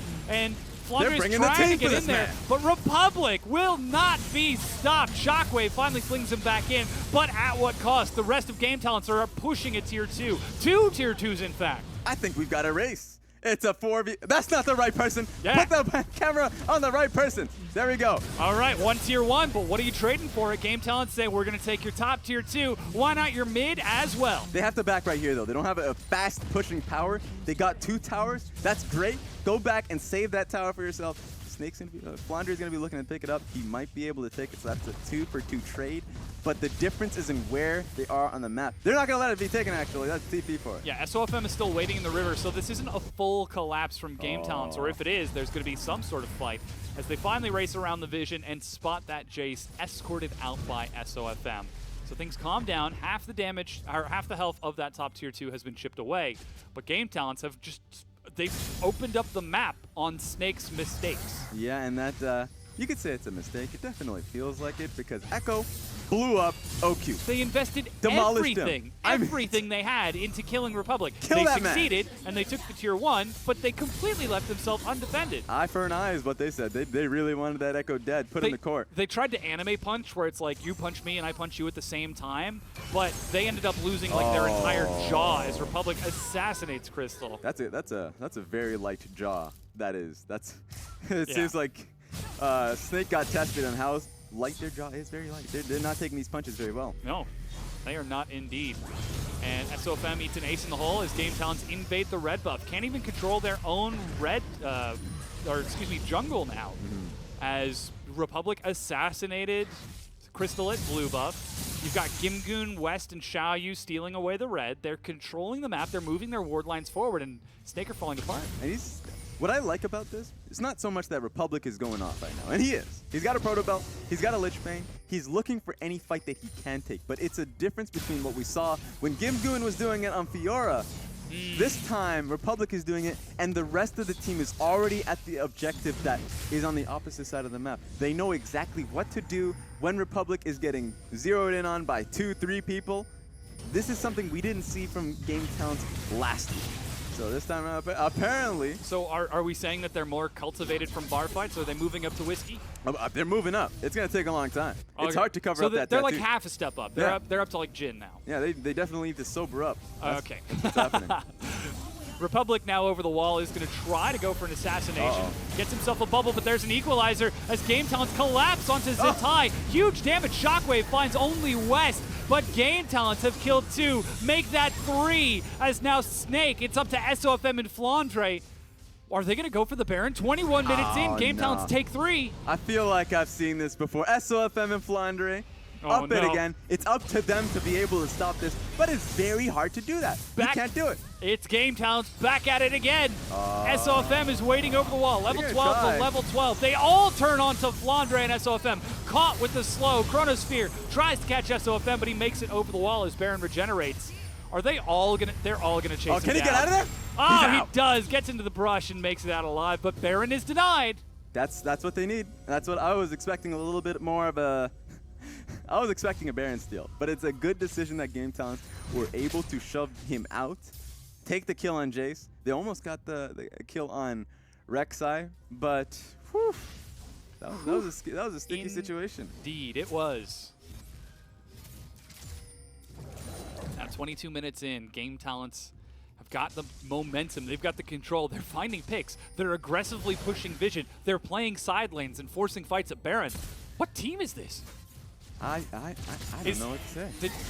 Oh, I mean, OQ. That's That's just- just hard for him. Oh, flash auto attack from West. The disrespect headshot. But that's their AD carry down, who has flash, of course, as you mentioned. Enchanted Crystal Arrow. That could be Game Talents now looking towards Baron. Yeah, they find a pick in the mid lane. They're still playing the side lanes, as you said, prepping Oh, those that's a alternative fight. objectives. West, once again, almost dodges into the skill shot tidal wave, but he's able to walk it off. Republic is still working on that bottom tier 2 turret, finally clears it out. 6 turrets to 3. Now Gimgoon is ready to collapse. He's got his equalizer on cooldown, and with teleport almost ready, he can continue split pushing. Now Republic Oh, is I going don't to know be if you turned want upon by that, Flandre. I don't know Got if the you want that. Chronosphere, and decides to back off. He's like, you know what? I didn't want it. You're right, Raz. Yeah, he pushed him out. That's all he really wanted. And gives him the threat. I would have beaten you anyways, but I'm going to let you off.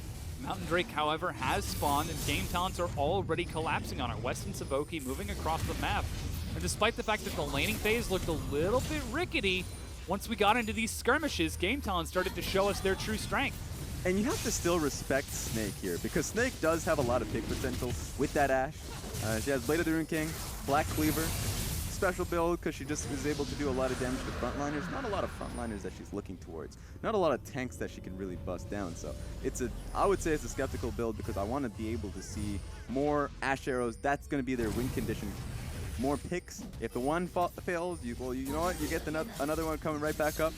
So we'll see how much damage OQ is able to do and output in these later team fights, because apparently he's going straight into it. Yeah, I mean, he's investing a lot into being able to fight for an extended period of time. But as you've said, he's got to deal with Echo, Kha'Zix, Yeah. Rumble dropping the equalizer on top of the low mobility Ashe. They're all going to kill her. It's really going to be tough. There's no amount of lifesteal. Mechanical outplay, please. OQ, show us why you deserve to be in this LPL. Why you deserve the import slot on Snake and not Crystal, the Draven player. Got a lot of 80 carries on that team. There are a lot. Yeah, they just keep stacking Mint and them up. Mo as well. Well, Mo is a support, but Mint definitely. Well, Just yeah. randomly put in Mint and he comes in performing quite well. You get Crystal in there, who has in his history performed quite well. Now he's off. Arrow That actually catches hit him. Xiaoyu, but he was able to buffer his leap in time. And escapes to the safety of a brush where Savoki was waiting. SOFM Oh. flash knock up onto West. He Tidal doesn't wave. have his own flash and will be healed up just barely by Savoki, but they managed to chase him down. Flandre follows up. However, we're still seeing side lane pressure from both Gimgoon and Republic. Savoki and Xiaoyu pull the rest of Snake towards the Baron, though. Yeah, but this is risky because Republic is definitely in the wrong part of the map. They have to commit to a fight here. Snake is in the right position. Snake are going to try to force the Baron. They're turning onto it. Game Talents secured that Mountain Drake, so that's much more time for them to finish it off. Teleport completed from Gimgoon, and he's got the Equalizer. Drops it down to separate the fight as Republic joins in, looking for Crystal, which is the support. Finds it as SOFM goes down. Chrono Break gets him back. He turns Oh onto my OQ, God. who's doing huge damage, but it is not enough. Yeah. Roasted on the spit by Gimgoon as FOFM tries to escape one Void creature from the next, slowed by Red Buff and Void Spikes. And again, Game Talents chase, but this time it's the ace for Game Talents. Zatai almost saved that fight, but they didn't have the damage. Now it looks like Baron's about to be started up. Caitlyn's in position for this. This could be... Do they have enough for this? Yeah, they definitely do. Gimgoon probably has to watch out because his HP is in critical level. Yeah, there he goes. Starts to back it up. But as you said, this is a huge fight from Game Talents. Zatai and OQ were doing damage. And the sole person, of course, who died was Republic, but he's the one that really put in a lot of pressure. He was able to kill it out, just taking a look here. Look to where his positioning was. He was able to get the flank on OQ. OQ could not touch that. Zatai couldn't touch that. 3 members were just getting absolutely zoned by Republic, so that's why Flandre, who was alone in a dark alley, but that could have saved it for them, but yeah, can't do much there. It's just not enough. Yeah. And then they managed to chase SOFM down and secure that. Again, fighting over the red buff. Xiaoyu's got Smite, and SOFM does not. Unlucky. Ace Not in the gonna hole. get Blocked by SOFM, but Gimgoon immediately burns him down to half health. So Baron now on Game Talents. They're setting up side waves in bottom and mid. They're leaving top relatively ignored for now, so it's a 1-4 split. But this time, as you said, it's Republic in the one and not Gimgoon. They are seeing success with this. He's doing so much damage for essentially just little impact. Not a Lana Man is going to be used by that. And it's Game Talents in a really good position, and you mentioned it. It's being able to split push, being able to have those flanks play a smarter game. What we criticize Game Talents for, Quest somehow lost a lot of HP. As I was praising his team. I mean, you could still praise the team even if he made a Nope. mistake. No more. Okay, we're backing out. Get out of there. Backpedal. And heals himself right back up. No All right. problem. Time to praise. All right, so Game Talents was able to Game Talents going back to that split pushing and actually being able to play around it very well. Kudos to Game Talents. So unexpected. Bandwagon. I'm telling you, I sell these wagons for free. Sell You them are for the free. bandwagon merchant. Yeah, I'm in there. You want to know which team is hot right now? Which team is fire? Which team? Ask Razzleplasm. There we go. Excuse me, Lord Laplasm. I am sorry I forgot your title. Do not find me, I Lord. completely forgot about that bet. That was a bet I made so long ago. And it was only for that day, honestly, so bringing it over, I respect We're it. bringing it back. Yeah. We're bringing it back. I can understand that. Meanwhile, they now seem to be playing the side lanes. They've still got Baron buff on them. Trying to see if our wonderful observers will give us a timer on that Baron. It can't be long. Maybe only 30 seconds. No, it actually just wore off on Yeah. Republic, so it has now fallen off. Nope, Savoke still got it, They I don't guess. they don't even need it. They have pressure in every lane. Every lane pretty. The Rumble is able to push out the top, I guess, with the help of Baron. But there is more threat towards the Echo on the bottom side of the map and the 3-man strong in the mid. So, as Snake, they're really tied down. Yeah, I mean, they're trying to defend. They've got excellent wave clear, Ashe, Jace, and Orianna, if they manage to find the poke, but Game Talents are continuing to play these side waves. Instead of grouping all up under the hail of fire of that poke, they're playing this map. Xiaoyu drops a quick spell shield with the Edge of Night, but it's not going to last anywhere near as long. It just fades off, and now they move back forward. West Gonna eats go a in shock for it. blast, and he finally breaks down that inhib line. Republic grouped up with his team is enough to break this. And Snake playing this slow, they're not going to go in for a fight they know they can't win. All of it's really on Zatai to get another marquee ulti. We saw how much damage it was able to output because there's no tank in the lineup for Game Talents. If they do line themselves up to get blasted by Shockwave, that's a win for Snake. So we have to see if Game Talents can play it smart. If they can play it slow, if they don't get caught out, and if Zatai can really be able to carry this team with the one pick-off, that one major fight. He's already going towards Rod of Ages. Yeah, I mean... He's got a lot of damage. He Not Rod of Ages, the Rabadon's Death Cap. Yeah, he showed us the fact that he can land these massive shockwaves. He found 3 people, but as you said, it was Republic who was huge in that fight and was able to zone him away. If he gotten one more command attack shock blast or command attack dissonance, that would have been a completely different setup and we'd be in a completely different game. So we know that he can, but can he get the 4,000 elo shockwave? The faker tier of we can win this. At this point, it would be Game Talents massively messing up. Okay. Because they are not nowhere near each Zatai other. getting the huge Yeah, shockwave, it's just but hard. Game Talents walking into it. This is like Captain Planet simply because they're starting at the opposite side of the map, opposite side of the planet. Echo's all the way on the top side of the map. You have down low in Australia, you have the What does Rumble. that have to do with Captain Planet? It starts in the opening. They're all from different parts of the world. They combine their powers. well, I haven't watched yeah. the show. I've only seen the opening. I'm an expert on that opening. That's it. That's all I know. That's like watching the opening theme song of Pokemon and being like, I got it. I He's know. got them all. He's going to get them all. He's going to become the champion. The message is sent. I don't know who that yellow rat thing is, but I know everything cute. about Pokemon. They're all friends, apparently? No, that's...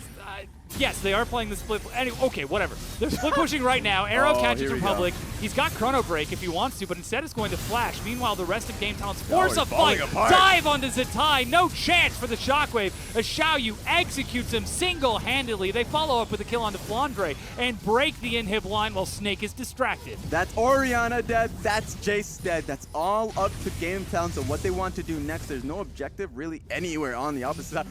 Okay, Republic demolishes that turret. That's an objective. Lichbane does huge damage to these objectives, and right now, Game Talents are acting as the mongoose to Snake and are breaking this game apart. Snake look confused. They look like they don't know who to kill. Another desperate found a fight target. onto Republic. They're going to try to kill him, but he pops it back!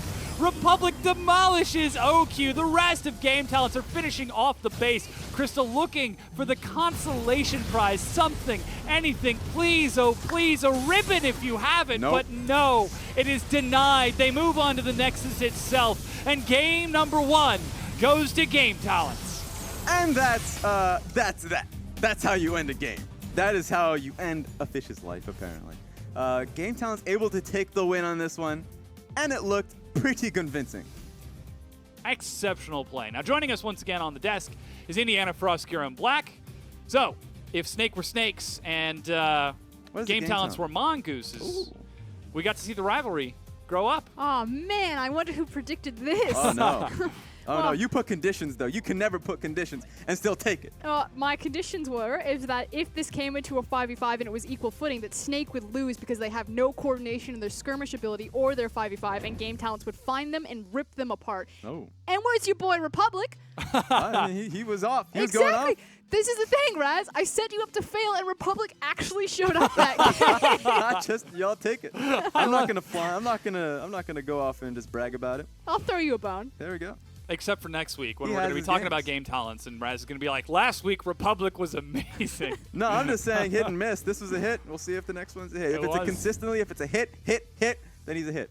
That's all it is. And the thing He's a is, star. I think that Game Talents are going to continue to hit Snake unless Snake hit back in the lane phase. This is the thing. SOFM was pretty much non-existent. Yeah, he was gifted kind of a free first blood because Republic came back with his Echo relocation into the lane. And surprise, I've got T-Mat, I can reset my auto attack, just gets flashed on and gives up first blood. But like GT were winning the rest of the map. It's so hard to say because the early game was pretty much Snake taking it all.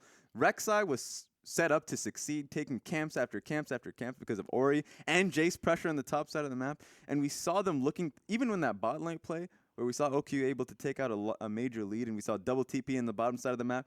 We see the mid lane taking down. So Snake were in a great position early on. It was up to them. Of course, they failed late as the game went on, but that was a good game plan for them. Gonna counter you with the jungle camps aren't actual objectives to win the game, and to win the game, you must actually destroy the Nexus. He was 2 levels tell that on to Echo. SOFM. I mean, he was 2 levels on the. But it doesn't Kazakhs. it doesn't matter if you don't do anything. And Yeah, I ultimately, mean- even when SOFM was Yeah. getting that first blood, Game Talents were taking the Infernal Drake. And GT and Infernal Drakes, they just like have a magnet towards them. But the replay that I want to bring up actually kind of encapsulates everything that GT were about. They Okay. have this skirmish in the bottom lane, and this will eventually turn into a dive. Here we but go. This is just disgustingly sick. OQ tries to flash out but doesn't react in time, and Republic just follows up. But this will eventually turn into a dive. Actually, I think this is the different play. This is just the Republic crazy play where they chase him around. But Game Talents Yeah. get two towers while this is happening. Top here we goes go. down to Gimgoon and Xiaoyu in the split push, while you're also getting to see West and Savoki break down mid. And Raz, you talked about this during cast. The primary difference is that Republic is absorbing so much attention and focus, Yep. and the difference between Game Talents last week and this week is they're doing something about it. Republic's not just like intentionally feeding; they're getting structures, getting global gold, which is snowballing him further and further ahead. And suddenly, at 20 minutes, the Echo is 5-2. So yeah, that's a major point where Snake's the early game was actually phenomenal, but being able to make the proper decisions as it go on definitely won't work out. And the play that you mentioned definitely hit on that point because sure, OQ falls to that play. And if he had flashed properly, if that was a mechanical outplay for him, because he has to expect it. He was, he got Echo on the run. You expect it that the only play he has is towards his ulti. And so that's a misplay for him because that's something he should anticipate going forward. And then from the rest of Snake just flock over. And that's when they lose so much in for the rest of the map. So that was definitely a big loss for Snake, and it really started to go downhill from them. There's also a super early Black Cleaver out of OQ. He actually rushed Black Cleaver before completing his Zerker's Greaves, which I actually find very interesting, especially when the map got opened up. He didn't have the movement speed to back up. Yeah, so he had the Blade of the Ruin King for the bonus attack speed and then assumed that would be enough with Boots 1 Black Cleaver. So, bit of a curious choice. Maybe he was just really banking all in on the I'll survive the burst of Rumble, Echo, and more, as Republic is going to take the MVP in this set, 9, 3, and 7. And that's very natural. When I emphasize the Ashe build, because you're going up against 5 squishies. Every single one of them, they're going to die if you get picked off. why not just go towards a crit build? Why not go towards Essence Reaver? And it's really cheap. Essence Reaver and 1 attack speed item, be it Phantom Dancer, be it Runan's Hurricane, I don't really care. It's enough to really just shoot off Enchanted Crystal arrow after arrow, and that should be your next objective, especially once you're losing out in the game. As we take another look at Republic and just how Yes. influential he was. And again, he was making pick after pick all around the map. But the important thing is that his team was actually doing something with the pressure he was creating. And that's what's lovely to see. The Ashe build, though. OQ, Blade of the Rune King Rush, even before Boots 2 complete. And then he goes into a Black Cleaver.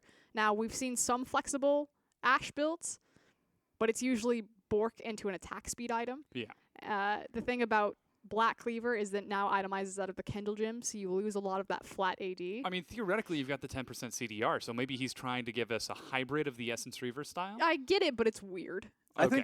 think it's just more so. I think there's a more optimal build rather than so much, because I think that build is fine if you're going up against tanks, of course, or even if you're just in ahead. It really doesn't matter. What does matter is that you want to be able to play towards your pick composition, and they weren't able to do just But that. they already have Black Cleaver on Jace in the top lane. No, I mean he's going to be doing quite fine for himself. He should never be anywhere else on the map. That should just be a slip push. I'm not saying it's bad. It was just kind of something to look out for and kind of a bit weird because it made his power spikes kind of uneven. Sure. I mean, we did see OQ end up getting picked out by Republic in the mid lane with absolutely no vision, no support or anything nearby him. Perhaps it could be an insight into his mental state coming into this. The fact that he was getting picked when his support was there. He was getting picked when his support wasn't there. He's like, fine, I'll sit back and I'll shoot arrows. Kindle Gen will give me health.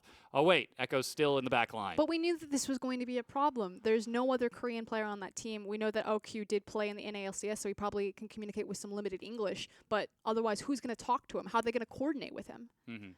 Tough question. Hopefully, we'll see if they can pull out an answer. We're going to get ready for game number 2. Don't go anywhere. We'll be back.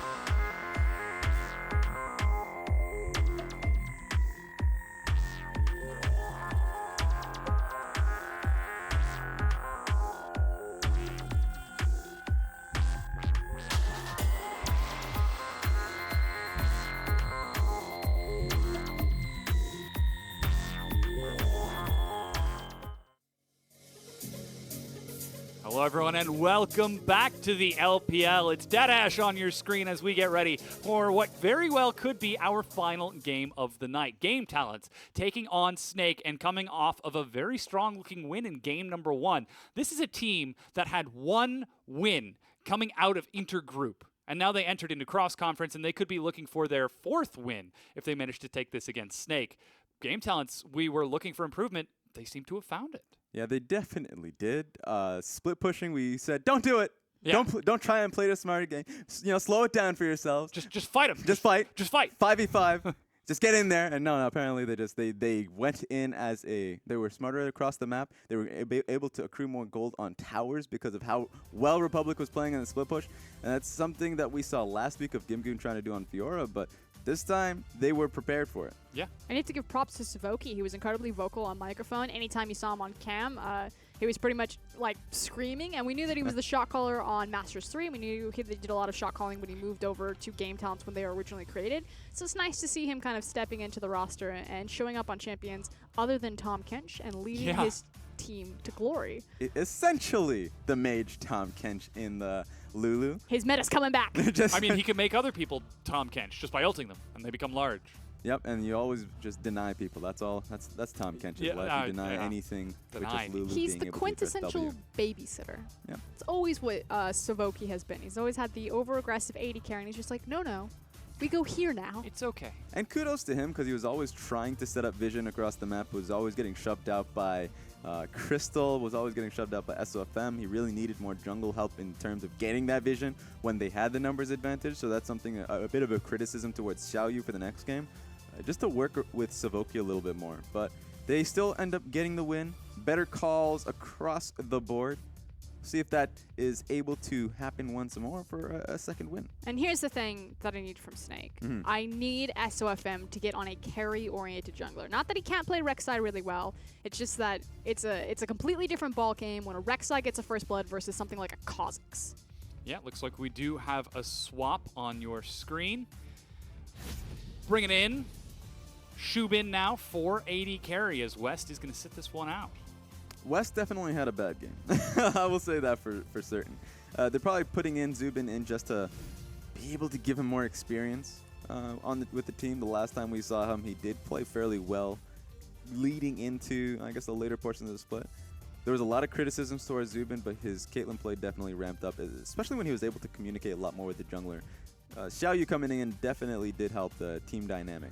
Could also mean kind of a different position or responsibility within the team. Both of them do play Caitlyn, but Zubin has a couple more Ashe games or more kind of like a utility, and it could be that moving away from, West is a carry-oriented lane AD carry, and Zubin is more of a team-supportive utility AD carry. I wonder what Jin's position is for both of these teams. Of course, 7.5. It's down. It's in a hole. down. Last split. Lethality nerfed. Yeah, lethality nerfed. Deathfire nerfed. Yeah, but it's the utility that we're looking for. Maybe not enough utility. Maybe they just go back towards an Ashe pick. Deep hole. Yeah, Edge of Night reduced as well. That's a Regardless, deep we move. have entered into pick and ban for our second set. Game Talents with side choice priority have actually elected to go into red side in this matchup, perhaps saving that counter pick once again. We'll see if they decide to focus the jungle in this matchup as well, as already it's Malzahar and Kled. Again, these two were banned out in game number 1 from Snake, so no changes there. If Game Talents were to follow up, the next is Rengar and Gragas, if they want to stick with that same set of bans. Yeah, it could very well be. There's no reason to change our plan. Snake would probably look into this saying that our last plan was working. Just go back into it, maybe change up the jungle priority in the first phase so you don't run into the same situation. Game Talent, on the other hand, would look towards saying, hey, we have 2 threats now. Republic played incredibly well last game, and you look towards Gimgoon, and he will always give you that reassurance. So Game Talents, they're going to be happy being on red side because being able to pick for your lane is very effective here. Absolutely. Now, Echo is going to be banned away from Republic. They can't split push on Fiora, but they can on Echo. So ban the Echo. You know what's really funny?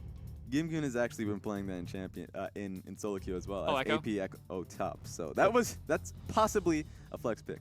That is an Ivern ban. Okay. Targeted out towards Snake. I don't see a hand up. Seems like that is a deliberate ban away towards SOFM. So again, triple jungle ban, but that means Camille ends up going through, and Flandre picks that up. If he's not able to carry on Jace, give him something with even more power. And we saw Camille on Snake. It definitely ended pretty poorly for EDG. So Flandre, going back to his Flandre tactics, got the Jace last game. This time's on the Camille. He is going to look to carry this team. Could very well be a jungle Camille as well, but we haven't seen that at all. So just not going to rule it out. That would be surprising indeed. With how many jungle bans going through. Yeah, Lulu is the next pickup for Game Talent. Savoki going to be babysitting Shubin this time.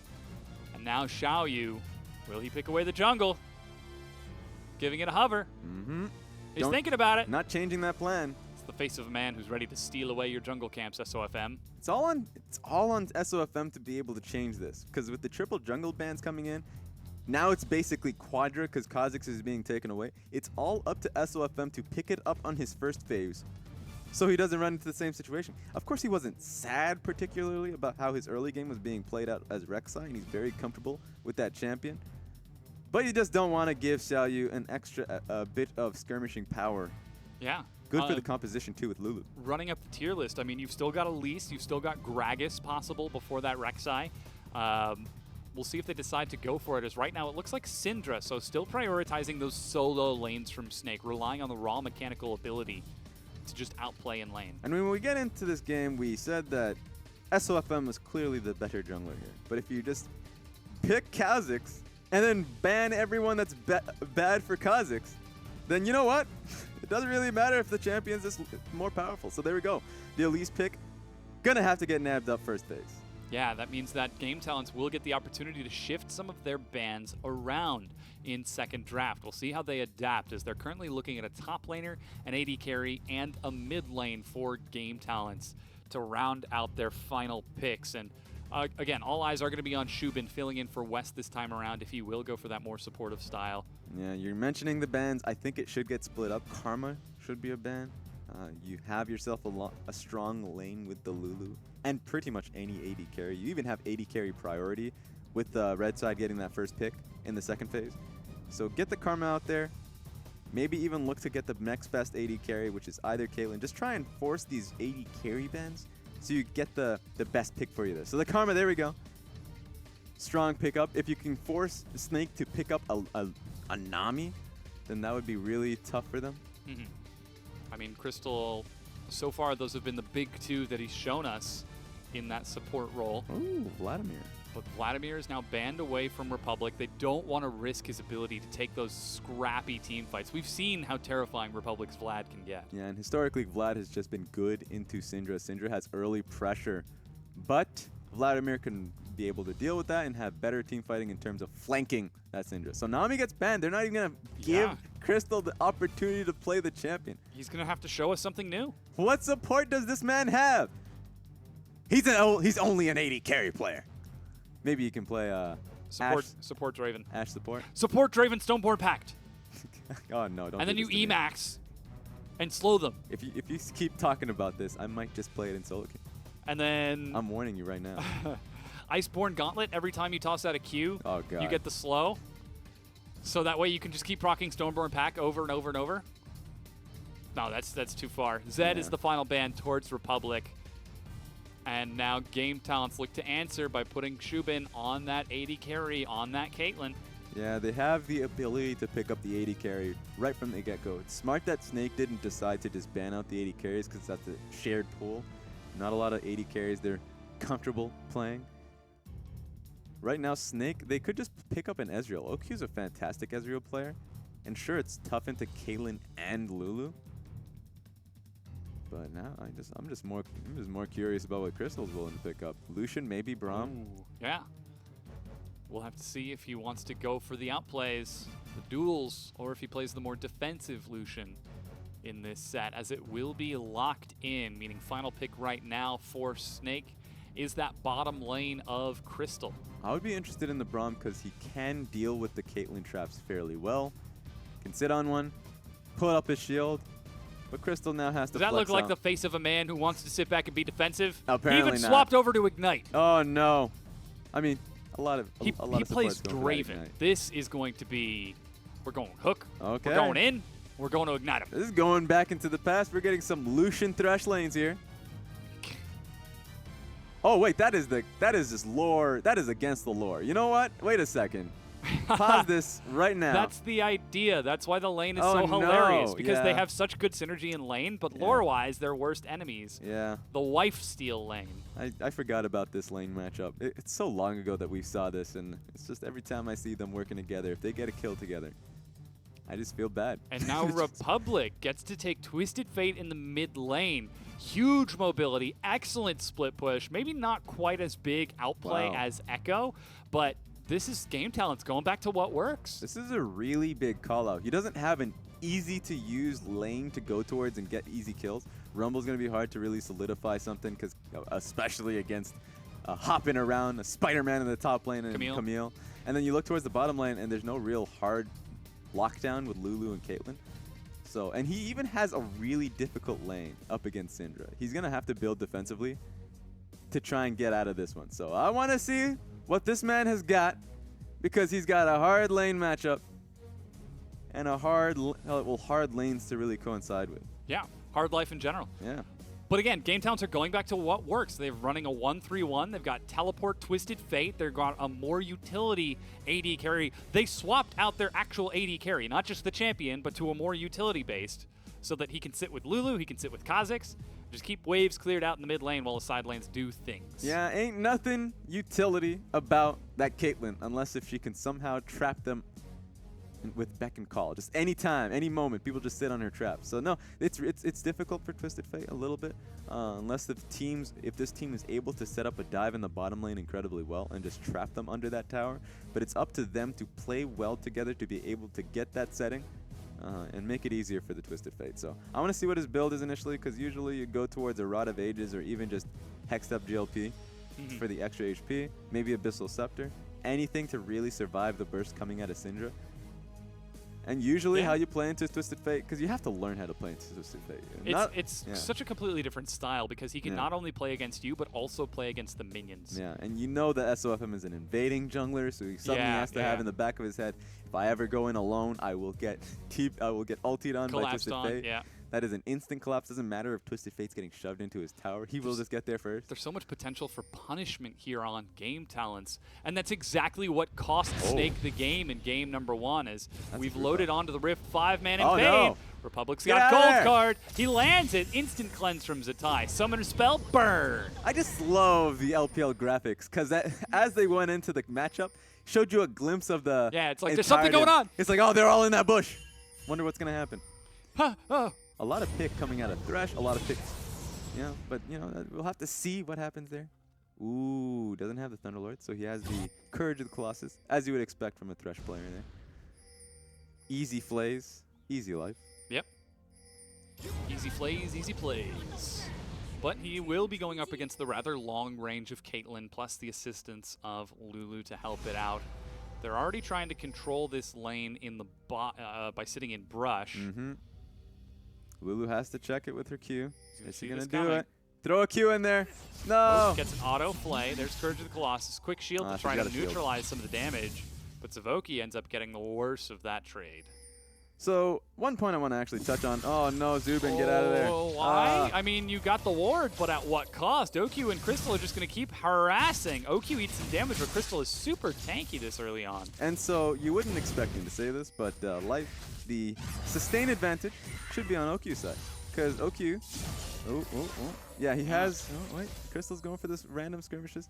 But yeah, you have the Targon's Embrace coming in from Thresh, so he should be able to proc it if they get access to the lane. Access is #1 word. But then Warlord is on Caitlyn.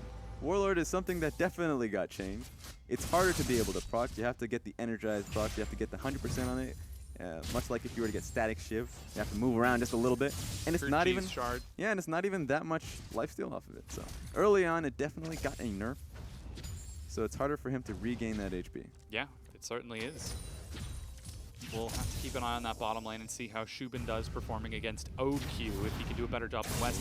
As jungler's now on the bottom side of the map, Xiaoyu will clear out his blue, doesn't go for a full clear, but then again, neither does SOFM. He's racing into the river, and Scuttlecrab, as 3 Game Talents collapse on him. Xiaoyu face checks, gets a ward, but eats a lot of harass, trying to delay some of the damage there as Shubin now turns onto Crystal. That's Exhaust. Ignite being used on Shubin from Crystal. Auto attack pops him out, but there's no sign of Xiaoyu. He's going in. Repel over the wall. Shubin heals, but now they turn on to SOFM. He's got Flash, looks for the execution. Is it enough? He gets the cocoon, but it is not. First blood, Flash under turret. Game Talents advantage. Xiaoyu and Savoki live with just a little bit of life left on them, and that's going to feel really bad for Snake. They went all in on that entire skirmish, and that's a really heavy early game focus coming in from SOFM and OQ.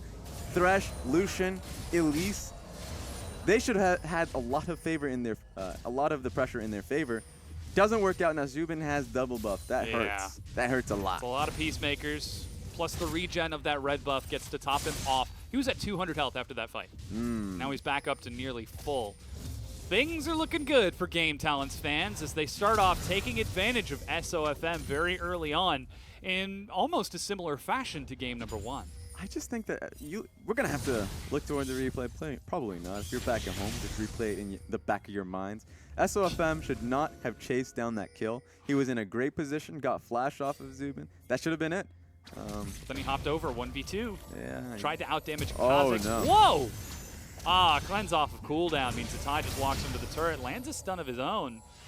Republic really wanted that. Yeah, get the timings down, people. I think they probably recognized that it was back up, but they went for it anyways.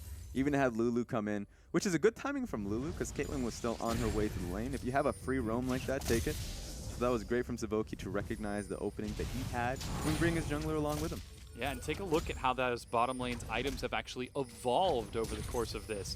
Berserker Greaves first out of Shubin with that first buy. No Vamp Scepter, no pickaxe, going straight for movement speed and attack speed. Bit of a callback to almost the NACS when we saw this style of Caitlyn played by OQ to completely dominate lane just by simply outranging Lucian and out-harassing him. Yeah, and that'll do it. And it just looks towards, if you look toward the rune page of Caitlyn, we don't have access to that. But you probably have the usual Caitlyn rune page is like 17% attack speed. Yeah. Like a lot of attack speed piled up on. You get in the Berserker's Greaves as well, you're going through the minion wave. And even though you don't have a lot of damage on you, you're just going to be able to shove in as much as possible alongside Lulu. But there's still pressure on Lucian and Thresh to get the picks necessary. If the Thresh hook misses, then you have the ability to walk up. It also makes you a lot safer compared to the no boots at all and a pickaxe. I mean, if you get hook flayed pulled in, Lucian's just going to try to burst you down. So perhaps Shubin trying to be a little bit more safe with this style. Or perhaps he's going to try to be aggressive. I don't know. We'll see. Yeah. And what's fun about this, too, is Lucian going towards Vamp Scepter into Blade of the Rune King. Now, that's not special in any way, but it is special because going up against Warlord's Bloodlust, you know, you have the lifesteal advantage. If you have Vamp Scepter because it naturally builds into your next item, that doesn't mean anything. Suddenly, the lifesteal advantage that you have in lane does not amount to much. So the skirmishing power is suddenly in OQ and Crystal's favor. 3 people head towards the mid lane from Snake as they continue to prioritize that bottom lane. You saw Xiaoyu potentially looking for a gank up top before he completes his own recall. Ooh. As there's a control ward in River, Scuttlecrab, and 2 additional wards. Game Talents will know when Republic flanks. I mean, Crystal lands a hook. Meh. Yeah, I know it's not going to turn anything. It's still fun to watch. Just look at the P shooters coming out, too. As OQ is going to be able to heal that up. The BB gun. Yeah. Oh, that stinks. But does it, though? Just a little bit. He's gonna heal up in just 5 minutes. I mean, he does have that Vamp Scepter, so he continues to top himself off. But yeah, Republic is finally level 6, dealing with Zatai's level 6. They're both going to look for a quick recall. And with this recall, ooh, get another hook. He's just doing it for style. I play this game. With this next recall, Republic actually goes from Merc Treads into Catalyst. Yep. So he's building for the lane. So we mentioned that the Catalyst, of course, he wants to be able to protect himself in this lane. Yeah. You want to keep yourself safe at all times. So my question now is if he's going towards Hextech DLP or if he's going to a Rod of Ages. Rod of Ages gives a lot more in terms of AP, HP, all that good stuff once you scale it up to 10 minutes. But of course, the utility goes towards... The initial buy is pretty low. It is. The initial buy is low, but also the utility advantage towards what we like to call, of course, the sprinkler. Be able to, you know, that's what's nice about Hextech GLP is the active to be able to slow people. The GLP 800? Yeah. Yeah. It's a sprinkler. You didn't know that? Never thought of that. You rotted the grass. I could totally see that. Yeah. Of course, by watering the grass, you do make it's a little bit frosty, but to me, whenever I think of the GLP 800, Yeah. I think of Aurelion Soul because you build that with like Rylai's and Leandries and you burn people down, and the concept of an astral star dragon who Watering builds the grass. stars for fun, Yeah. flying down to Runeterra and then just watering his lawn. he's been alive for a long time. I feel like he's probably fair. Listen, he's okay even with that. star dragons can have a hobby. Yeah. He's got to find peace somewhere, even though he's Yeah. apparently blowing up planets. Not this one, because he's apparently just fighting on it. Yeah. He's just Well, I mean, he almost blew it up. squabbling. But now blue buff being passed over to Republic. Xiaoyu is going to gift that over, and after the initial blunder of Snake, of SOFM, things nice and slow. Currently, Snake are going to try to rely on their strong laning phases Oh, to get a bit of an advantage. That's Here a lot comes of Crystal people. and OQ. Republic immediately eats the first burst of damage before being collapsed upon. Locked down under the turret. He gets denied. Teleport canceled by Gimgoon. And Caitlyn just kind of awkwardly walking over saying, what do I do in this situation? She goes right back to the lane because this tower is going down 100%. No one expected the entirety of Snake to be coming down and just being able to take this tower and the member under it. Yeah. Big win for Snake. And Zubin's not really getting much off of it. Raz, Yep. no one expects the Spanish Inquisition. No one. 5 people just, showing up in the mid lane. Republic is like, I should have seen it coming. Spanish Inquisition. It always happens. Yeah, every time. Every year. Same time. Every time. Same time of day. Yeah, Shubin, now he's got a BF sword on that P shooter, so it's starting to do a little bit of damage, but just nowhere near enough. Can't get any damage on the turret. Narrowly sidesteps the hook. And with that mid-tier 1 gone, the first brick split amongst all 5 members of Snake, suddenly the threat of this Twisted Fate a little bit more reduced. And yeah, with the double Amptome, looks like it will be the GLP on this Twisted Fate. Okay, there we go. And one thing about Twisted Fate, the best way to deal with it, this is why learning how to play against the Twisted Fate is so important, because you just have to sit in his lane. Yeah. Force him to not move elsewhere, and you'll win out. They don't do the whole sieging thing. They just kill him, and they take his tower. And it makes it a lot harder for them, but here we go. Ooh, Xiaoyu leaps onto SOFM. He's got nowhere to go. He's got the tie on the wall, but there's Twisted Fate showing up. Quick assassination. Game talents collapse and punish that jungler. There we go. It wasn't collapsing on an invade from SOFM, but it was actually helping Xiaoyu's invade. So, that was a really good use of it. Now onus is on Sinja to be able to... Oh, wait a they minute! found Crystal. He stepped out of vision for just a bit too long. Drops a lantern to shield himself, but he still has that tier 1 to keep him safe. And Crystal just does not have his friend yet. OQ is traveling towards the lane. It's going to take a long time. Blade of the Ruined King just toughing completely it. finished, yeah. Just puffing it. I love how a lot of AD carries are just going for the hard rush on Blade of the Ruined King. It's a cheaper purchase. They don't even look towards the attack, or at least the movement speed in boots. Oh, you're just getting demolished. Oh, yeah, that Ocean Dragon is Oh, doing no. work to Xiaoyu. I haven't seen somebody mess up that bad since Uzi leapt into the pit. It just happens all the time. What I love about Ocean Dragon is that it's relentless. So the movement speed Yeah. is really, it's fast for the dragon. Crippling. And he slows you too. So he's like, yeah, I'm just going to keep slowing you, and I'm going to catch up, and I'm going to auto you again.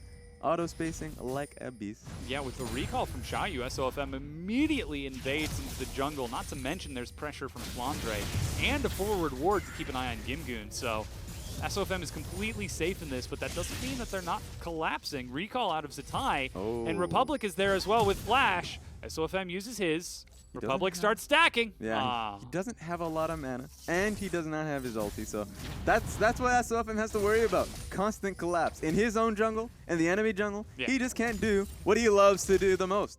So he has 0, 2, and 0, and even though the lead is in Snake's favor, he's not feeling it. He's not, the money is not in his pockets. It's elsewhere. Tragically not doing quite as much as he needs to this early on. Snake, though, are up a massive amount of gold. 1,500 with that first turret and first brick. We're seeing some CS leads open up in the mid, the bottom, and especially in the top lane, where Flandre is nearly 20 CS up over Gimgoon on this Camille into Rumble. And here's what's scary for Snake. Game talents, sure, the gold lead right now is in Snake's favor. Yeah. But you have a Twisted Fate that kind of unlocked, even though right now, yeah, he lost his tower, but he can use it in his favor to be able to shove out a wave and then hide in his own jungle, and then he can pick and choose where he wants to ulti. He can ulti towards the bottom lane, which is constantly shoving out. OQ and Crystal right now are making it their name known here. And then you look towards the top side, and that's what Camille is doing as well. SOFM looks to set up a dive bottom, and they've got Ooh. Zatai roaming down there as well. He's going to see the volatile Spiderling, and that means that tier 1 cannot be defended by Shubin and Savoki. So Snake are going to break down this second turret of the game. Meanwhile, Ping's up top. Republic is on his way up there, but Flandre already leapt to safety. Yeah, but Republic did not have his ulti. It's going to come up in just about 5 seconds. He was able to clear out that ward towards the top side. So Flandre is just playing it back. Flandre says, I don't need to do anything. My team is winning the game for me. So he's playing like a smart top laner should. Exactly. Keeping himself safe, playing nice and defensive. Will spot Xiaoyu at the blue buff.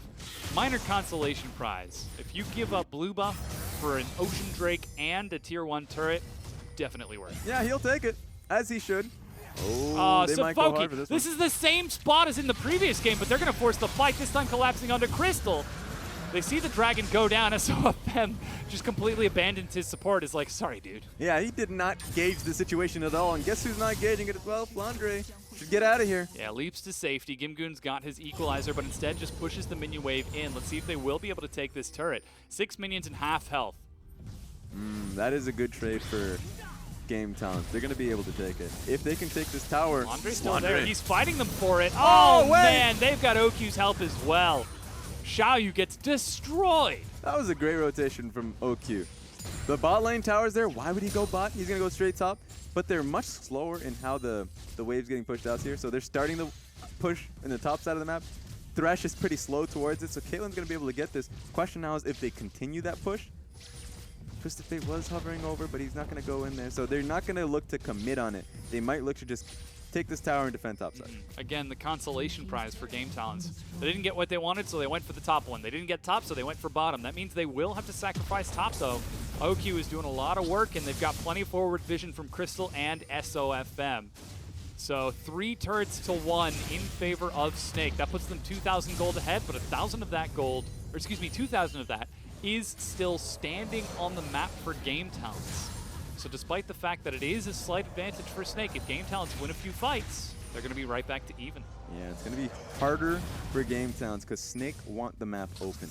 They have a Lucian, they have a Syndra, they have a Camille, any of which can kill out anybody from Game Talents if they're left alone in a lane. Game Talents wants to be able to set up numbers advantages, so they're going to be looking towards Twisted Fate to be able to break that. But that's so scary when you're playing against a pick composition like this, when you've got cocoons and, as you've said, the hooks being tossed out, death sentence, and then Camille to follow up on it.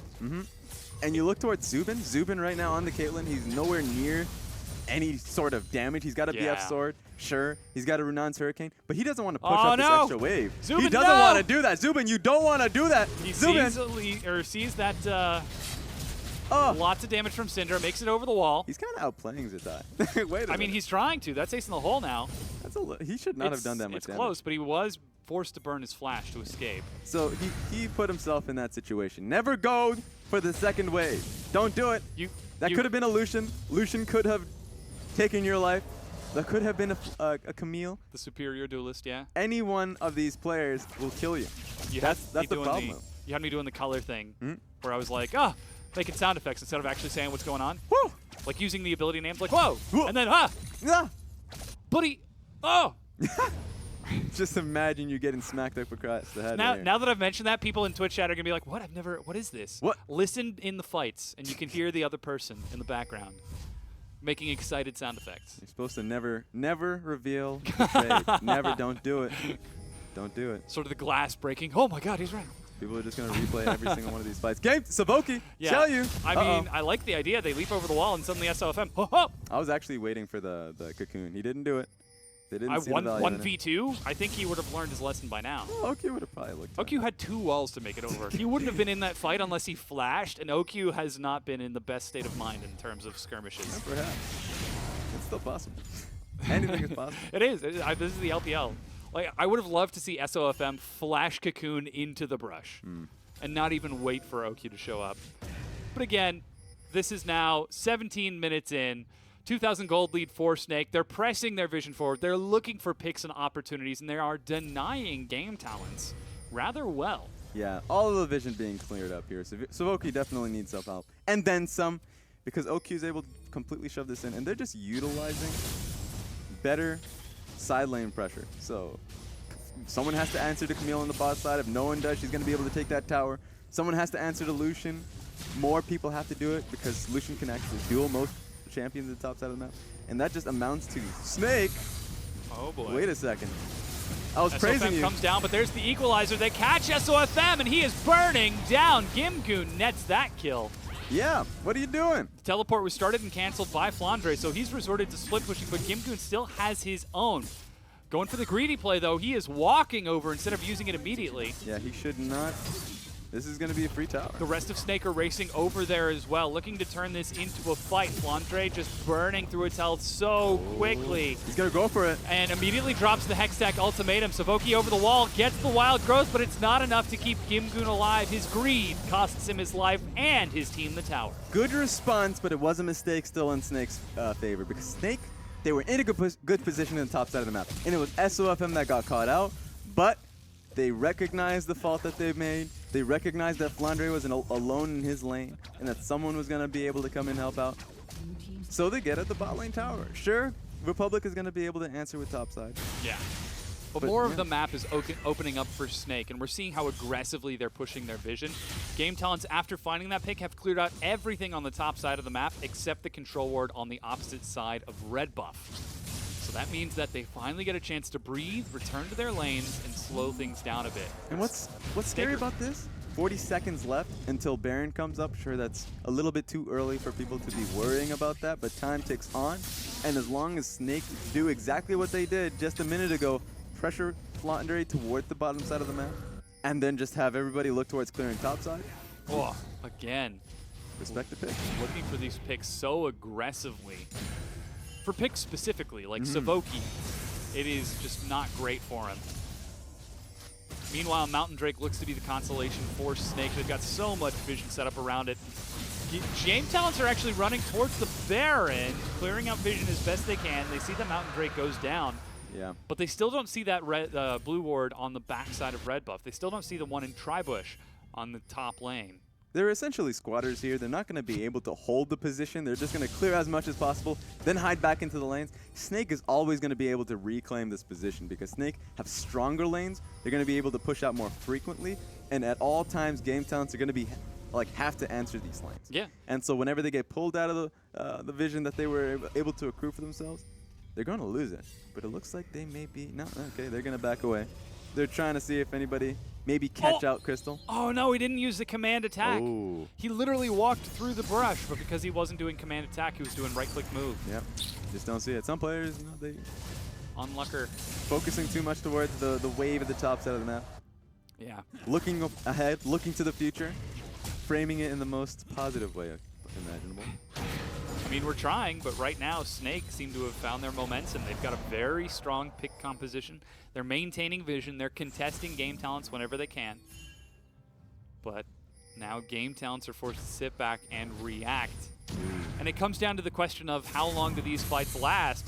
Will they be able to find the picks? Republic cleanses as Zatai flashes, but he has to walk out on top of an equalizer. Savoki gets destroyed. Dark Passage gets Zatai to safety. Gimgoon tries to turn to OQ, but Crystal goes in. That's going to be SOFM joining the fight as well, and OQ is doing work. Shubin cleans it up, but that's Hextech ultimatum. He's trying to kite this out as best he can, but it is not enough. Republic is just completely stalled out by Crystal as Gimgoon barely survives. It's 3 for 3 when it's all said and done. And that is still a major loss for Snake because Snake was in a good position. But once again, SOFM is in his own jungle farming up, and you look towards the top side, Zatai was clearing a ward on his own. Should never be the case. You have to look towards your Thresh to be able to be in position in between where your carries are clearing out so he can save with Lantern. That pick should not have worked, but it's because they're able to poke holes in Snake's ability to create pressure. They're recognizing with the Twisted Fate, oh, this guy's alone, as I say that. Republic, you're alone as well, you have to watch out. Yeah, just playing a very dangerous game. He gets hit by a single skill shot. He will be stunned and dead, but gets the side steps and keeps himself alive. Here's the play again. Yeah, so Elise is nowhere near where Zatai is. Same with Thresh, same with Lucian. So Zatai had no reason to be here. Still deletes Savoki, who still has ulti but did not expect that.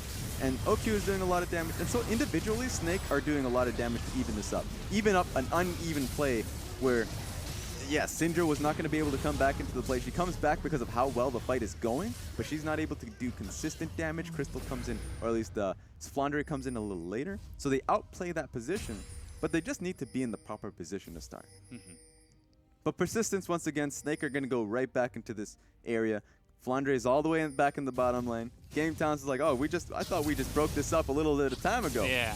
But that's because if you look towards how many control wards are up for Snake, every single member has a control ward. Yeah. In fact, SOFM has 2, just in case one of them gets killed. So Snake are playing, they know what to do. So much priority around these picks. Yeah. They know they're trying. They just have to execute itself. Execute game talents. I mean, they have to execute the play and execute game Yeah, talents. execute every single member. Now they're trying to execute Savoki, but Yeah. Cocoon range apparently slightly longer than the death sentence there, as Crystal wasn't quite able to follow up. They managed to get some burst onto Xiaoyu over the wall, but luckily Wild Growth keeps topped up. That's a big win. And Zubin, Yeah, pinned down with the ultimatum. He's eating some harass. Gimgoon Zanya's really early, using the equalizer way too soon as well. Flandre will kill him as Republic Oh, leaps into 4 people and gets destroyed by the flanking SOFM. Snake find 2 quick people out of position. 2 for nothing. And the best thing about it is that everyone on Snake is pretty healthy. They're going to go straight towards this Baron, and I don't even think they're going to start it. They're just going to try and lure Xiaoyu, Zubin, Savoki, just about anyone to come and take it, because the picking power from Crystal is too strong. Look at where Crystal Bait. is positioning right now. It's a trap. He's looking for a hook. He gets it. He actually catches Savoki. Savoki dies as the Baron falls, and now it's 9-7 with a quick 6,000 gold lead, and Baron buff. Snake have got complete control of this set. Yeah, and they knew how to play around Baron. Once again, Crystal's positioning was, if we get the Baron, that's fabulous, but we're also going to get a kill 100%. So this is a major win for Snake. They pulled out ahead, 7K gold lead. This is a game that they wanted to take. You can see a lot of that gold is on Flandre, on that Camille, getting the chance to carry in this game. 2,500 gold ahead of Gimgoon. And perhaps showing us that, hey, maybe the Jace isn't quite up to par, but Camille definitely still looking hot. Yeah, and I mean, a lot of Camille's go towards Titanic Hydra. He's going to go for a Ravenous, and he's going to get a Kindle Gem on top of that. Kindle Gem probably going to be for the Magic Resist item. There we go, Spirit Visage, because he knows the only players that's going to go up against him is going to be Gimgoon, and he's going to be able to win that incredibly hard. So the split push is very real right now. That threat's definitely online. And it's going to be up to Game Towns to somehow find a way to stop it. It's going to be on the skirmishes that they've been forcing with the Twisted Fate this far. Yeah, I mean, currently Republic is flanking just outside of Vision along with Gimgoon. It's do or die for Game Talents. There They're we going to go. force the fight here. Equalizer to cut Republic. it out. Republic's in the back. He finds the tie and slows all of Snake out, but his team doesn't follow up. Despite finding the perfect flank, the perfect collapse into the tight choke corridor, there's no follow-up, and Snake walk away. But he's able to get out there safely. Republic was able to showcase that sprinkler. No one could touch him. He backs away, and the entire siege falls. So the tower in the mid lane is still up and available. Snake have to back away with the Baron they have. That's a win for Game Town, that they were able to stop that entire pressure. Yeah, but just like any good dance move, you've got to show us that there's more than just the sprinkler. Yep. You got to be able to roll the dice. You got to be able to move something, anything. Ooh. But there's no follow-up, and Snake forgot- are able to walk away. I forgot about the sprinkler as a dance move. Sprinkler? I really like that one. It's really old school. But Snake now looking for that tier 2 in the mid lane. There's no defense. Oh, no. Flandre has found Why are you out Republic. here? Oh, God, that was just brutal. And they find the picks that they're looking for. So Snake, they play the vision game, they play the pick game, and it yields massive rewards as the first inhibitor goes down. Republic is dead. They've still got Baron buff on them for another 60 seconds. Not a lot of wave clear. Yeah, nothing really will stop them. This will have to be a game-ending fight from Game Talent. Yeah, they've caught Gimgoon with a quick stun. OQ is just burning through these turrets, looking for the next one. Wait a minute. Flash engaged from Zatai onto Shubin to push him away from these minions, to keep them safe, as OQ will try to heal up. He eats an ace in the hole, but Crystal blocks it for him. That's an equalizer, and Gimgoon is back against the wall, tries to force the fight, but his Flame Spitter is interrupted. He's trying to turn it around, and Xiaoyu leaps away. OQ in the front as Crystal misses that death sentence. The Nexus laid bare. Savoki flashes forward. He gets the picks, but doesn't have any follow-up as Xiaoyu slows. Shubin continues to chase forward. Crystal will sacrifice his life so that his team can't escape. Gimgoon is still going for this. Oh, no. There's no stop to this train. Ulti from Twisted Fate. Yeah, he's trying to get in for the flank. Now Flandre is there. OQ is burning down, but it's not enough. Republic is the target. Zanya's is not enough. Power Unleashed trying to catch Xiaoyu. Gimgoon continues to slow down wherever he can. God. Flash sidestep in this fight is Burn still him. going. Finally. What are you doing, Game Talents? You just lost the game, but you're still winning. Yep. Even when they're losing, they're still winning. That was Hashtag ridiculous. Tiger Blood. that is Tiger Blood. Because they're always winning. Yeah. Game talents, that was ridiculous. The TP flank play coming in from Gimgoon. Sure, I don't even know if it's 2,900 goal on that one, on the Baron power play, because I don't even know if it calculated the game talents comeback. We're going to have to question them. But they were Yeah. on the Nexus. Yeah. And then game talents were like, we'll fight you. In all fairness, it's still a 9K gold lead from Snake. All right. We reel it on back. As the observer is pointing out, TP right there. TP for Flandre. Could very easily just go in for a flank It at just any came off moment. cooldown. So this is still a major win for Snake, even when they lost out. They don't want to lose in those fights, but they're still in a great position regardless. Oh my goodness. Somehow Game Talents hold on. 29 minutes in. Down nearly 10,000 gold. Now they're going to go back to playing the map, setting up vision, and looking for those picks once again.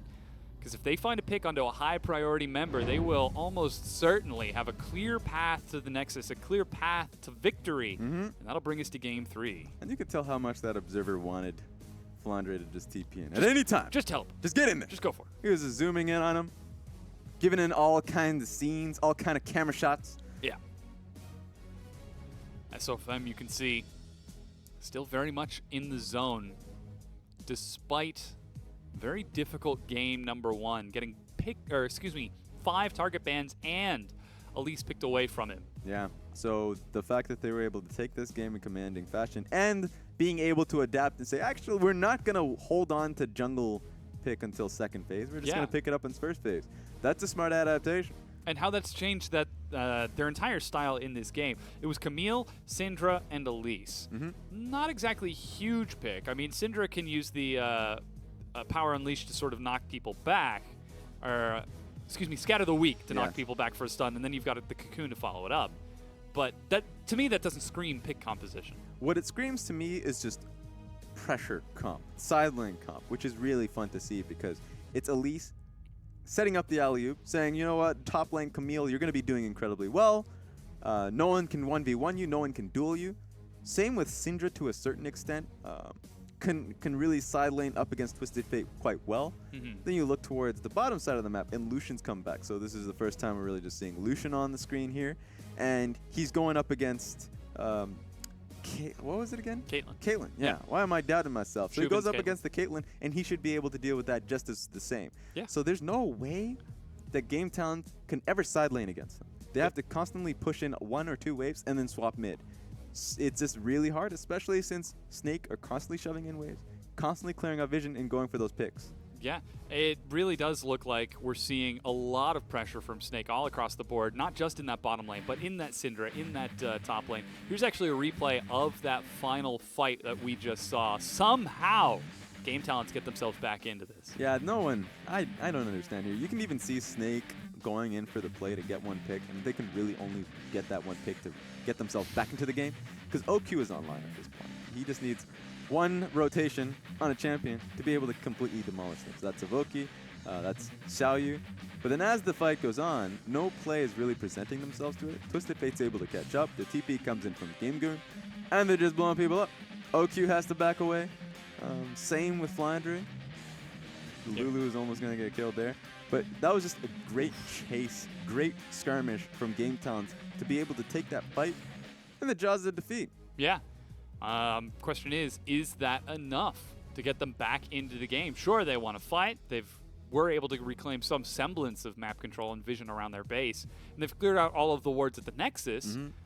But the Nexus is exposed. Yeah, they'll need a couple of those. Yeah. They're not only ordering just 1 of those, not 2.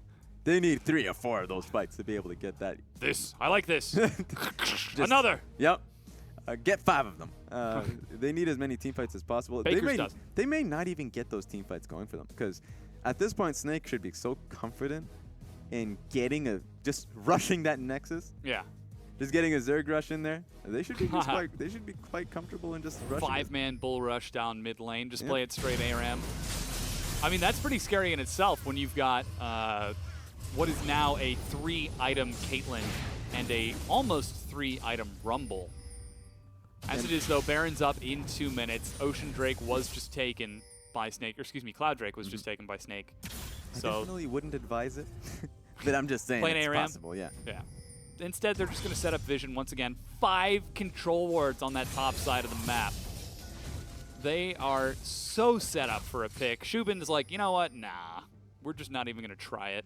Oh, that's a perfect ward coming in from Game Town to catch out Camille in rotation. Every single time he takes a step in that jungle, they see it. They see him coming towards the mid lane. They see him if he decides to be sneaky about him moving towards the next. It's not going to be possible from him. Yeah. They've completely sacrificed Vision on the top side of the map, not risking any sort of pick, knowing that they will have to manage to defend against the super minions down the mid lane, split push Camille, and then the remaining members of Snake. However, Snake decide to go for a unified recall. All 5 members disappear off the map, and then a lot of assist pings going towards the jungle of Game Talents. But Game Talents have no idea. They have no vision on that side of the map. Yeah, they're going to have to roam in as a team if they want anything done here. And what's funny is that their engage force is a Twisted Fate with Zonia. So it's very possible for him to go in for a pick and then instantly turn into a statue. You can't see him.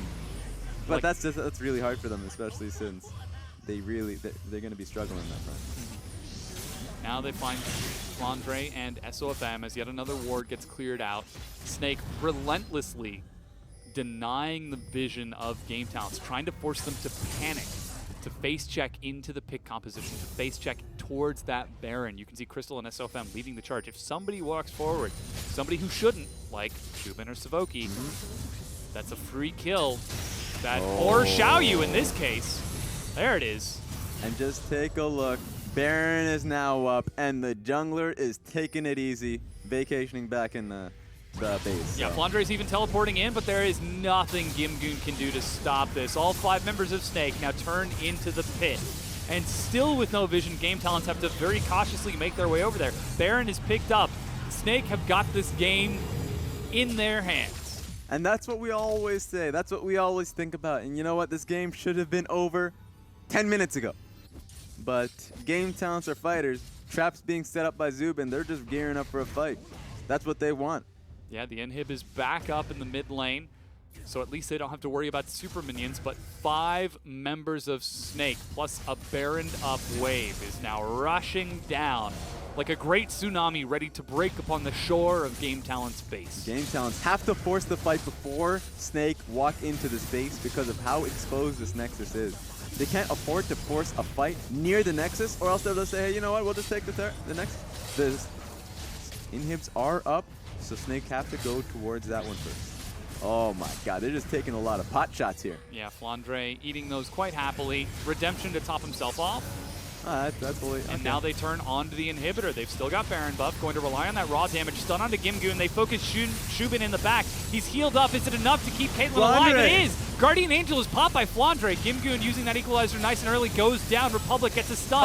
It drops Camille, and Shubin's trying to kite it out. He's flashing as far back as he can. That's Republic now going down, and with Savoki dead on the fountain, Zatai zoning him back. He kills OQ. that one. OQ looks for revenge and dies on the steps of the fountain, but now the inhib has finally been cleaned up by SOFM. They turn on to the Nexus, and unless Xiaoyu gets a miracle deny, this is the Nexus. Oh, There it is. Crystal. Crystal with a quick shutdown says, no Give him you. the swag. No you. I dare you. Just dancing it about. And that's it. The Nexus goes down. Snake are bringing us to Game 3. And what a way to win it. What a way indeed. Snake looking very strong. Picking the pick comp and executing on the pick comp. Looking like they had a plan from step 1. It was definitely a game of persistence. Once they had the lead in their favor, they kept going back to it, saying, hey, you know, it didn't work the first time. Someone got picked out. It didn't work the second time. Someone else got picked out. But why not try it a third time? And then it started to see success. So joining us on the desk, someone whom we have picked ourselves, Indiana Frost here in Black. Hi, guys. Thresh hooked you back in. Yeah, speaking of that Thresh, it was kind of sculpted from the very beginning. Of course, I get the privilege that I get to sit back and listen to you guys while I'm watching Champion Select, and I was like, Crystal would probably go for Thresh here, just because Snake always run 1-3-1s. And the difference between Braum and Thresh is the disengage potential of the Dark Passage versus, Braum can throw out a Q. He's not a terrible disengage champion, but we know that Snake are consistently putting themselves in these scenarios where they're using the Karma, they're using the Lulu, OQ and Crystal are buddied up with SOF from the mid lane, while Flandre and Zatai are out into the side lane. So it was a game plan straight from the beginning. It's why I liked the adaptation of Republic, then looking towards the Twisted Fate, he's like, okay, I see your split push, and I raise you the hose Twisted Fate. Unfortunately, though, the side lanes got ahead from Snake. Camille was huge, and there was really nothing that Game Talents could do. Like, Snake threw down the gauntlet. They said, we cannot fight them. We constantly lose, so let's not fight. Yep, never fight. Just keep That's it. picking them off. Exactly. And it's great to see Crystal having another champion, right? Because you see the Nami, you see the Karma is like, well, just play another champion. All right? I know they're all good, but I want to see what his preference is once you get past that point. It turns out to be the Thresh. So it's nice to see that now in the back of your head, you're going to go into the next champion. So like, oh, he's going to pull out Thresh this time. He's going to be Thresh Lucen because that's just a win lane comp. We'll see. It looks like that's the case. But I think it does expose Snake because they kind of have that one identity and they're just so counterintuitive. So, like, Game Talents, as long as they can take away disengage tools from Snake or draft themselves even more important hard engage, things like Ashe, things like Jen, things like Kled, which unfortunately has been banned back-to-back against Gimgoon, would be the ultimate undoing from Snake. Something that they cannot disengage from because that's what they're entirely reliant on. Run around, have Flandre win a side lane. Yeah. It's working out, apparently. And that's exactly, expand on what you said, just banning away that Kled, forcing those sorts of fights. That's what we saw. Game Talents took the fight that they were literally Nexus exposed and they tried to force it and saw success. It was Snake's greed that punished them. The fact that Crystal flashed back in to look for the hook and the rest of the team hesitated depending on that, which allowed Game Talents to follow up flank and get those final kills, which stalled out the match. That's why I like the idea of two champions. You mentioned the Kled, and then there was the Twisted Fate. The Twisted Fate didn't work out, but when you come against Snake and SOFM, there's going to be a lot of greed involved. Sometimes people just going out and de-warding when there's no business doing that, or just farming up a jungle when they shouldn't be there. Yeah. So then there's the constant collapse in the back of your head. So I like the fact that Kled has just been banned constantly. The Game Talents don't have access to that. They went towards the Twisted Fate, just didn't have the same success. Yeah, and now there's kind of two different routes that they go. So either they prioritize that hard engage by taking priority pick from blue side. You know, they get themselves the Kled, possibly, or they get themselves something like an Ashe as opposed to going the Caitlyn route. Or they take red side, and they actually commit to a counter pick matchup for Gimgoon. He's prioritized or picked first Rumble a couple of times or in early rotations, simply because you can pick Rumble blind. You're safe to do that. But, like, they need something to cut down the Camille. It was the priority to pick this time around, but you have to shut it down. You cannot give Snake the ability that if one of these lanes gets snowballed, they can abuse it because they can't play 5v5. Yeah. They can only play 4-1 or 1-3-1. And that was the Camille priority pick actually in game number 1. It was the very first pick for Game Talents on red side because it ended up slipping through. A little bit of disrespect from Flandre. He took that Jace into the Camille and then ended up suffering, which then proceeded to get banned in the next one, and now that Camille was priority picked by Snake. So this time, Snake have got side choice. They chose blue side in game 1, and then got pushed onto blue side when Game Talents chose red in game number 2. Assuming this trend continues, Snake will get blue side in game number 3. Is that something they continue to focus on? As you can see, MVP on your screen is Zatai. I think there's a lot of comfort between both teams. Game Talents want specific matchups. Meanwhile, Snake do want the priority pick, and the priority has generally been towards, I would say, either top lane. They haven't been priority picking their jungler, which is interesting to see. This time they did raise that priority just a tad bit. They're not really interested in the counter matchups, which is very fun. It's fun to me to see that, mostly because you look towards Zatai and you look towards the top lane matchup in Flandre. You usually do think of those players as strong laners and would play assassins or damage just carries in general. Yeah. So the fact that they're passing that off is interesting to me. Yeah, I agree with the sentiment. I just think that, again, both these teams are fairly binary. And I just feel like Snake have been figured out by Game Talents. It's just now a matter of if Game Talents could catch them. It's literally like they're just trying to weasel out of everything and scurry around the map. Almost as if Snake were a snake and Game Talents were a mongoose, just trying to keep them in the trap. It's sort of old. Do you guys not know about like snakes and mongooses? No, I have no I had idea. a mongoose They are- bike. We'll get back to that. Game 3 is coming up soon.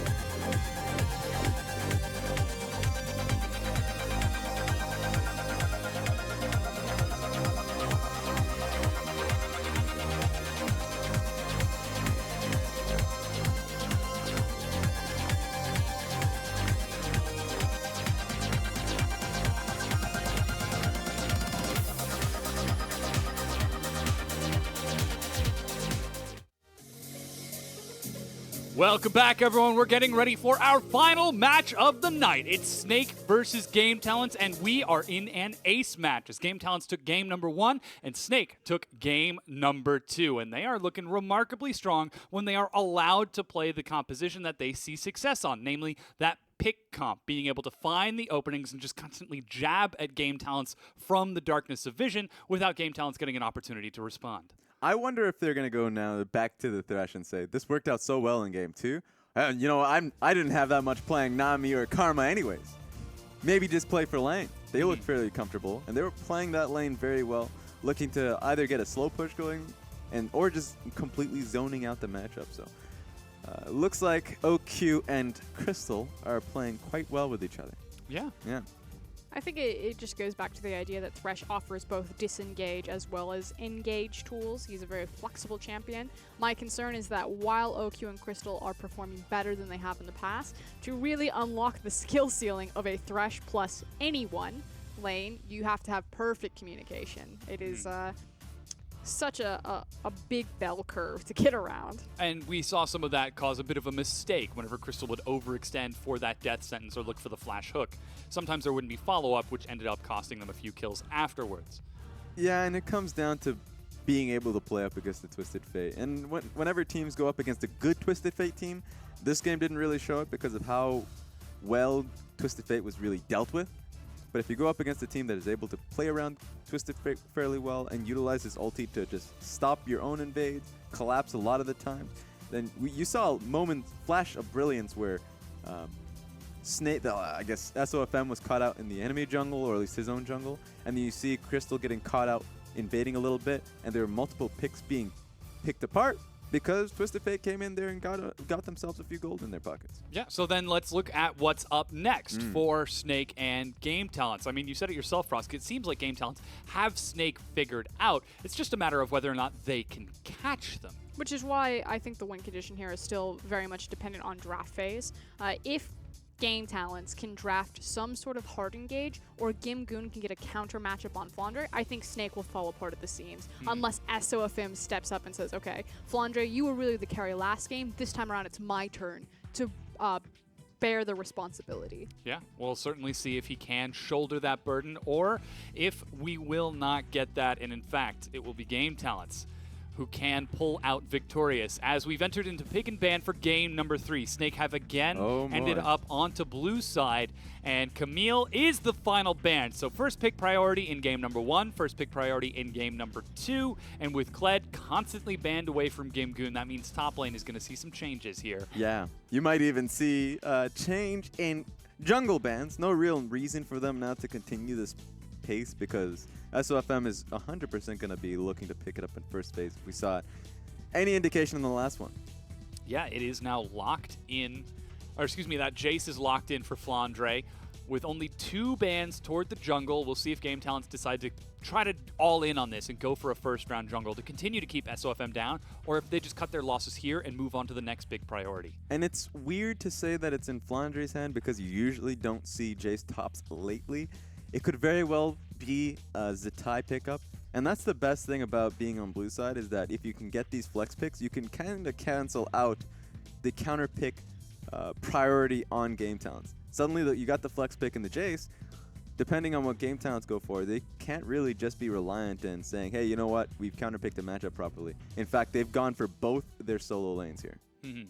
It is, in fact, Syndra and Rumble now locked in for Gimgoon and Republic. And it was those side lanes that were suffering from Game Talents in game number 2 that allowed the mobility of SOFM and Zatai to look for these picks. So very quick adaptation from Game Talents to sort of lock those down early, make sure they're nice and safe. Yeah, you could tell it was priority for them to get the shove going, to get stronger lanes for themselves. They said, we want the shove. Now, it's harder because we saw how heavily it was in Jace's favor in game 1 in the matchup, so they're not really going to be getting it. Syndra's another question. Snake is going to be able to counterpick into that. Ooh, this Kha'Zix would show their hand and mean that Jace is going mid and Gragas is going top. There we go. Yeah, wow. They had the opportunity to flex the Gragas and the Jace, but by showing that jungle so early. No, I think the flexing has been complete for them. They know what lanes they're going into. It's safe for them to say, actually, this Gragas is top lane now. So you look towards Jace versus Syndra, and Jace should be fairly safe in that because he does build Hex Drinker, and he is fairly active across the map. Should be able to shove this in. Syndra will have some problems early on. Yeah, as it is, Rek'Sai is the answer now, as it's all top jungle and mid picked on that first set of drafts. No supports, no AD carries, no nothing. Yep.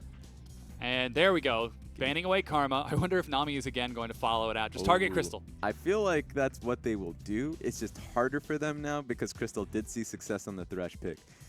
Maybe they ban out the Thresh and say, I want you on Nami so we can get a proper shove and not have to be completely, we don't have to get zoned away by your pick potential. Now Snake, who do they target? Is it Shubin or Savoki? As they get towards their first set of this second draft, it is in fact towards Shubin. Caitlyn being banned away. He was starting to do some damage near the end of the game, but at that point it was just too little too late. The game here is going to be really fun to watch because Snake is saying, hey, you know what? Do you really want to ban supports here? Do you want to ban an AD carry? Because right now, Game Talents, they get first pick. Yeah. And their first pick is either going to be an AD carry or support. They're not going to be able to get both. That's Snake. Snake can get both AD carry and support after the first pick up here. The Thresh is going to be locked down. So that is Nami likely going to be picked up in first pick either for Zubin, or if they don't go towards it, if they pick up an AD carry, then we might just say, hey, you know what? Yeah. Yeah, they could go over to Snake. Snake have the opportunity to effectively choose Game Talents bottom lane with this next set. So Game Talents, who do they prioritize? I forgot about is her. it Lulu for Savoki, or is it an AD carry for Shubin? Has There's to be not Lulu. that many left. Lulu is high priority and it helps your composition. Snake here should just answer with a Nami and Caitlyn. Oh, well, I mean, Caitlyn got banned, actually, so it'd be a Nami and Lucian? Lucian, perhaps? Braum Lucian? What would Game Talents pick if that was the case? Yeah, I mean, they've got a lot of influence here. Looking at AD carries, of course, there's always Ezreal to fall back on. Nami, great for Crystal. He's gotten MVP on it before. Sivir? Yeah, that could work as well. Let's find out. Or a Kog'Maw. Yeah, you have to take away the Kog'Maw. If you've got the Gragas for a little bit of protection, Tristana could be making a comeback. Don't do this to me, OQ. Or just getting back into he's that trolling Lucian, with me. the empowered auto attacks. In my opinion, and I'm not just saying this because I'm the resident Lucian, go towards the Lucian pick. Lucian, Nami is incredible together. The trading pattern is going to be there. It shouldn't matter what game talents go towards. And they're already hovering the Kog'Maw. Because Kog'Maw Lulu is very strong. But the trading pattern should go in Lucian and Nami's favor. Yeah, that lane is really risky as well. Especially when you've got Nami and Lucian harassing in from the side, SOFM's Kha'Zix ganking in, and certainly Flandre is going to be on top of his teleports as well. He should pick it. There we But go. yeah, it's Kog'Maw now locked in. Game Talents putting their eggs into Shubin's basket. It's going to be difficult for Snake to... Actually, Snake, yeah, I forgot about that's a J-Smith, so this is easy for them to be able to pick apart the Kog'Maw. Once they gain control of mid lane, you even have Gragas to be able to just bop into your team. Game Talents have a tall task at hand here at being able to protect Kog'Maw in the laning phase. Not even in the game. Once the game goes on, it's going to be a little easier for them. But in the laning phase, this man's going to have a hard time. Oh, yeah. He certainly will. We'll actually have to see if Snake actually elects to extend the laning phase so they can try to bop that Kog'Maw down even further down a rung of the ladder. As our final champ select is locked in, we've got our rosters. You can see Savoki and Crystal, the two supports, as the coaches shake hands and we prepare to load onto the Rift for our final match of the evening. It's Snake versus Game Talents. And pick ban once you get to second phase, especially since both of those picks were shared. AD carry and support, seeing that mind game come across is always fun to see. Just to see how large the champion pool is for both these players. Specifically for Savoki, Savoki has been around supporting AD carries before, protecting them, babysitting them. Lulu and Kog'Maw is something he's seen before. Lulu Jinx is something he's seen before. So this is down his wheelhouse. Yeah, we'll see if he finds success. Zatai, you can see, bopping up and down with a smile on his face. He is ready. After Syndra in game number 1, this time around, he's going to get to show us his Jace in the mid lane against Syndra. Certainly going to be looking to get some large shock blasts across the face of Republic. As now, everybody is ready and focused, except for the God Goon. He's got his eyes on you. Oh, that's the best thing about this. Everybody's looking at each other, and then God Goon's just looking at us saying, you know how it's going to turn out. He just wants to make sure you know.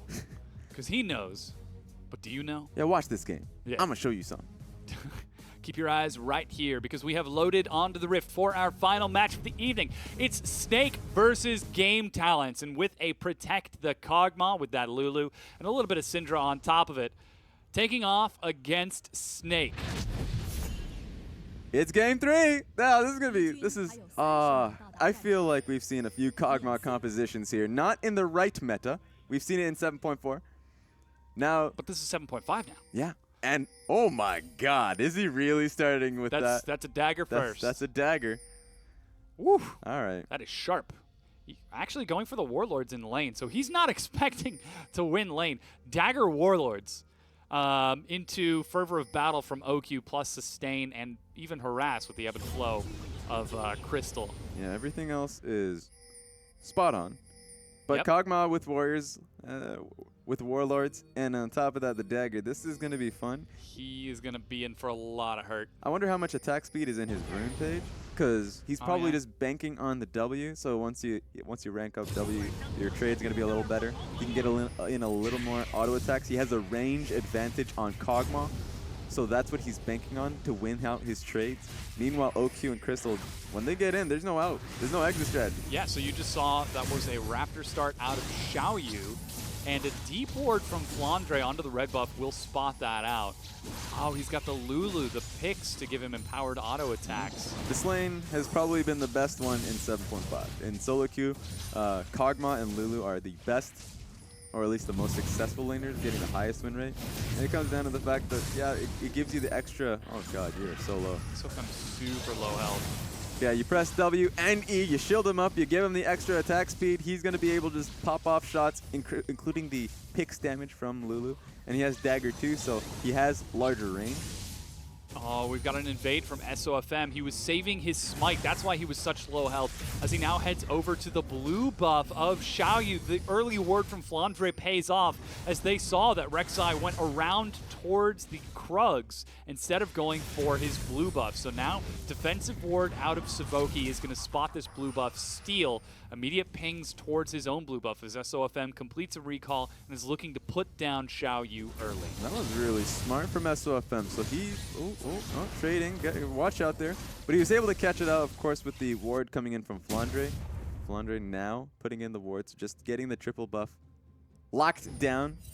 And that's just great from SOFM that he was able to catch that out, immediately take the blue, and now he's able to secure his own. Yeah, Xiaoyu elected to go for a recall, not even going to contest this a little bit as he goes for a longsword and heads back into his own jungle, so he will see that. What I wonder is if SOFM elects to give blue buff over to Zatai or take the experience and say, hey, you know what? I have a massive experience lead over my opponent jungler.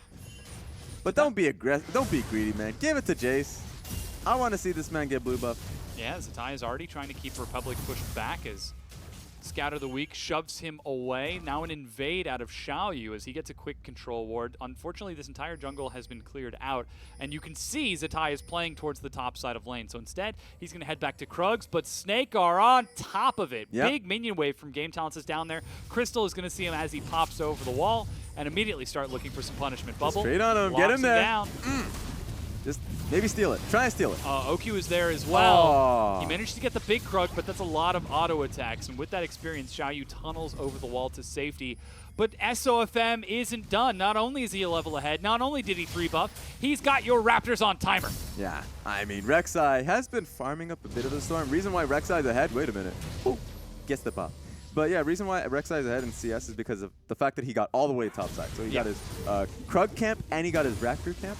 So the fact that SOFM is on top of that, able to take this one as well. He's keeping up, but it's smart from Xiaoyu to be able to prioritize these larger camps. So he's not really getting zoned out. He's kind of even. In fact, SOFM wasn't able to get any of the Krug camps, so he is kind of just a little bit farther behind. He has more experience, but the gold. Think about the gold. Oh, Xiaoyu collapses onto Zatai. That's a quick knock-up Yeah, after he did. cleanse. And Xiaoyu gets first blood, forcing SOFM to leap back and over the corpse of his dead mid laner. SOFM's like, sorry, dude, I was invading Raptors. I mean, that SOFM was probably looking to help and probably looking to dive, but there's no reason for Zatai to be that close to the tower. Okay, SOFM, watch out. Yeah, a little bit of disrespect if he walks way too far forward into the minion wave. Gets a SOFM? quick burst of damage onto Xiaoyu. He's trying his hardest to freeze this lane.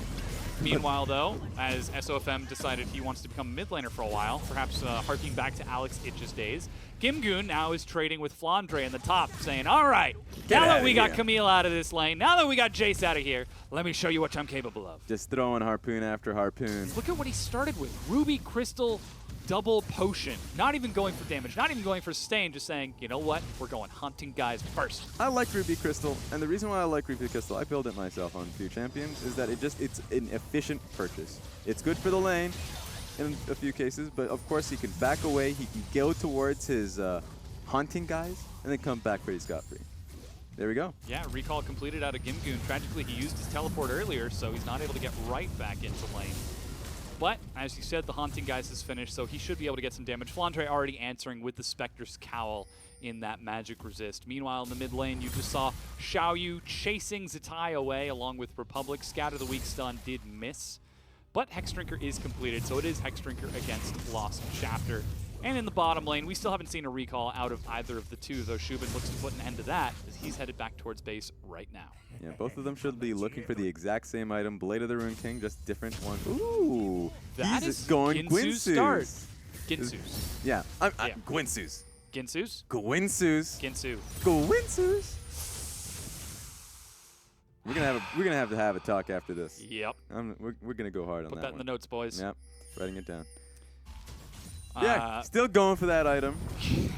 Well, the item that shall not be named. Yep. For the sake of our sanity, Crystal finds Xiaoyu on the invade. Spots out a control ward as well, but with some help from Savoki, Get away they from are my set ward. to clear this thing out. Control ward gets cleared away, meaning a regular sightstone has to be placed. SOFM is still just invading that Raptor camp. He owns that Raptor camp as the stun gets tossed Oh out. my god. Republic's got Power Unleashed. Is he going to go for it? You might. Yeah. Hex Drinker gets popped, and Zatai will be forced to back away as he did use both of his refillable potion charges. Xiaoyu's in position. He's going to be able to get this red. And even though SOFM answers, this is SOFM near the top side of the map, so he might go for a dive in the top. But that just means Rek'Sai has so much pressure over Jace. Whoa! Shubin's trading with him. Heal Flash is not going to be chased. OQ managed to hold on to both of his summoners. So playing Russian roulette with Shubin, and he decides to drop the gun first. Those are 3 minions, Zatai. Get out of there. You don't want to die for 2 minions. You don't want this. All right, Rek'Sai walks away. Meanwhile, Snake are going to force a fight onto Gimgoon. Cask pins him against the wall. SOFM decides not to engage as Equalizer is used to clear out the wave. Yeah, very smart. The wave is about to die, and Gimgoon was still half HP after Gragas' combo. And SOFM's not going to get a lot of damage because he's near tower, so isolation damage, not going to be able to take it. So both of these dives are stalled out, but Republic, there we go. Now he's got a full minion wave. Get out of Xiaoyu's there. walking it around. It's a tie. Oh! Tries to get elusive, but it is not enough. SOFM follows up onto Xiaoyu. Auto attack from Republic, but he's taking so many hits from the turret. And God, SOFM is going to clean this up. Red buff slow onto Republic. He's got nothing to do. He's got nowhere to go. He's got a double kill on SOFM. And Nami takes the assist as well, so she's cashing out as well. Everybody gets a lot from that heist. But yeah, Xiaoyu comes out, looks for the dive. He's a persistent one. But Kha'Zix, coming off of his failed one on the top side, recognizes it, concedes, go towards the middle lane where he knows that Xiaoyu is still hanging around, and they're able to save it out. 2 kills for the Kha'Zix, who is battling out experience-wise with Xiaoyu all game long. Things looking a little bit dire for Game Talents as SOFM is starting to put the team on his back with these 2 kills. Completed Warriors Enchant. Looks like Xiaoyu going the complete opposite route as he is looking for Cinder Hulk on that Bomby Cinder. Blue buff being started and gifted over kindly to Republic as he heads back towards the mid lane. SOFM is continuing to farm up a Storm. That longsword for Xiaoyu probably means that he's going to go for... T-Mac. Yeah. But that's not a problem here. Bubble catches Shubin. Xiaoyu heading bottom. There are no minions there, but teleport onto the tunnel, and they've got Republic down there as well. Wild Growth tops him off as teleport is canceled. Gimgoon on his way top to catch up with Flandre. But this is 4 people pressuring that bottom tier 1 and 2 people pressuring the mid. Which is faster? The 4-man should be a lot faster, but that just means that Snake have to cancel. After they take this tower, they need to back away and defend. Game Talents recognize that's going to be a problem. In fact, they just completely back away. This tower is not even going to be an issue. Oh man, the Equalizer to clear out the minion wave. Snake won't even be able to deal with that tier 1 turret. And Game Talents answer expertly. Oh my Teleport God. is started by Flandre and What are you canceled by Flandre. That was a really bad teleport, especially since the wave was completely canceled out. You were not going to be able to do anything there. So major win from Game Talents across the board. They were able to get the TP. They were able to get the tower, able to get the kills. Yeah, Gimgoon now racing bottom to catch up with his tier 1 means a lane swap from Game Talents. They're the ones setting the pace this game. We said it before. Game Talents have got Snake figured out. They know what to do to win. The question is, will they actually catch them? And they do! SOFM is knocked up mid-leap. Gimgoon burns him away and auto attack drills him to the ground. And that was a pretty hot drill. He was in fire mode, so that burned a bit of a hole in his stomach. a big graphic, but that's exactly what happened in front of you, kids. And now it's 3-2. Game Talents 800 gold up. They've got that first turret advantage. They're covering top, mid, and bottom. And Snake, this time it's not a pick composition that they're running, so they don't get to play around vision anywhere near as much as they did in the previous set. And the benefit of all of this is a goal lead in favor of Game Talents means that Kog'Maw is well enough protected. He's in the offense. He's moving towards the proper lanes. That means it's going to be very much a good positioning for him to build. What are you doing, buddy? You didn't see that, man. Get back behind that wall. That's a lot. Yeah, Here comes Nami. Tries to heal it. Bubble misses. Culling does a lot of damage, but he's burning him down. Flash is used, and Krugs do not finish the job as OQ effectively is able to duel. Can you call it a duel if you get healed by an ally? Definitely not. I know Gimgoon wouldn't be calling it that. Bit unfortunate there, but Gimgoon is pulling the attention of Snake. This was something that they tried last week and ended up actually not seeing success in. Gimgoon pulls the attention, but Game Talents didn't respond as Shubin. It's just a bit of damage. That man does not do a lot of damage. So when you look towards what these trades actually mean, the fact that Gragas was able to clear that wave means a lot. that evens out the pressure coming through. Lucian's going to be able to get this tower just now. Same with Kog'Maw on this wave. So they're pretty close. In fact, wait a minute. Let's see if Gragas is able to deal with this wave. He should actually get dived. Yeah, Xiaoyu's on his way. He zones it back. Looks like they're trying to force a tier Oh, 1 they're trade, not but gonna there be are no able to. minions. SOFM turns onto the Dragon while you've got OQ and Crystal clearing out the bottom tier 1. It will fall as Gimgoon watches from the rafters. That is a major win from Snake. Not only able to get the Dragon, but the tower as well. Game Towns are still going to be looking to commit to this, which is a big miss here. Sure, they're going to be able to take this. That's just fine. I mean, But they're certainly trying. But the fact that they've committed so long to this means the back timings on Lucian, he's going to be able to wait a minute. Flandre's not done just Flandre's yet. doing what he can. That's Exhaust, which forces his flash. Xiaoyu, oh gosh, barely survives. Wait a minute. Zubin, he's going Zubin! to die! I mean, he got the kill, but they don't get the turret. That was never the goal. What Zatai a shows up as disaster. well. Savoki is racing out. He's got flash, and Xiaoyu is actually outside of vision, so Zatai doesn't see that. That means Republic is left to deal with this. Wow. And this is, again, the same problem they saw last week. Their side lanes pull pressure, but the rest of the team can't make anything happen from it. They just did not expect Flandre to be able to hold that much. That was 2 to 3 waves coming at Flandre, and Flandre was able to clear it not only with his ulti, but his Q barrels. He was sticking to it as much as he could. And so that wasn't even a tower taken away. I'm pretty sure that tower is still up and available. It is. It is, yeah. And at Snake, not only were they able to take the tower down bot lane, but they were able to rotate top, and Game Talents are still rushing to this. So that's a lot of this tower being chunked down just off of not only a mistake, but the fact that they committed to that very mistake. Yeah, Oki's doing a lot of work with this Bork. Shubin shows up with the item that shall not be named, and finally clears out the rest of the wave as Savoki and Crystal exchange hellos in the tri-bush. I'll call it the red fiery dagger for now. Typical support trade. SOFM shows up now. Oh. He eats a Glitter Lance, but goes in regardless. Tidal Wave forces the flash out of Savoki, and Chubin eats some more harass. Flash knock up onto Crystal as Gingoon teleports in. Equalizer, they burn down that support. That's one, and they're going to look to finish the job that they started earlier as they force the flash out of SOFM as well. 4 members up, but there's no answer for Flandre. Yeah, Flandre has TP. He's not going to look towards using it. The entire play, I believe, was just to get the TP away because they were able to chunk down Savoki. And then hopefully they're going to look to back away, but that's just not an option for them. They're finishing off the top tier 1 turret right now. Game Talents are continuing to set the forward tempo. Republic is caught out in the river. Cask is ready, and he might just get pinned backwards. You can't stop that Batman. He's coming. Manages to land a stun, however. There's no follow-up as there are lots of pings. Zatai is looking for the shot. He shoots! Oh! Ew, he misses. Republic sidesteps and walks away alive. Couldn't get that goal. He was trying. Flandre set him up.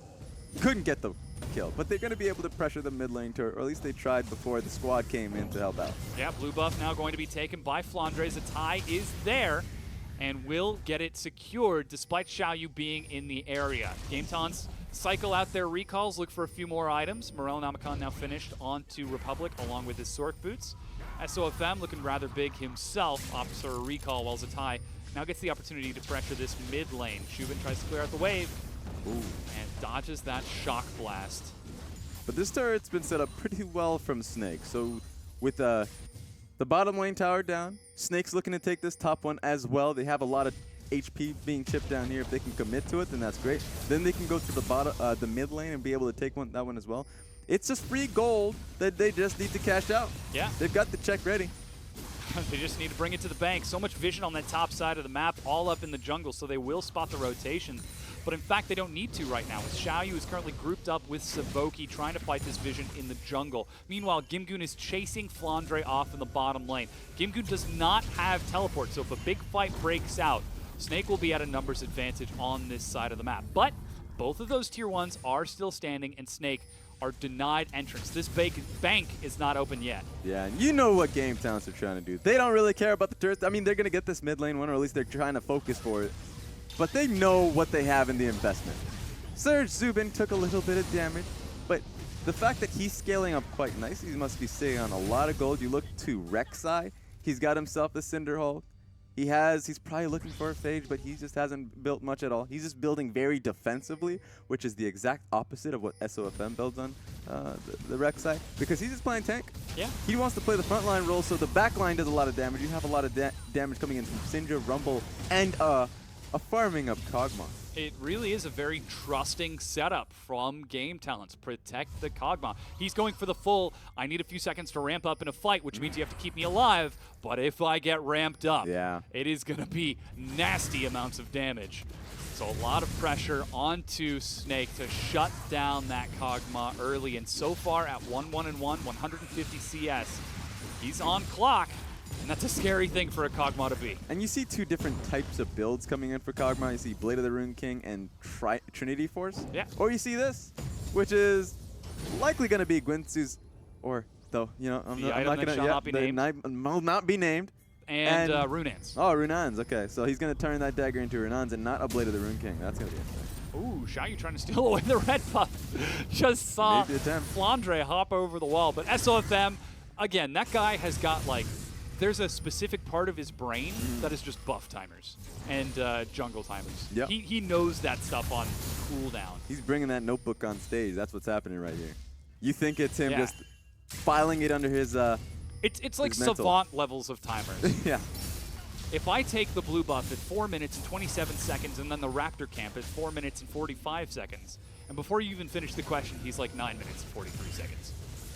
I knew your question before you even He posed knows to it me. that well. It's pretty amazing. Yeah. So that means red buff is picked up by SOFM. You just saw a little bit of trading as Republic is having some difficulty dealing with Zatai one-on-one now that the Youmu's has been finished. But this finally might be the opportunity to finish off the Tier 1. Yeah, so Game Talents have just completely sacked the top side, and it was mostly because Snake as a whole were pivoting towards the mid lane. They were going to pressure mid lane. That's where Lucian is right now. It's interesting that Game Talents are going to be able to take this. Oh. If it was an AP Gragas, you know, Yeah. that's when you start clenching. He had the cask 1-2 combo, but Snake are moving, as you said, towards that top side. They continue to find harass on the Republic. Only 3 minions is not enough to take the turret, but that means Shubin is undefended in the mid lane. Culling chunks him out. However, he's able to keep high enough. SOFM hops over the wall for even more harass. Xiaoyu's ready with flash knockup, but decides not to force the engage. Gimgoon still bottom with Flandre as the two top laners with teleport are just trading it back and forth. Xiaoyu gets a knockup. Defending the turret. Yeah, that's a leap from Savoki. They're doing a lot to defend this turret. You're exactly right. Yeah, and so the whole pivot game towards top side is because Game Talents we're taking that Cloud Dragon. Next one's going to be Earth, so far that one, that's probably going to be something they try and fight for rather than trade. So Snake tried to trade top side, couldn't get anything, now they look towards mid. They were trying to get Zubin, but Zubin didn't take that much damage from culling. Yeah. So that was just really weird from SOFM to try and look for something. He took a lot of damage in the meanwhile. So Snake, they're probably just going to look to reset and then try for mid once again. But that's when it starts to get explosive because Game Talents will not look to let that happen. Yeah. They've got a lot of damage on that Kog'Maw. He's probably got enough gold for the Runaan's coming up soon with the Zeal already finished. Republic forced to continue to answer the split push of Zatai as Gimgoon roams mid. Mid-tier 1 is under fire here, but Xiaoyu sees Zatai there. Oh. Flandre's on his way up as well. Single Cloud Dragon and Scuttle Crab gets him there really quick. This is a fight that they want. Again eats a Shock Blast despite being grouped as 4, and now Republic racing down there as well. They're If trying. Shubin keeps on taking hits like this, it's so tough. Yeah, they're trying their hardest to chip him down, so when the fight does start, it's in their favor. It's easier to jump into the back line and deal with Zubin. So Zubin has to relax, has to, lean back a little bit so he doesn't get poked down by both Jace and SOFM's Yeah. W. We'll Blue have to buff see. respawns. Okay, all right. I see you, SOFM. Flandre, don't do that. Yeah, if Flandre can pull Gimgoon over here, along with SOFM, that means they could try to look for more poke in that mid lane. Blue buff is the fight. Xiaoyu gets a knock up Oh, as that's a Cask is miss. now used. Republic is trying to collapse. Flash from Flandre. He belly slams forward, but the Equalizer lays the carpet. Power Unleashed is not enough as Hex Drinker keeps him alive. Republic Oh. does not have enough. Tosses out his W, but cannot quite catch SOFM. So Republic used both of his sums in that he doesn't have any mana right now, so he needs to back. This is a great time for Snake to now pressure towards the mid lane and continue to move out. Catching that recall is so vital. Mid-tier 1 falls, the third of the game. And now Snake have opened up the map, allowed for a lot more points of entry into the jungle of Game Talents. And it's all about how you catch out that Kog'Maw. Yeah. He finished his Runaan's Hurricane. He has a lot of attack speed, and he's going to a point where now, he's going to his third build, but currently at this point in the game, he's doing a lot of damage.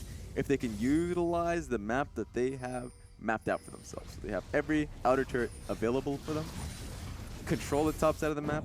It's 22 minutes into the game. Baron is pretty relevant.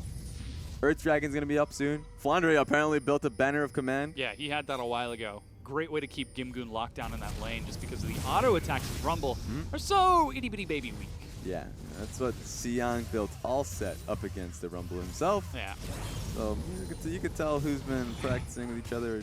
This is just, oh, he's uppercut. Going right for a straight. Another straight. Going for a straight once more. Pick it. Oh, he gets the backhand. Oh, the banner minion turns onto Gimgoon. Oh, no, he's going to have to back away. Reset pressure. Go into that bush. Yeah. Resets aggro. Now missing ping. Doesn't know where that Flandre is. Question mark? That means that Flandre is actually allowed to group up with the rest of his team. And Snake, with all of that vision control, they now are able to set up. They catch Xiaoyu in a bubble. Luckily, that Rek'Sai really tanky. He can take a few of these hits. Rumble. The rest of Game Talents are sitting back and are fighting over this vision. They're not allowing Snake to get this for free. They're allowed to do this because Rumble is sitting on that same wave for quite some time, able to clear it out, but here comes the fight. Yeah, once again, they might try to catch SOFM. Oh. As Republic follows up but eats some harass. Shubin juggling both the minion wave and the aggro of OQ. But he's able to keep himself safe as Gimgoon now walks down the mid lane. That means Flandre has a small window of pressure in his own side lane. And right now OQ is at a good spike for himself, getting Blade of the Rune King and, of course, that Black Cleaver. He might just back away. It's always fun to see what Illusion will pick up here. It's either going to be Berserker's Greaves, maybe Boots of Lucidity. Let's see what he goes for. He's going to go for an next Berserk. Not even going to. He's got the peasant boots on. He doesn't want to upgrade it. I'm kind of sad about that. Sitting on raggedy old boots. They look like socks from here. They really do. Yeah. They're not called the brown bags for nothing. Yeah.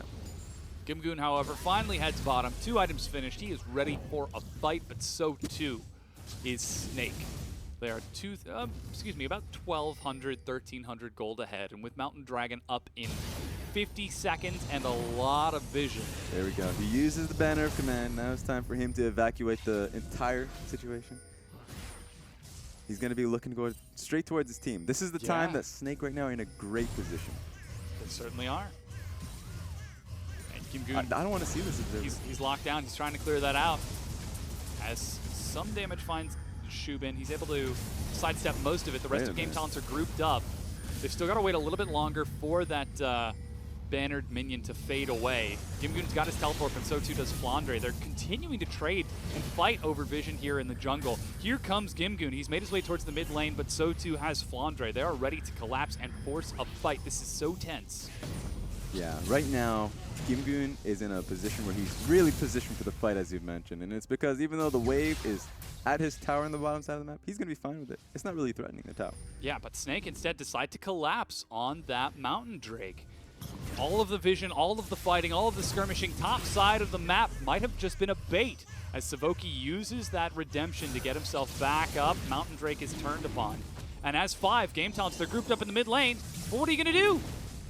Yeah, that's what's interesting. If Game Talents right now, they're shoving in, sure. They should not look towards this tower. They should completely take away vision that Snake worked hard for in the top side of the map. They can do that. All right, they take the tower, but they can do that now that they have the positioning towards Baron. It was a risk that Snake made. Sure, they get Dragon for that, but they invested so much towards... Yeah, Flandre split pushing on the tier 2, but Game Talents are retreating towards the Baron. 26 minutes in, that is a huge objective. Yeah. So the trade is going to be, we will finally trade over that tier 1 to get us even in turrets, even if you get a slight advantage with that Mountain Dragon. As Shubin again eats another Shock Blast. Suddenly that Warlords is making a lot more sense as that provides a lot more lifesteal later on. But no answer from Gimgoon. He holds on to the teleport, and that's a tier 2 traded. So a tier 2 and Mountain Dragon. Yeah, really for that bad tier 1. positioning. Really bad positioning from Rumble because he's been playing towards the rest of the map for the longest time to be able to clear out vision, to contest a lot. Flandre picked that up, and he just looked towards completely just pushing in the lane and chunking it out. And by no means is Greg is known as a tower pushing champion. He was took bopping a long heads. time. Yeah, he was bopping heads at that tower for quite some time, but that just shows how bad of a position Gimgoon was in to just kind of not be able to deal with that. Yeah. I think it's amazing that there wasn't a fight there. Yeah. Both teams were grouped up, 5v5. They were ready. They were skirmishing over vision, but they decided instead to let it go. Zatai ring around the He's rosy. looking for There him. he goes. Now He he's wants found to. Republic. Misses the shock blast, but still tries to go for a burst. As Power Unleashed is nowhere near enough as Flandre is up on the top lane. Flash gets him over the cast. Gimgoon is there. He's got the equalizer ready. Will he use it as Tidal Wave catches Shubin and Gimgoon, and now Xiaoyu's left all alone. Zatai trying to chase this out. It's 5 members of Game Talents. Republic is chunked so low. He's used his burst combo. Savoki is heading them off at the pass to keep Shubin safe. But the minion wave has been effectively cleared out, and that means Flandre has walked away as well. And SOFM will zone the rest of them back as well. So Game Talents, they are ready. They are rearing for a fight. But they decide not to go for it with the equalizer, and they use their teleport as well. Yeah, to Game Talent's benefit, there was no wave pushing in the mid lane. Oh, SOFM has to watch out here. But the fact that there was no wave pushing in meant that they could back away. But Zatai recognizes this, pushes the wave himself, and now he's threatening this turret. Oh, Republic's able to get some damage on the SOFM, but without Power Unleashed, he just doesn't have the execution. 28 minutes in. Slowly but surely, Game Talents are being maneuvered around the map. Full culling! Oh, Republic goes down. OQ gets the solo kill. Shubin shows up. That's a lot of damage from Kog'Maw with just a few auto attacks, but decides not to over-chase as the mid-tier 2 now falls. And despite the fact that Game Talents are ready to fight, they just don't get the opportunity to. Like a snake. Snake are moving around, dashing in and out, using their mobility to just pull Game Talents around. Again, the redemption to top Savoki off. He's still got the wild growth. They are ready for a fight, but Snake are not going to give it to them. They just have the gloves. They put it on, but at every point you see, okay, OQ, he backs away. He says, I don't want to fight you. I don't want to touch you. But I'm back because my team's here. So you know what? it feels like Snake, they're never going to just press B. They're never going to wait on it. As I say that, they just reset as a team. And it's because Game Talents, they are stronger in team fighting, that Kog'Maw is becoming a real threat. He's going towards Blade of the Rune King now, and it doesn't matter because he's just getting poked down at every point in turn. And then when he's ready, when he's in position, the fight's just never happening. And it's never being forced. Republic was getting picked at one point, but his team was there to help him out.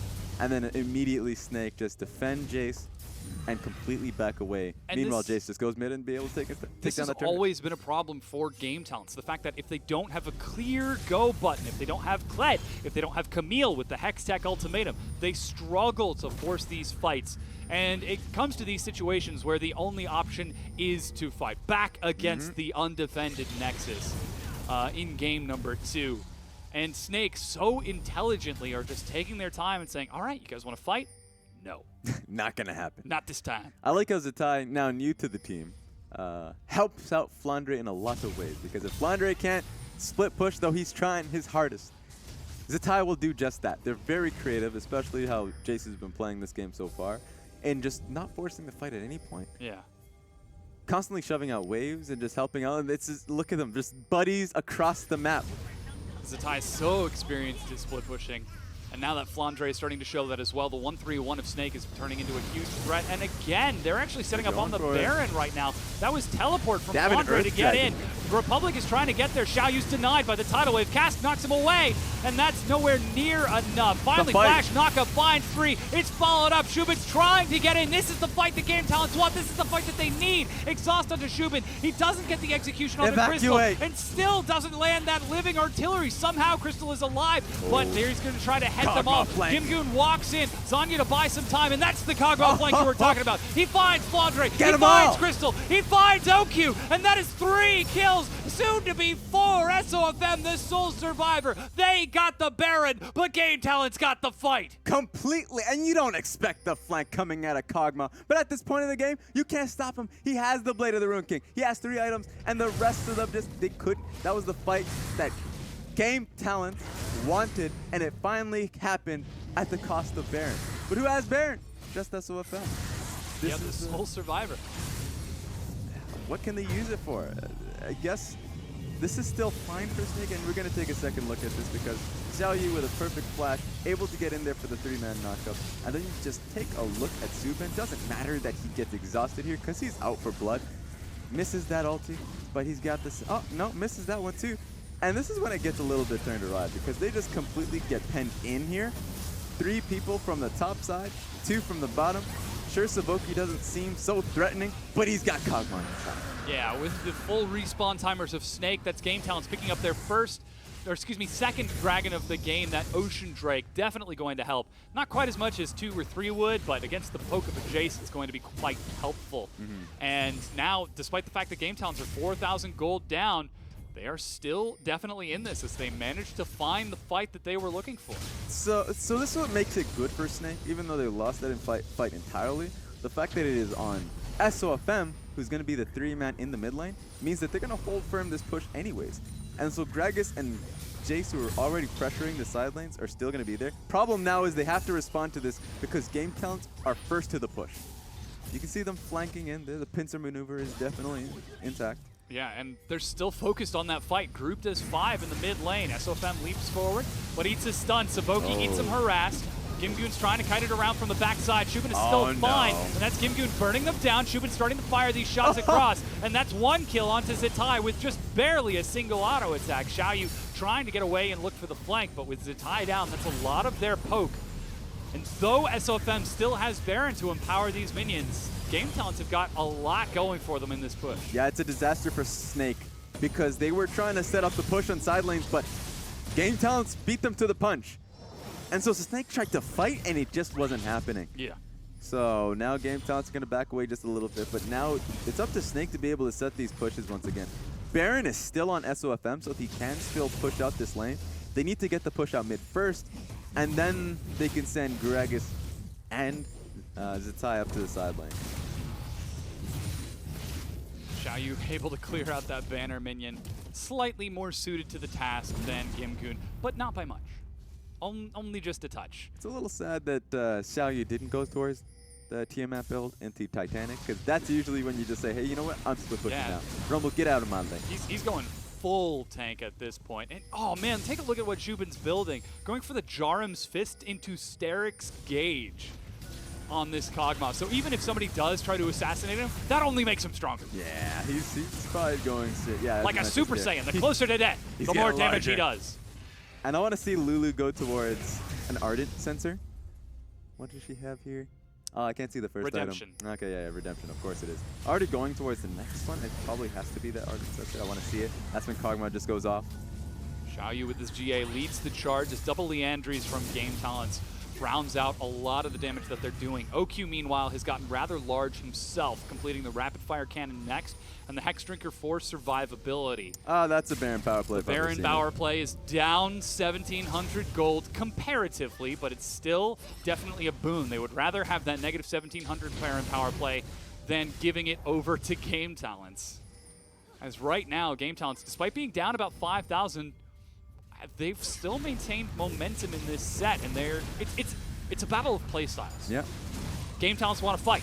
Snake want to pick and play side lanes. That's why you have to look towards Jace, where he's at currently. Right now, he's defending mid. Meanwhile, Gragas hasn't even started the push in the bot side yet. So they're waiting on Gragas pressure. He has TP. Yeah, he he's just pushing used the in. banner of command, but Oki got Xiaoyu caught out. immediately forces the fight. As you said, Xiaoyu is the target as they're just fighting over vision. Shubin right behind Xiaoyu makes one heck of a threat. So Snake have got to respect it and back away. SOFM seems to having a little bit of difficulty with this respect as he just leaps over the wall. Now, key and will point be here. gifted his life. Key point here is Crystal does not have his ulti. They can't really disengage from a fight, nor can they start one up themselves. They don't have that Nami ulti. I was wrong. It's actually Frozen Mallet on Shubin. Oh, that's amazing. That's there is so no escape. good. So this is fun. The Ardent Sensor did get built, so that's Ardent Sensor for Lulu, and on top of that, the Frozen Mallet. So when the fights do start, you are going to get chased down. It's going to be huge. I love this Kog'Maw build. I love Frozen Mallet on Kog'Maw. Darn Rito taking away my 5 attacks per second Kog'Maw. Well, you know what? I'll just build it myself. I'll get that item build. I'm sitting down. I ain't moving. Yep. Going for the, I was going to say human turret. He's really not a human. He's some sort of void creature turret. 37 minutes in, this is a very tense match. Snake are playing on a nice edge. They weren't able to get a strong advantage early because it was a rather even game. And now they are paying the cost of that because this Kog'Maw is fully operational, and he is pointed towards Alderaan. It is so hard right now. I'll tell you right now. The fact that he actually built towards the Edge of Night. I don't know about that one.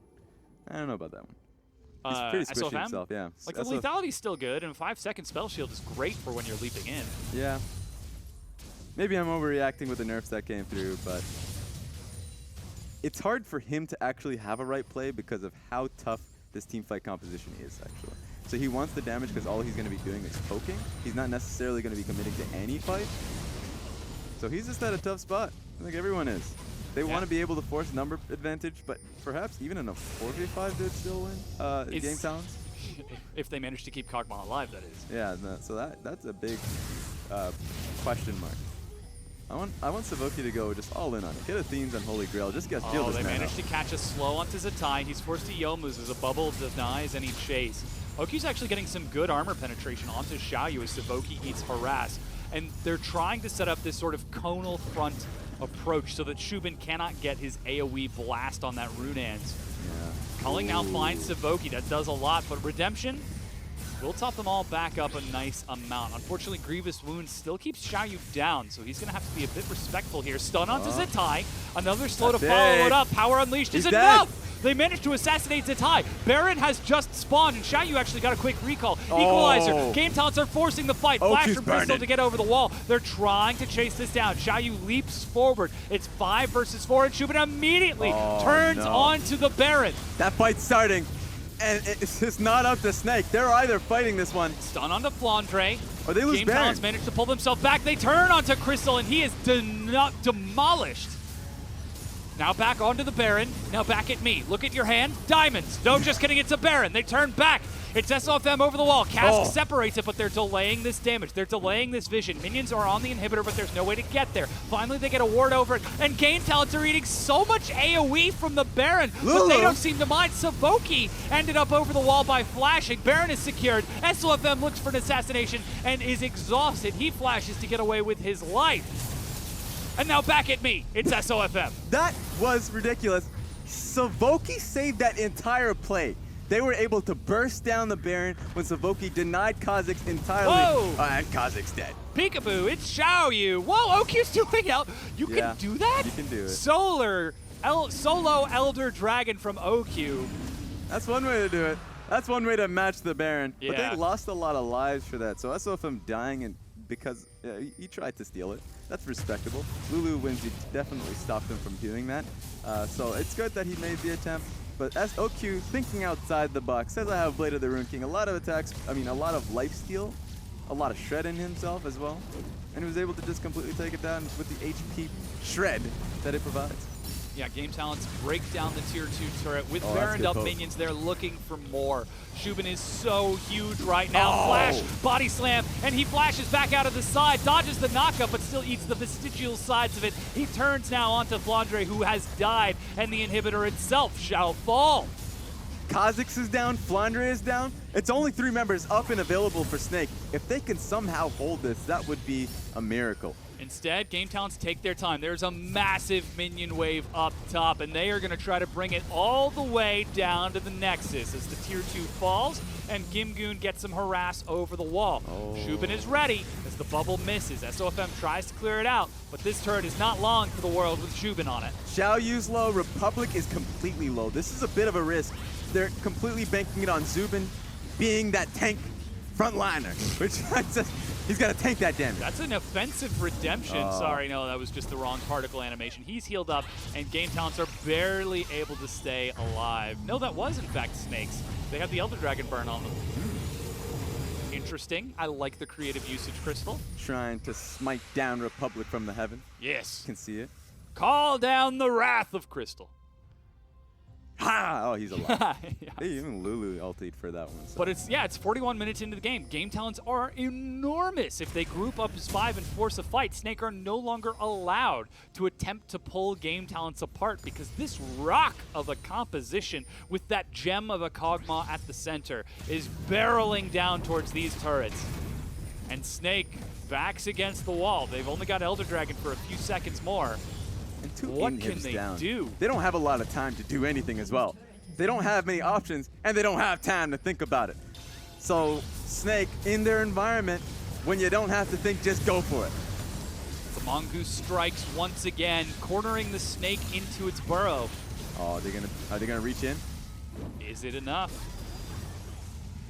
They have to look into top wave. That's going to take a while before it actually crashes in. You look towards mid lane. Lucian is dealing with it as well. Snake has a little bit of time, but it's going to be on this wave that game talents come in. Yeah, they're bringing those minions in. Bubble catches Zubin Zubin. gets- Oh, Cast knocks him in. Zubin! He's got no flash. Can they burst him down? He's they dead. can't. He's dead. Snake are going to try to fight this. SOFM over the wall finds Republic. He's dead as well. There is not enough. And suddenly, they have lost nobody. Savoki Oh is my going to God. die. And that will almost certainly be the game for Snake. It's 42 minutes in. Gimgoon is stalling this out as best he can. Xiaoyu is the That's sole it. survivor. They caught Zubin. How did it do it? That was a ridiculous bubble coming in from Crystal. And the moment they do it, they confirm it with Gragas Barrel. Every single one of the members of Snake were able to get that. And Zubin completely deleted from that. I don't know if they can do it, but they're definitely pinging for it. Yeah, they're looking for the inhibitor right now. 20 seconds on Zubin. Another 20 onto Republic. Instead, they're just going to push the minion wave back, and in fact, they might not be able to get anything. Maybe the mid inhibitor turret, but Xiaoyu is there. Yeah, Zatai's getting eaten alive. He might just die to these minions. Oh man, if he takes another hit from a super, he will. Oh! 50 health. Okay. Makes it back on. Just barely. But Game Talents, they lost the fight. They were allowed to survive by the grace of the death timers. Yeah. Only just barely. Just take a look at that. Crystal lands it on Zubin. At this point, Flounder recognizes, throws everything they can at him. Lulu ulted just to say, you know what, good luck on your journey. And at this point, Snake all-ins for it. Flounder commits to Savoki because he's like, these guys are dead. There you go, you're done. They try to go for Gimgoon as well. Exhaust on it. So Crystal, my man, just completely demolishes it from that team fight. Yeah. SOFM's flank finally yielded results as well. Yeah, and he has Zeke's Herald for OQ. So OQ may not have crit, other than, of course, the rapid fire cannon. Sorry, Crystal. Crystal, yeah. Yeah, has the Zeke's Herald. Yeah, so Crystal has Zeke's Herald. He's going to be able to amplify OQ's damage a little bit more. SOFM skirmishing with Vision over Game Talents as they're setting up the exact same push that they tried just a few seconds ago. However, this time, Zubin has Flash. So he's got that going for him. You which have is to nice. hope he uses it. And a Gnasher's Tooth. Holy cow. This guy's just not stopping. You do not want to be caught in his range. Xiao, you better watch out, though. He's going to take a lot of He's damage. awfully tanky at this point in the game. Zubin's starting to pepper these shots. They don't have Baron on the minion, so it's much easier to clear. SOFM is still looking for a flank, but super minions are flooding in from outside lanes. They have to act now. Top wave is starting to crash in. This is a good time. The bottom lane wave is going to take a lot of time for them to actually come in. So, yes, OQ is going to be dealing with it. That's 4 That's super a minions. lot of SOFM super is minions. forced to leap over. That means with Flandre pulled aside, they actually ignore the minions. With Xiaoyu tanking, they get about half health onto that turret. Lack of raw AD on Kog'Maw means that that's relatively hard to burn through. This is such a hard position for Snake. They have to deal with the waves coming in. A They Nexus better turret go has in actually now. gone down. Or no, the inhibitors are actually coming back up in the mid lane. I apologize. And Xiaoyu backs away. Snake managed to hold on, but only barely. You know, they are far more patient than I am. I'm just like saying, fight now. And they're like, wait a minute, just go relax. Pings now onto the Baron as it looks like Game Talents are going to go for a final recall. If it doesn't work once, try again. Yeah, but it's enough time. 20 seconds is enough. Snake are already pushing out ahead for the next incoming waves in the mid lane. So to give them a better chance at dealing with this Baron. They want to contest it. They definitely don't want it going in Game Talent's hands. All of their inhibs are up. They're in even playing field now. Not completely even. Game Talents have pressure and priority in Baron. But as even as it's gonna they get. caught SOFM with the stun. They're trying to force a fight. Power Who's Unleashed down? is enough. That's a quick assassination onto the jungler of Snake. He's dead for 60 seconds. They continue to chase forward. Redemption trying to keep Snake in this. Savoki Lulu's flash low. glitter glances. But it's not enough as now Snake continue to back Oh, up. Xiaoyu. Oh, Good body double slam bubble. is going to find Xiaoyu. Zubin is still kiting this out in the back. They've got to deal with the Kog'Maw. They have to have an answer. But so far, they do Q. not. He's trying to kite it around the far He side. gets it. He gets the Guardian Angel, but that is nowhere near enough to stop this push. As now Crystal is making his way out. The inhibitors are being turned upon as Game Talents ravage the remaining base. They're gonna try and 4 take the game. versus 5. Recall from OQ gets him back in the base. That's a stun onto Flandre. Tatai is firing these shots, but catches minions instead. And Game Talents respectfully take a single Nexus turret and back away. But that was just one inhib that they really care for. That's still good for Snake. Baron is still up and available. they can push mid and still contest, but if they lose the fight that comes forward, they lose the game. Baron is starting up. Yeah, Shubin is going to shred through this real quick. Xiaoyu's doing work as well. Here comes Flandre coming in for the flank. Republic is waiting in the wings. They now see he it. sees that this is happening. That's teleport being They need used. to go in. Explosive cask barrel. Oh, but a smite from Xiaoyu secures it. Gimgu teleports in. He turns onto Oki. Republic Six is is down. assassinated by Zatai, and that's also going to be a drop onto Crystal as Oki falls as well. Now turning onto Flandre, mid laner for the AD carry and support. Xiaoyu zoning away SOFM while Shubin looks to be making a run for the base. Gimgu burns down the GA of Flandre. Where are you going, Shubin? You're all on your own. Yeah, but you think that has to be game for Game Talents. 2 members dead. OQ Crystal, Oh. 30 members dead in Flandre as well. The execution, it's up to SOFM against SOFM and Zatai against 4 members of Game Talents. He's waiting in the back. It's now or never. He leaps forward, tries to They're get trying in, to go doing for him. some damage. There's Zatai, He's gets down. burnt down. Standing still, Shubin could do enough damage to drop him. He turns onto the final Nexus turret as Shubin misses the execution, but will turn towards the Nexus and end the game. Game Talents take the series and win it 2-1 over Snake. Wow. That was a game. And you look at the members of Snake there, every single one of them, they are heartbroken, and you have to be, because that game could have been anyone. It was a clashing style, side lanes versus this group up Protoss style, and get in there. And you know what? Brute Force ended up winning that in that game. Yeah, the Death Ball ended up coming fully online. Carriers were teleported in. Mothership was in there as well. It was the whole 9 yards. And you can see the teams shaking hands. Game Talent's probably going to be feeling much happier about this now that they are not, in fact, tied for 4th, 5th, and 6th. But they do have another win under the belts. That puts them securely in 4th place, something we could not have imagined at the end of week 3. Frosco, what do you think of it? Woo! We did it! Pillage the village, run in, stack forward. We got it. I was a little bit frustrated with Shubin at the end of that game. Little Kog'Maw there was not a Juggernaut. He was a bit scared. Yeah. That's fine. I can understand the bubble PTSD into Yeah. like, Moment you get hit by one, you're like, never again. He was literally bubbled into cast, into belly bopped, into tidal wave. Yeah, Yep. it was just 4 CCs. Just the bounce house, Yeah. bounce castle there. Went to the birthday party. Did not want to be there. Yeah. I didn't bring Was in a forced gift into for the it. castle. Play in the castle with your friends. But that's fine, because in the end, they got him over the line. They did. Godgoon, the big Rumble player. Yeah, absolutely enormous play. And Game Talents, I mean, we said it after game 1. They had Snake figured out. I think the terrifying thing was Snake had Game Talents figured out as well. I don't think Snake have themselves figured out, though. That's what's really concerning here.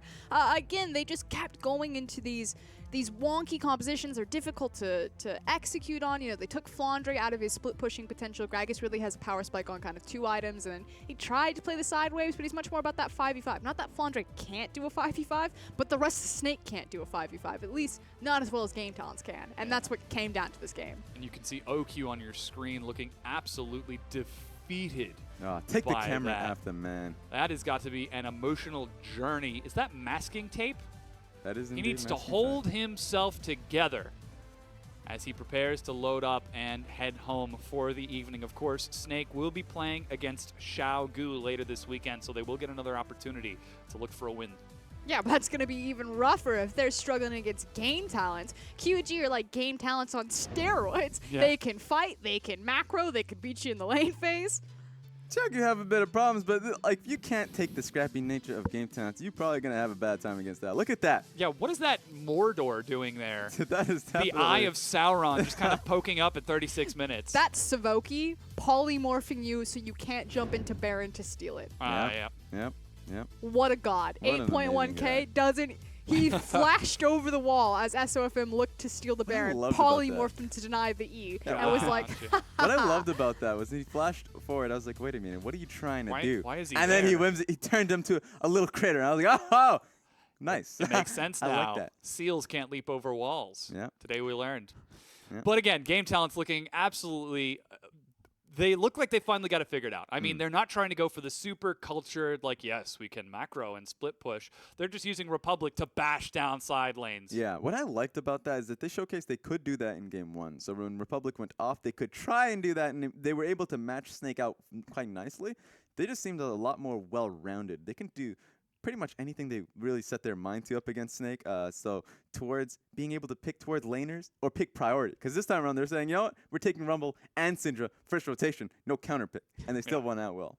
Yeah, it was a bit concerning that they didn't have as hard of engage as I would have liked. So again, going back towards that Rumble thing. But it worked out for them this time around because Snake, you know, we're also kind of keen to take the fight. But again, Gimgoon, time and time again, he understood his responsibility. We're starting the fight now. I'm going to hit a nice equalizer, and we're going in. Shubin, buckle up. He was Hold ready on. for that ride up until the very end. Man, when he just wasn't got ready bubbled. for a lot of rides. You're going to be whimsied. Yeah. You're going to be rushed in. Ardent Sensor, like you Yeah. said. You're going in, Kog'Maw. Like the moment the build started coming through, like Ardent Sensor, you look. I guess Xiao, you took the win here. No, I actually agree with this. So while I have highlighted Gimgoon a lot for his engage potential, when Gimgoon wasn't around to engage, it was this guy on your Yeah. screen, flashing forward, That's getting true. them on burrows. Yeah.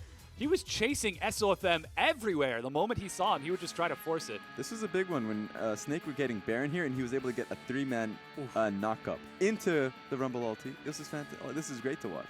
Yeah, and just face forward. And again, you know, Rek'Sai's super fringe in terms of jungle picks, but actually very effective for SOFM in particular. SOFM isn't going to really gank his lanes a lot. He's all about kind of jungle control and putting you down. And Rek'Sai is so good at, you know, scouting out where he is with her Tremor Sense, farming just as quickly as efficiently, using that cross-map neural network of tunnels, so able to keep up with SOFM and find those counter ganks when he does decide to open up into the lane. So while it's a weird fringe pick in the current ecosystem of jungle, I actually really like it against SOFM in particular. Yeah, As- we saw how it worked, honestly, in the very beginning. The first game, you saw the Rek'Sai pick come out for SOFM and the Kha'Zix in the favor of Xiaoyu, and you see it just kind of get swapped over. And it was because the priorities got swapped over. You can see the adaptation where SOFM is starting to pick early pick junglers, and then Xiaoyu just goes back into his priority and say, you know, I'll go to Rek'Sai. I've made this very comfortable pick for me. And he just went very tanky. It worked out for him, and it worked out for the composition. Yeah, Game Talents had the idea set from the beginning. They were like, all right, we've got the Rumble, we've got Syndra winning lanes, we've got a Rek'Sai as well for mobility. And then it was looking really dicey when we were looking at the final two picks of like AD carry and support, but then you've got Snake who can sort of pick their own duo lane. Yeah. But they still got Lulu, and then they got Kog'Maw afterwards. You mentioned it, like they should take Kog'Maw here. Oh, I guess Lucian's good too. But then Game Talents got Kog'Maw, and they Yeah. just waited.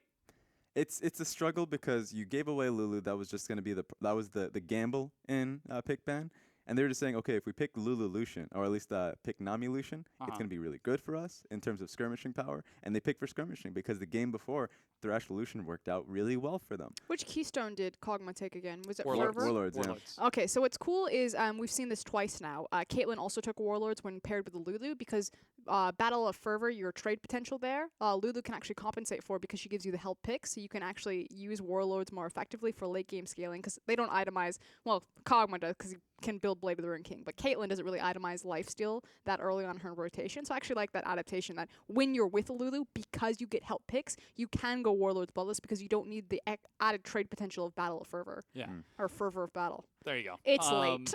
It certainly is. But again, the fact that you mentioned that they were trying to prioritize those sorts of skirmishes with the Lucian Nami, I think that was something that we can talk about with OQ is that he is on the verge of greatness. He, every once in a while, you see him and you're like, yes, you can do it. You've got the damage, you've got the items, but then he just doesn't execute. And you can see that's really wearing on him. The fact that at that last team fight, he was there, he had the Nami, he just didn't get the outplay. It was- doesn't have yeah. the team. That's the problem, is that OQ is just like that puzzle piece that doesn't quite fit into it. And it's nothing against OQ, and it's really nothing against Snake. They just need time to merge them together. Like, I have no doubt that one day this roster could be great. But this roster has really only been playing together in this current iteration for, 2 weeks? 3 weeks Yeah, Yeah. not very max? Yeah. long. And we're already seeing good coordination between Crystal and OQ, and it's just at the very early part of their relationship. It's already turning into a love show. I'm not gonna lie, but they're doing. This is an very interesting fan fiction you're weaving. Yeah. Well, do what you may, people. But they're doing very well in their Please lane don't. currently. I just like how they're really forming up well, and Crystal's been doing. If they had won that game, that would have been Crystal taking MVP, 100%. Because his bubbles were incredibly impactful. That was like 3-4 times that he was able to get like crucial double bubbles. tidal wave. Yeah, so that was great from him. Snake have a lot more time. They're really close up still in the standings. They may be 5th place, 4 and 5, or now 4 and 6. But it's still a tight race in Group A, as you can see here. Yeah, as you said, this is Snake at 4 and 6. It's very close in Group A. The only team that's really clear-cut is RNG at 7 and 2. Do I see something? As 5 and 5 between 2 and 4. Frosco's excited. Frost, what do you see here? I think I see LGDs. What do your elf eyes see? Slowly climbing up here. That's two. They've had 1 win in 2 weeks. That's 2 Group A teams that lost tonight. I'm just saying, the path is opening up. The yellow brick road is being laid. Dorothy is no longer in Kansas. We're going home. You got your dreams are gonna get crushed Mate. very heavily. You're gonna have a hard time. I'm telling you, you have a great wig. I've already got it picked out for you. It's gonna look amazing with your attire. It better be a Rick James-esque wig. Just giant afro. Huge. The headset is like stretched out to here. Just like straight Beyonce and like. I'm telling you, Rick James has a Glorious flowing locks. black, hair. So I'm just Yeah. putting the idea out there if I do lose. But again, taking stock of the question that we raised at the beginning of the day, which of these 2 groups is better, Group A or Group B? It's getting closer. Group A is at 15 wins. Group B is now at 14. One match decides it. And tragically, what is it, 9 times 4, 36 matches of cross-conference play. Yeah. We've only got 7 more games of cross-conference play. That was impressive math on the spot. Thank you. Okay. I'll give it to Yeah. you. I'll tip you. Yeah, we've only got 7 more games of cross-conference play, so soon we will know. I wonder if they get a trophy. If the groups get a trophy for who wins Yeah. this one. Featured matchup tomorrow.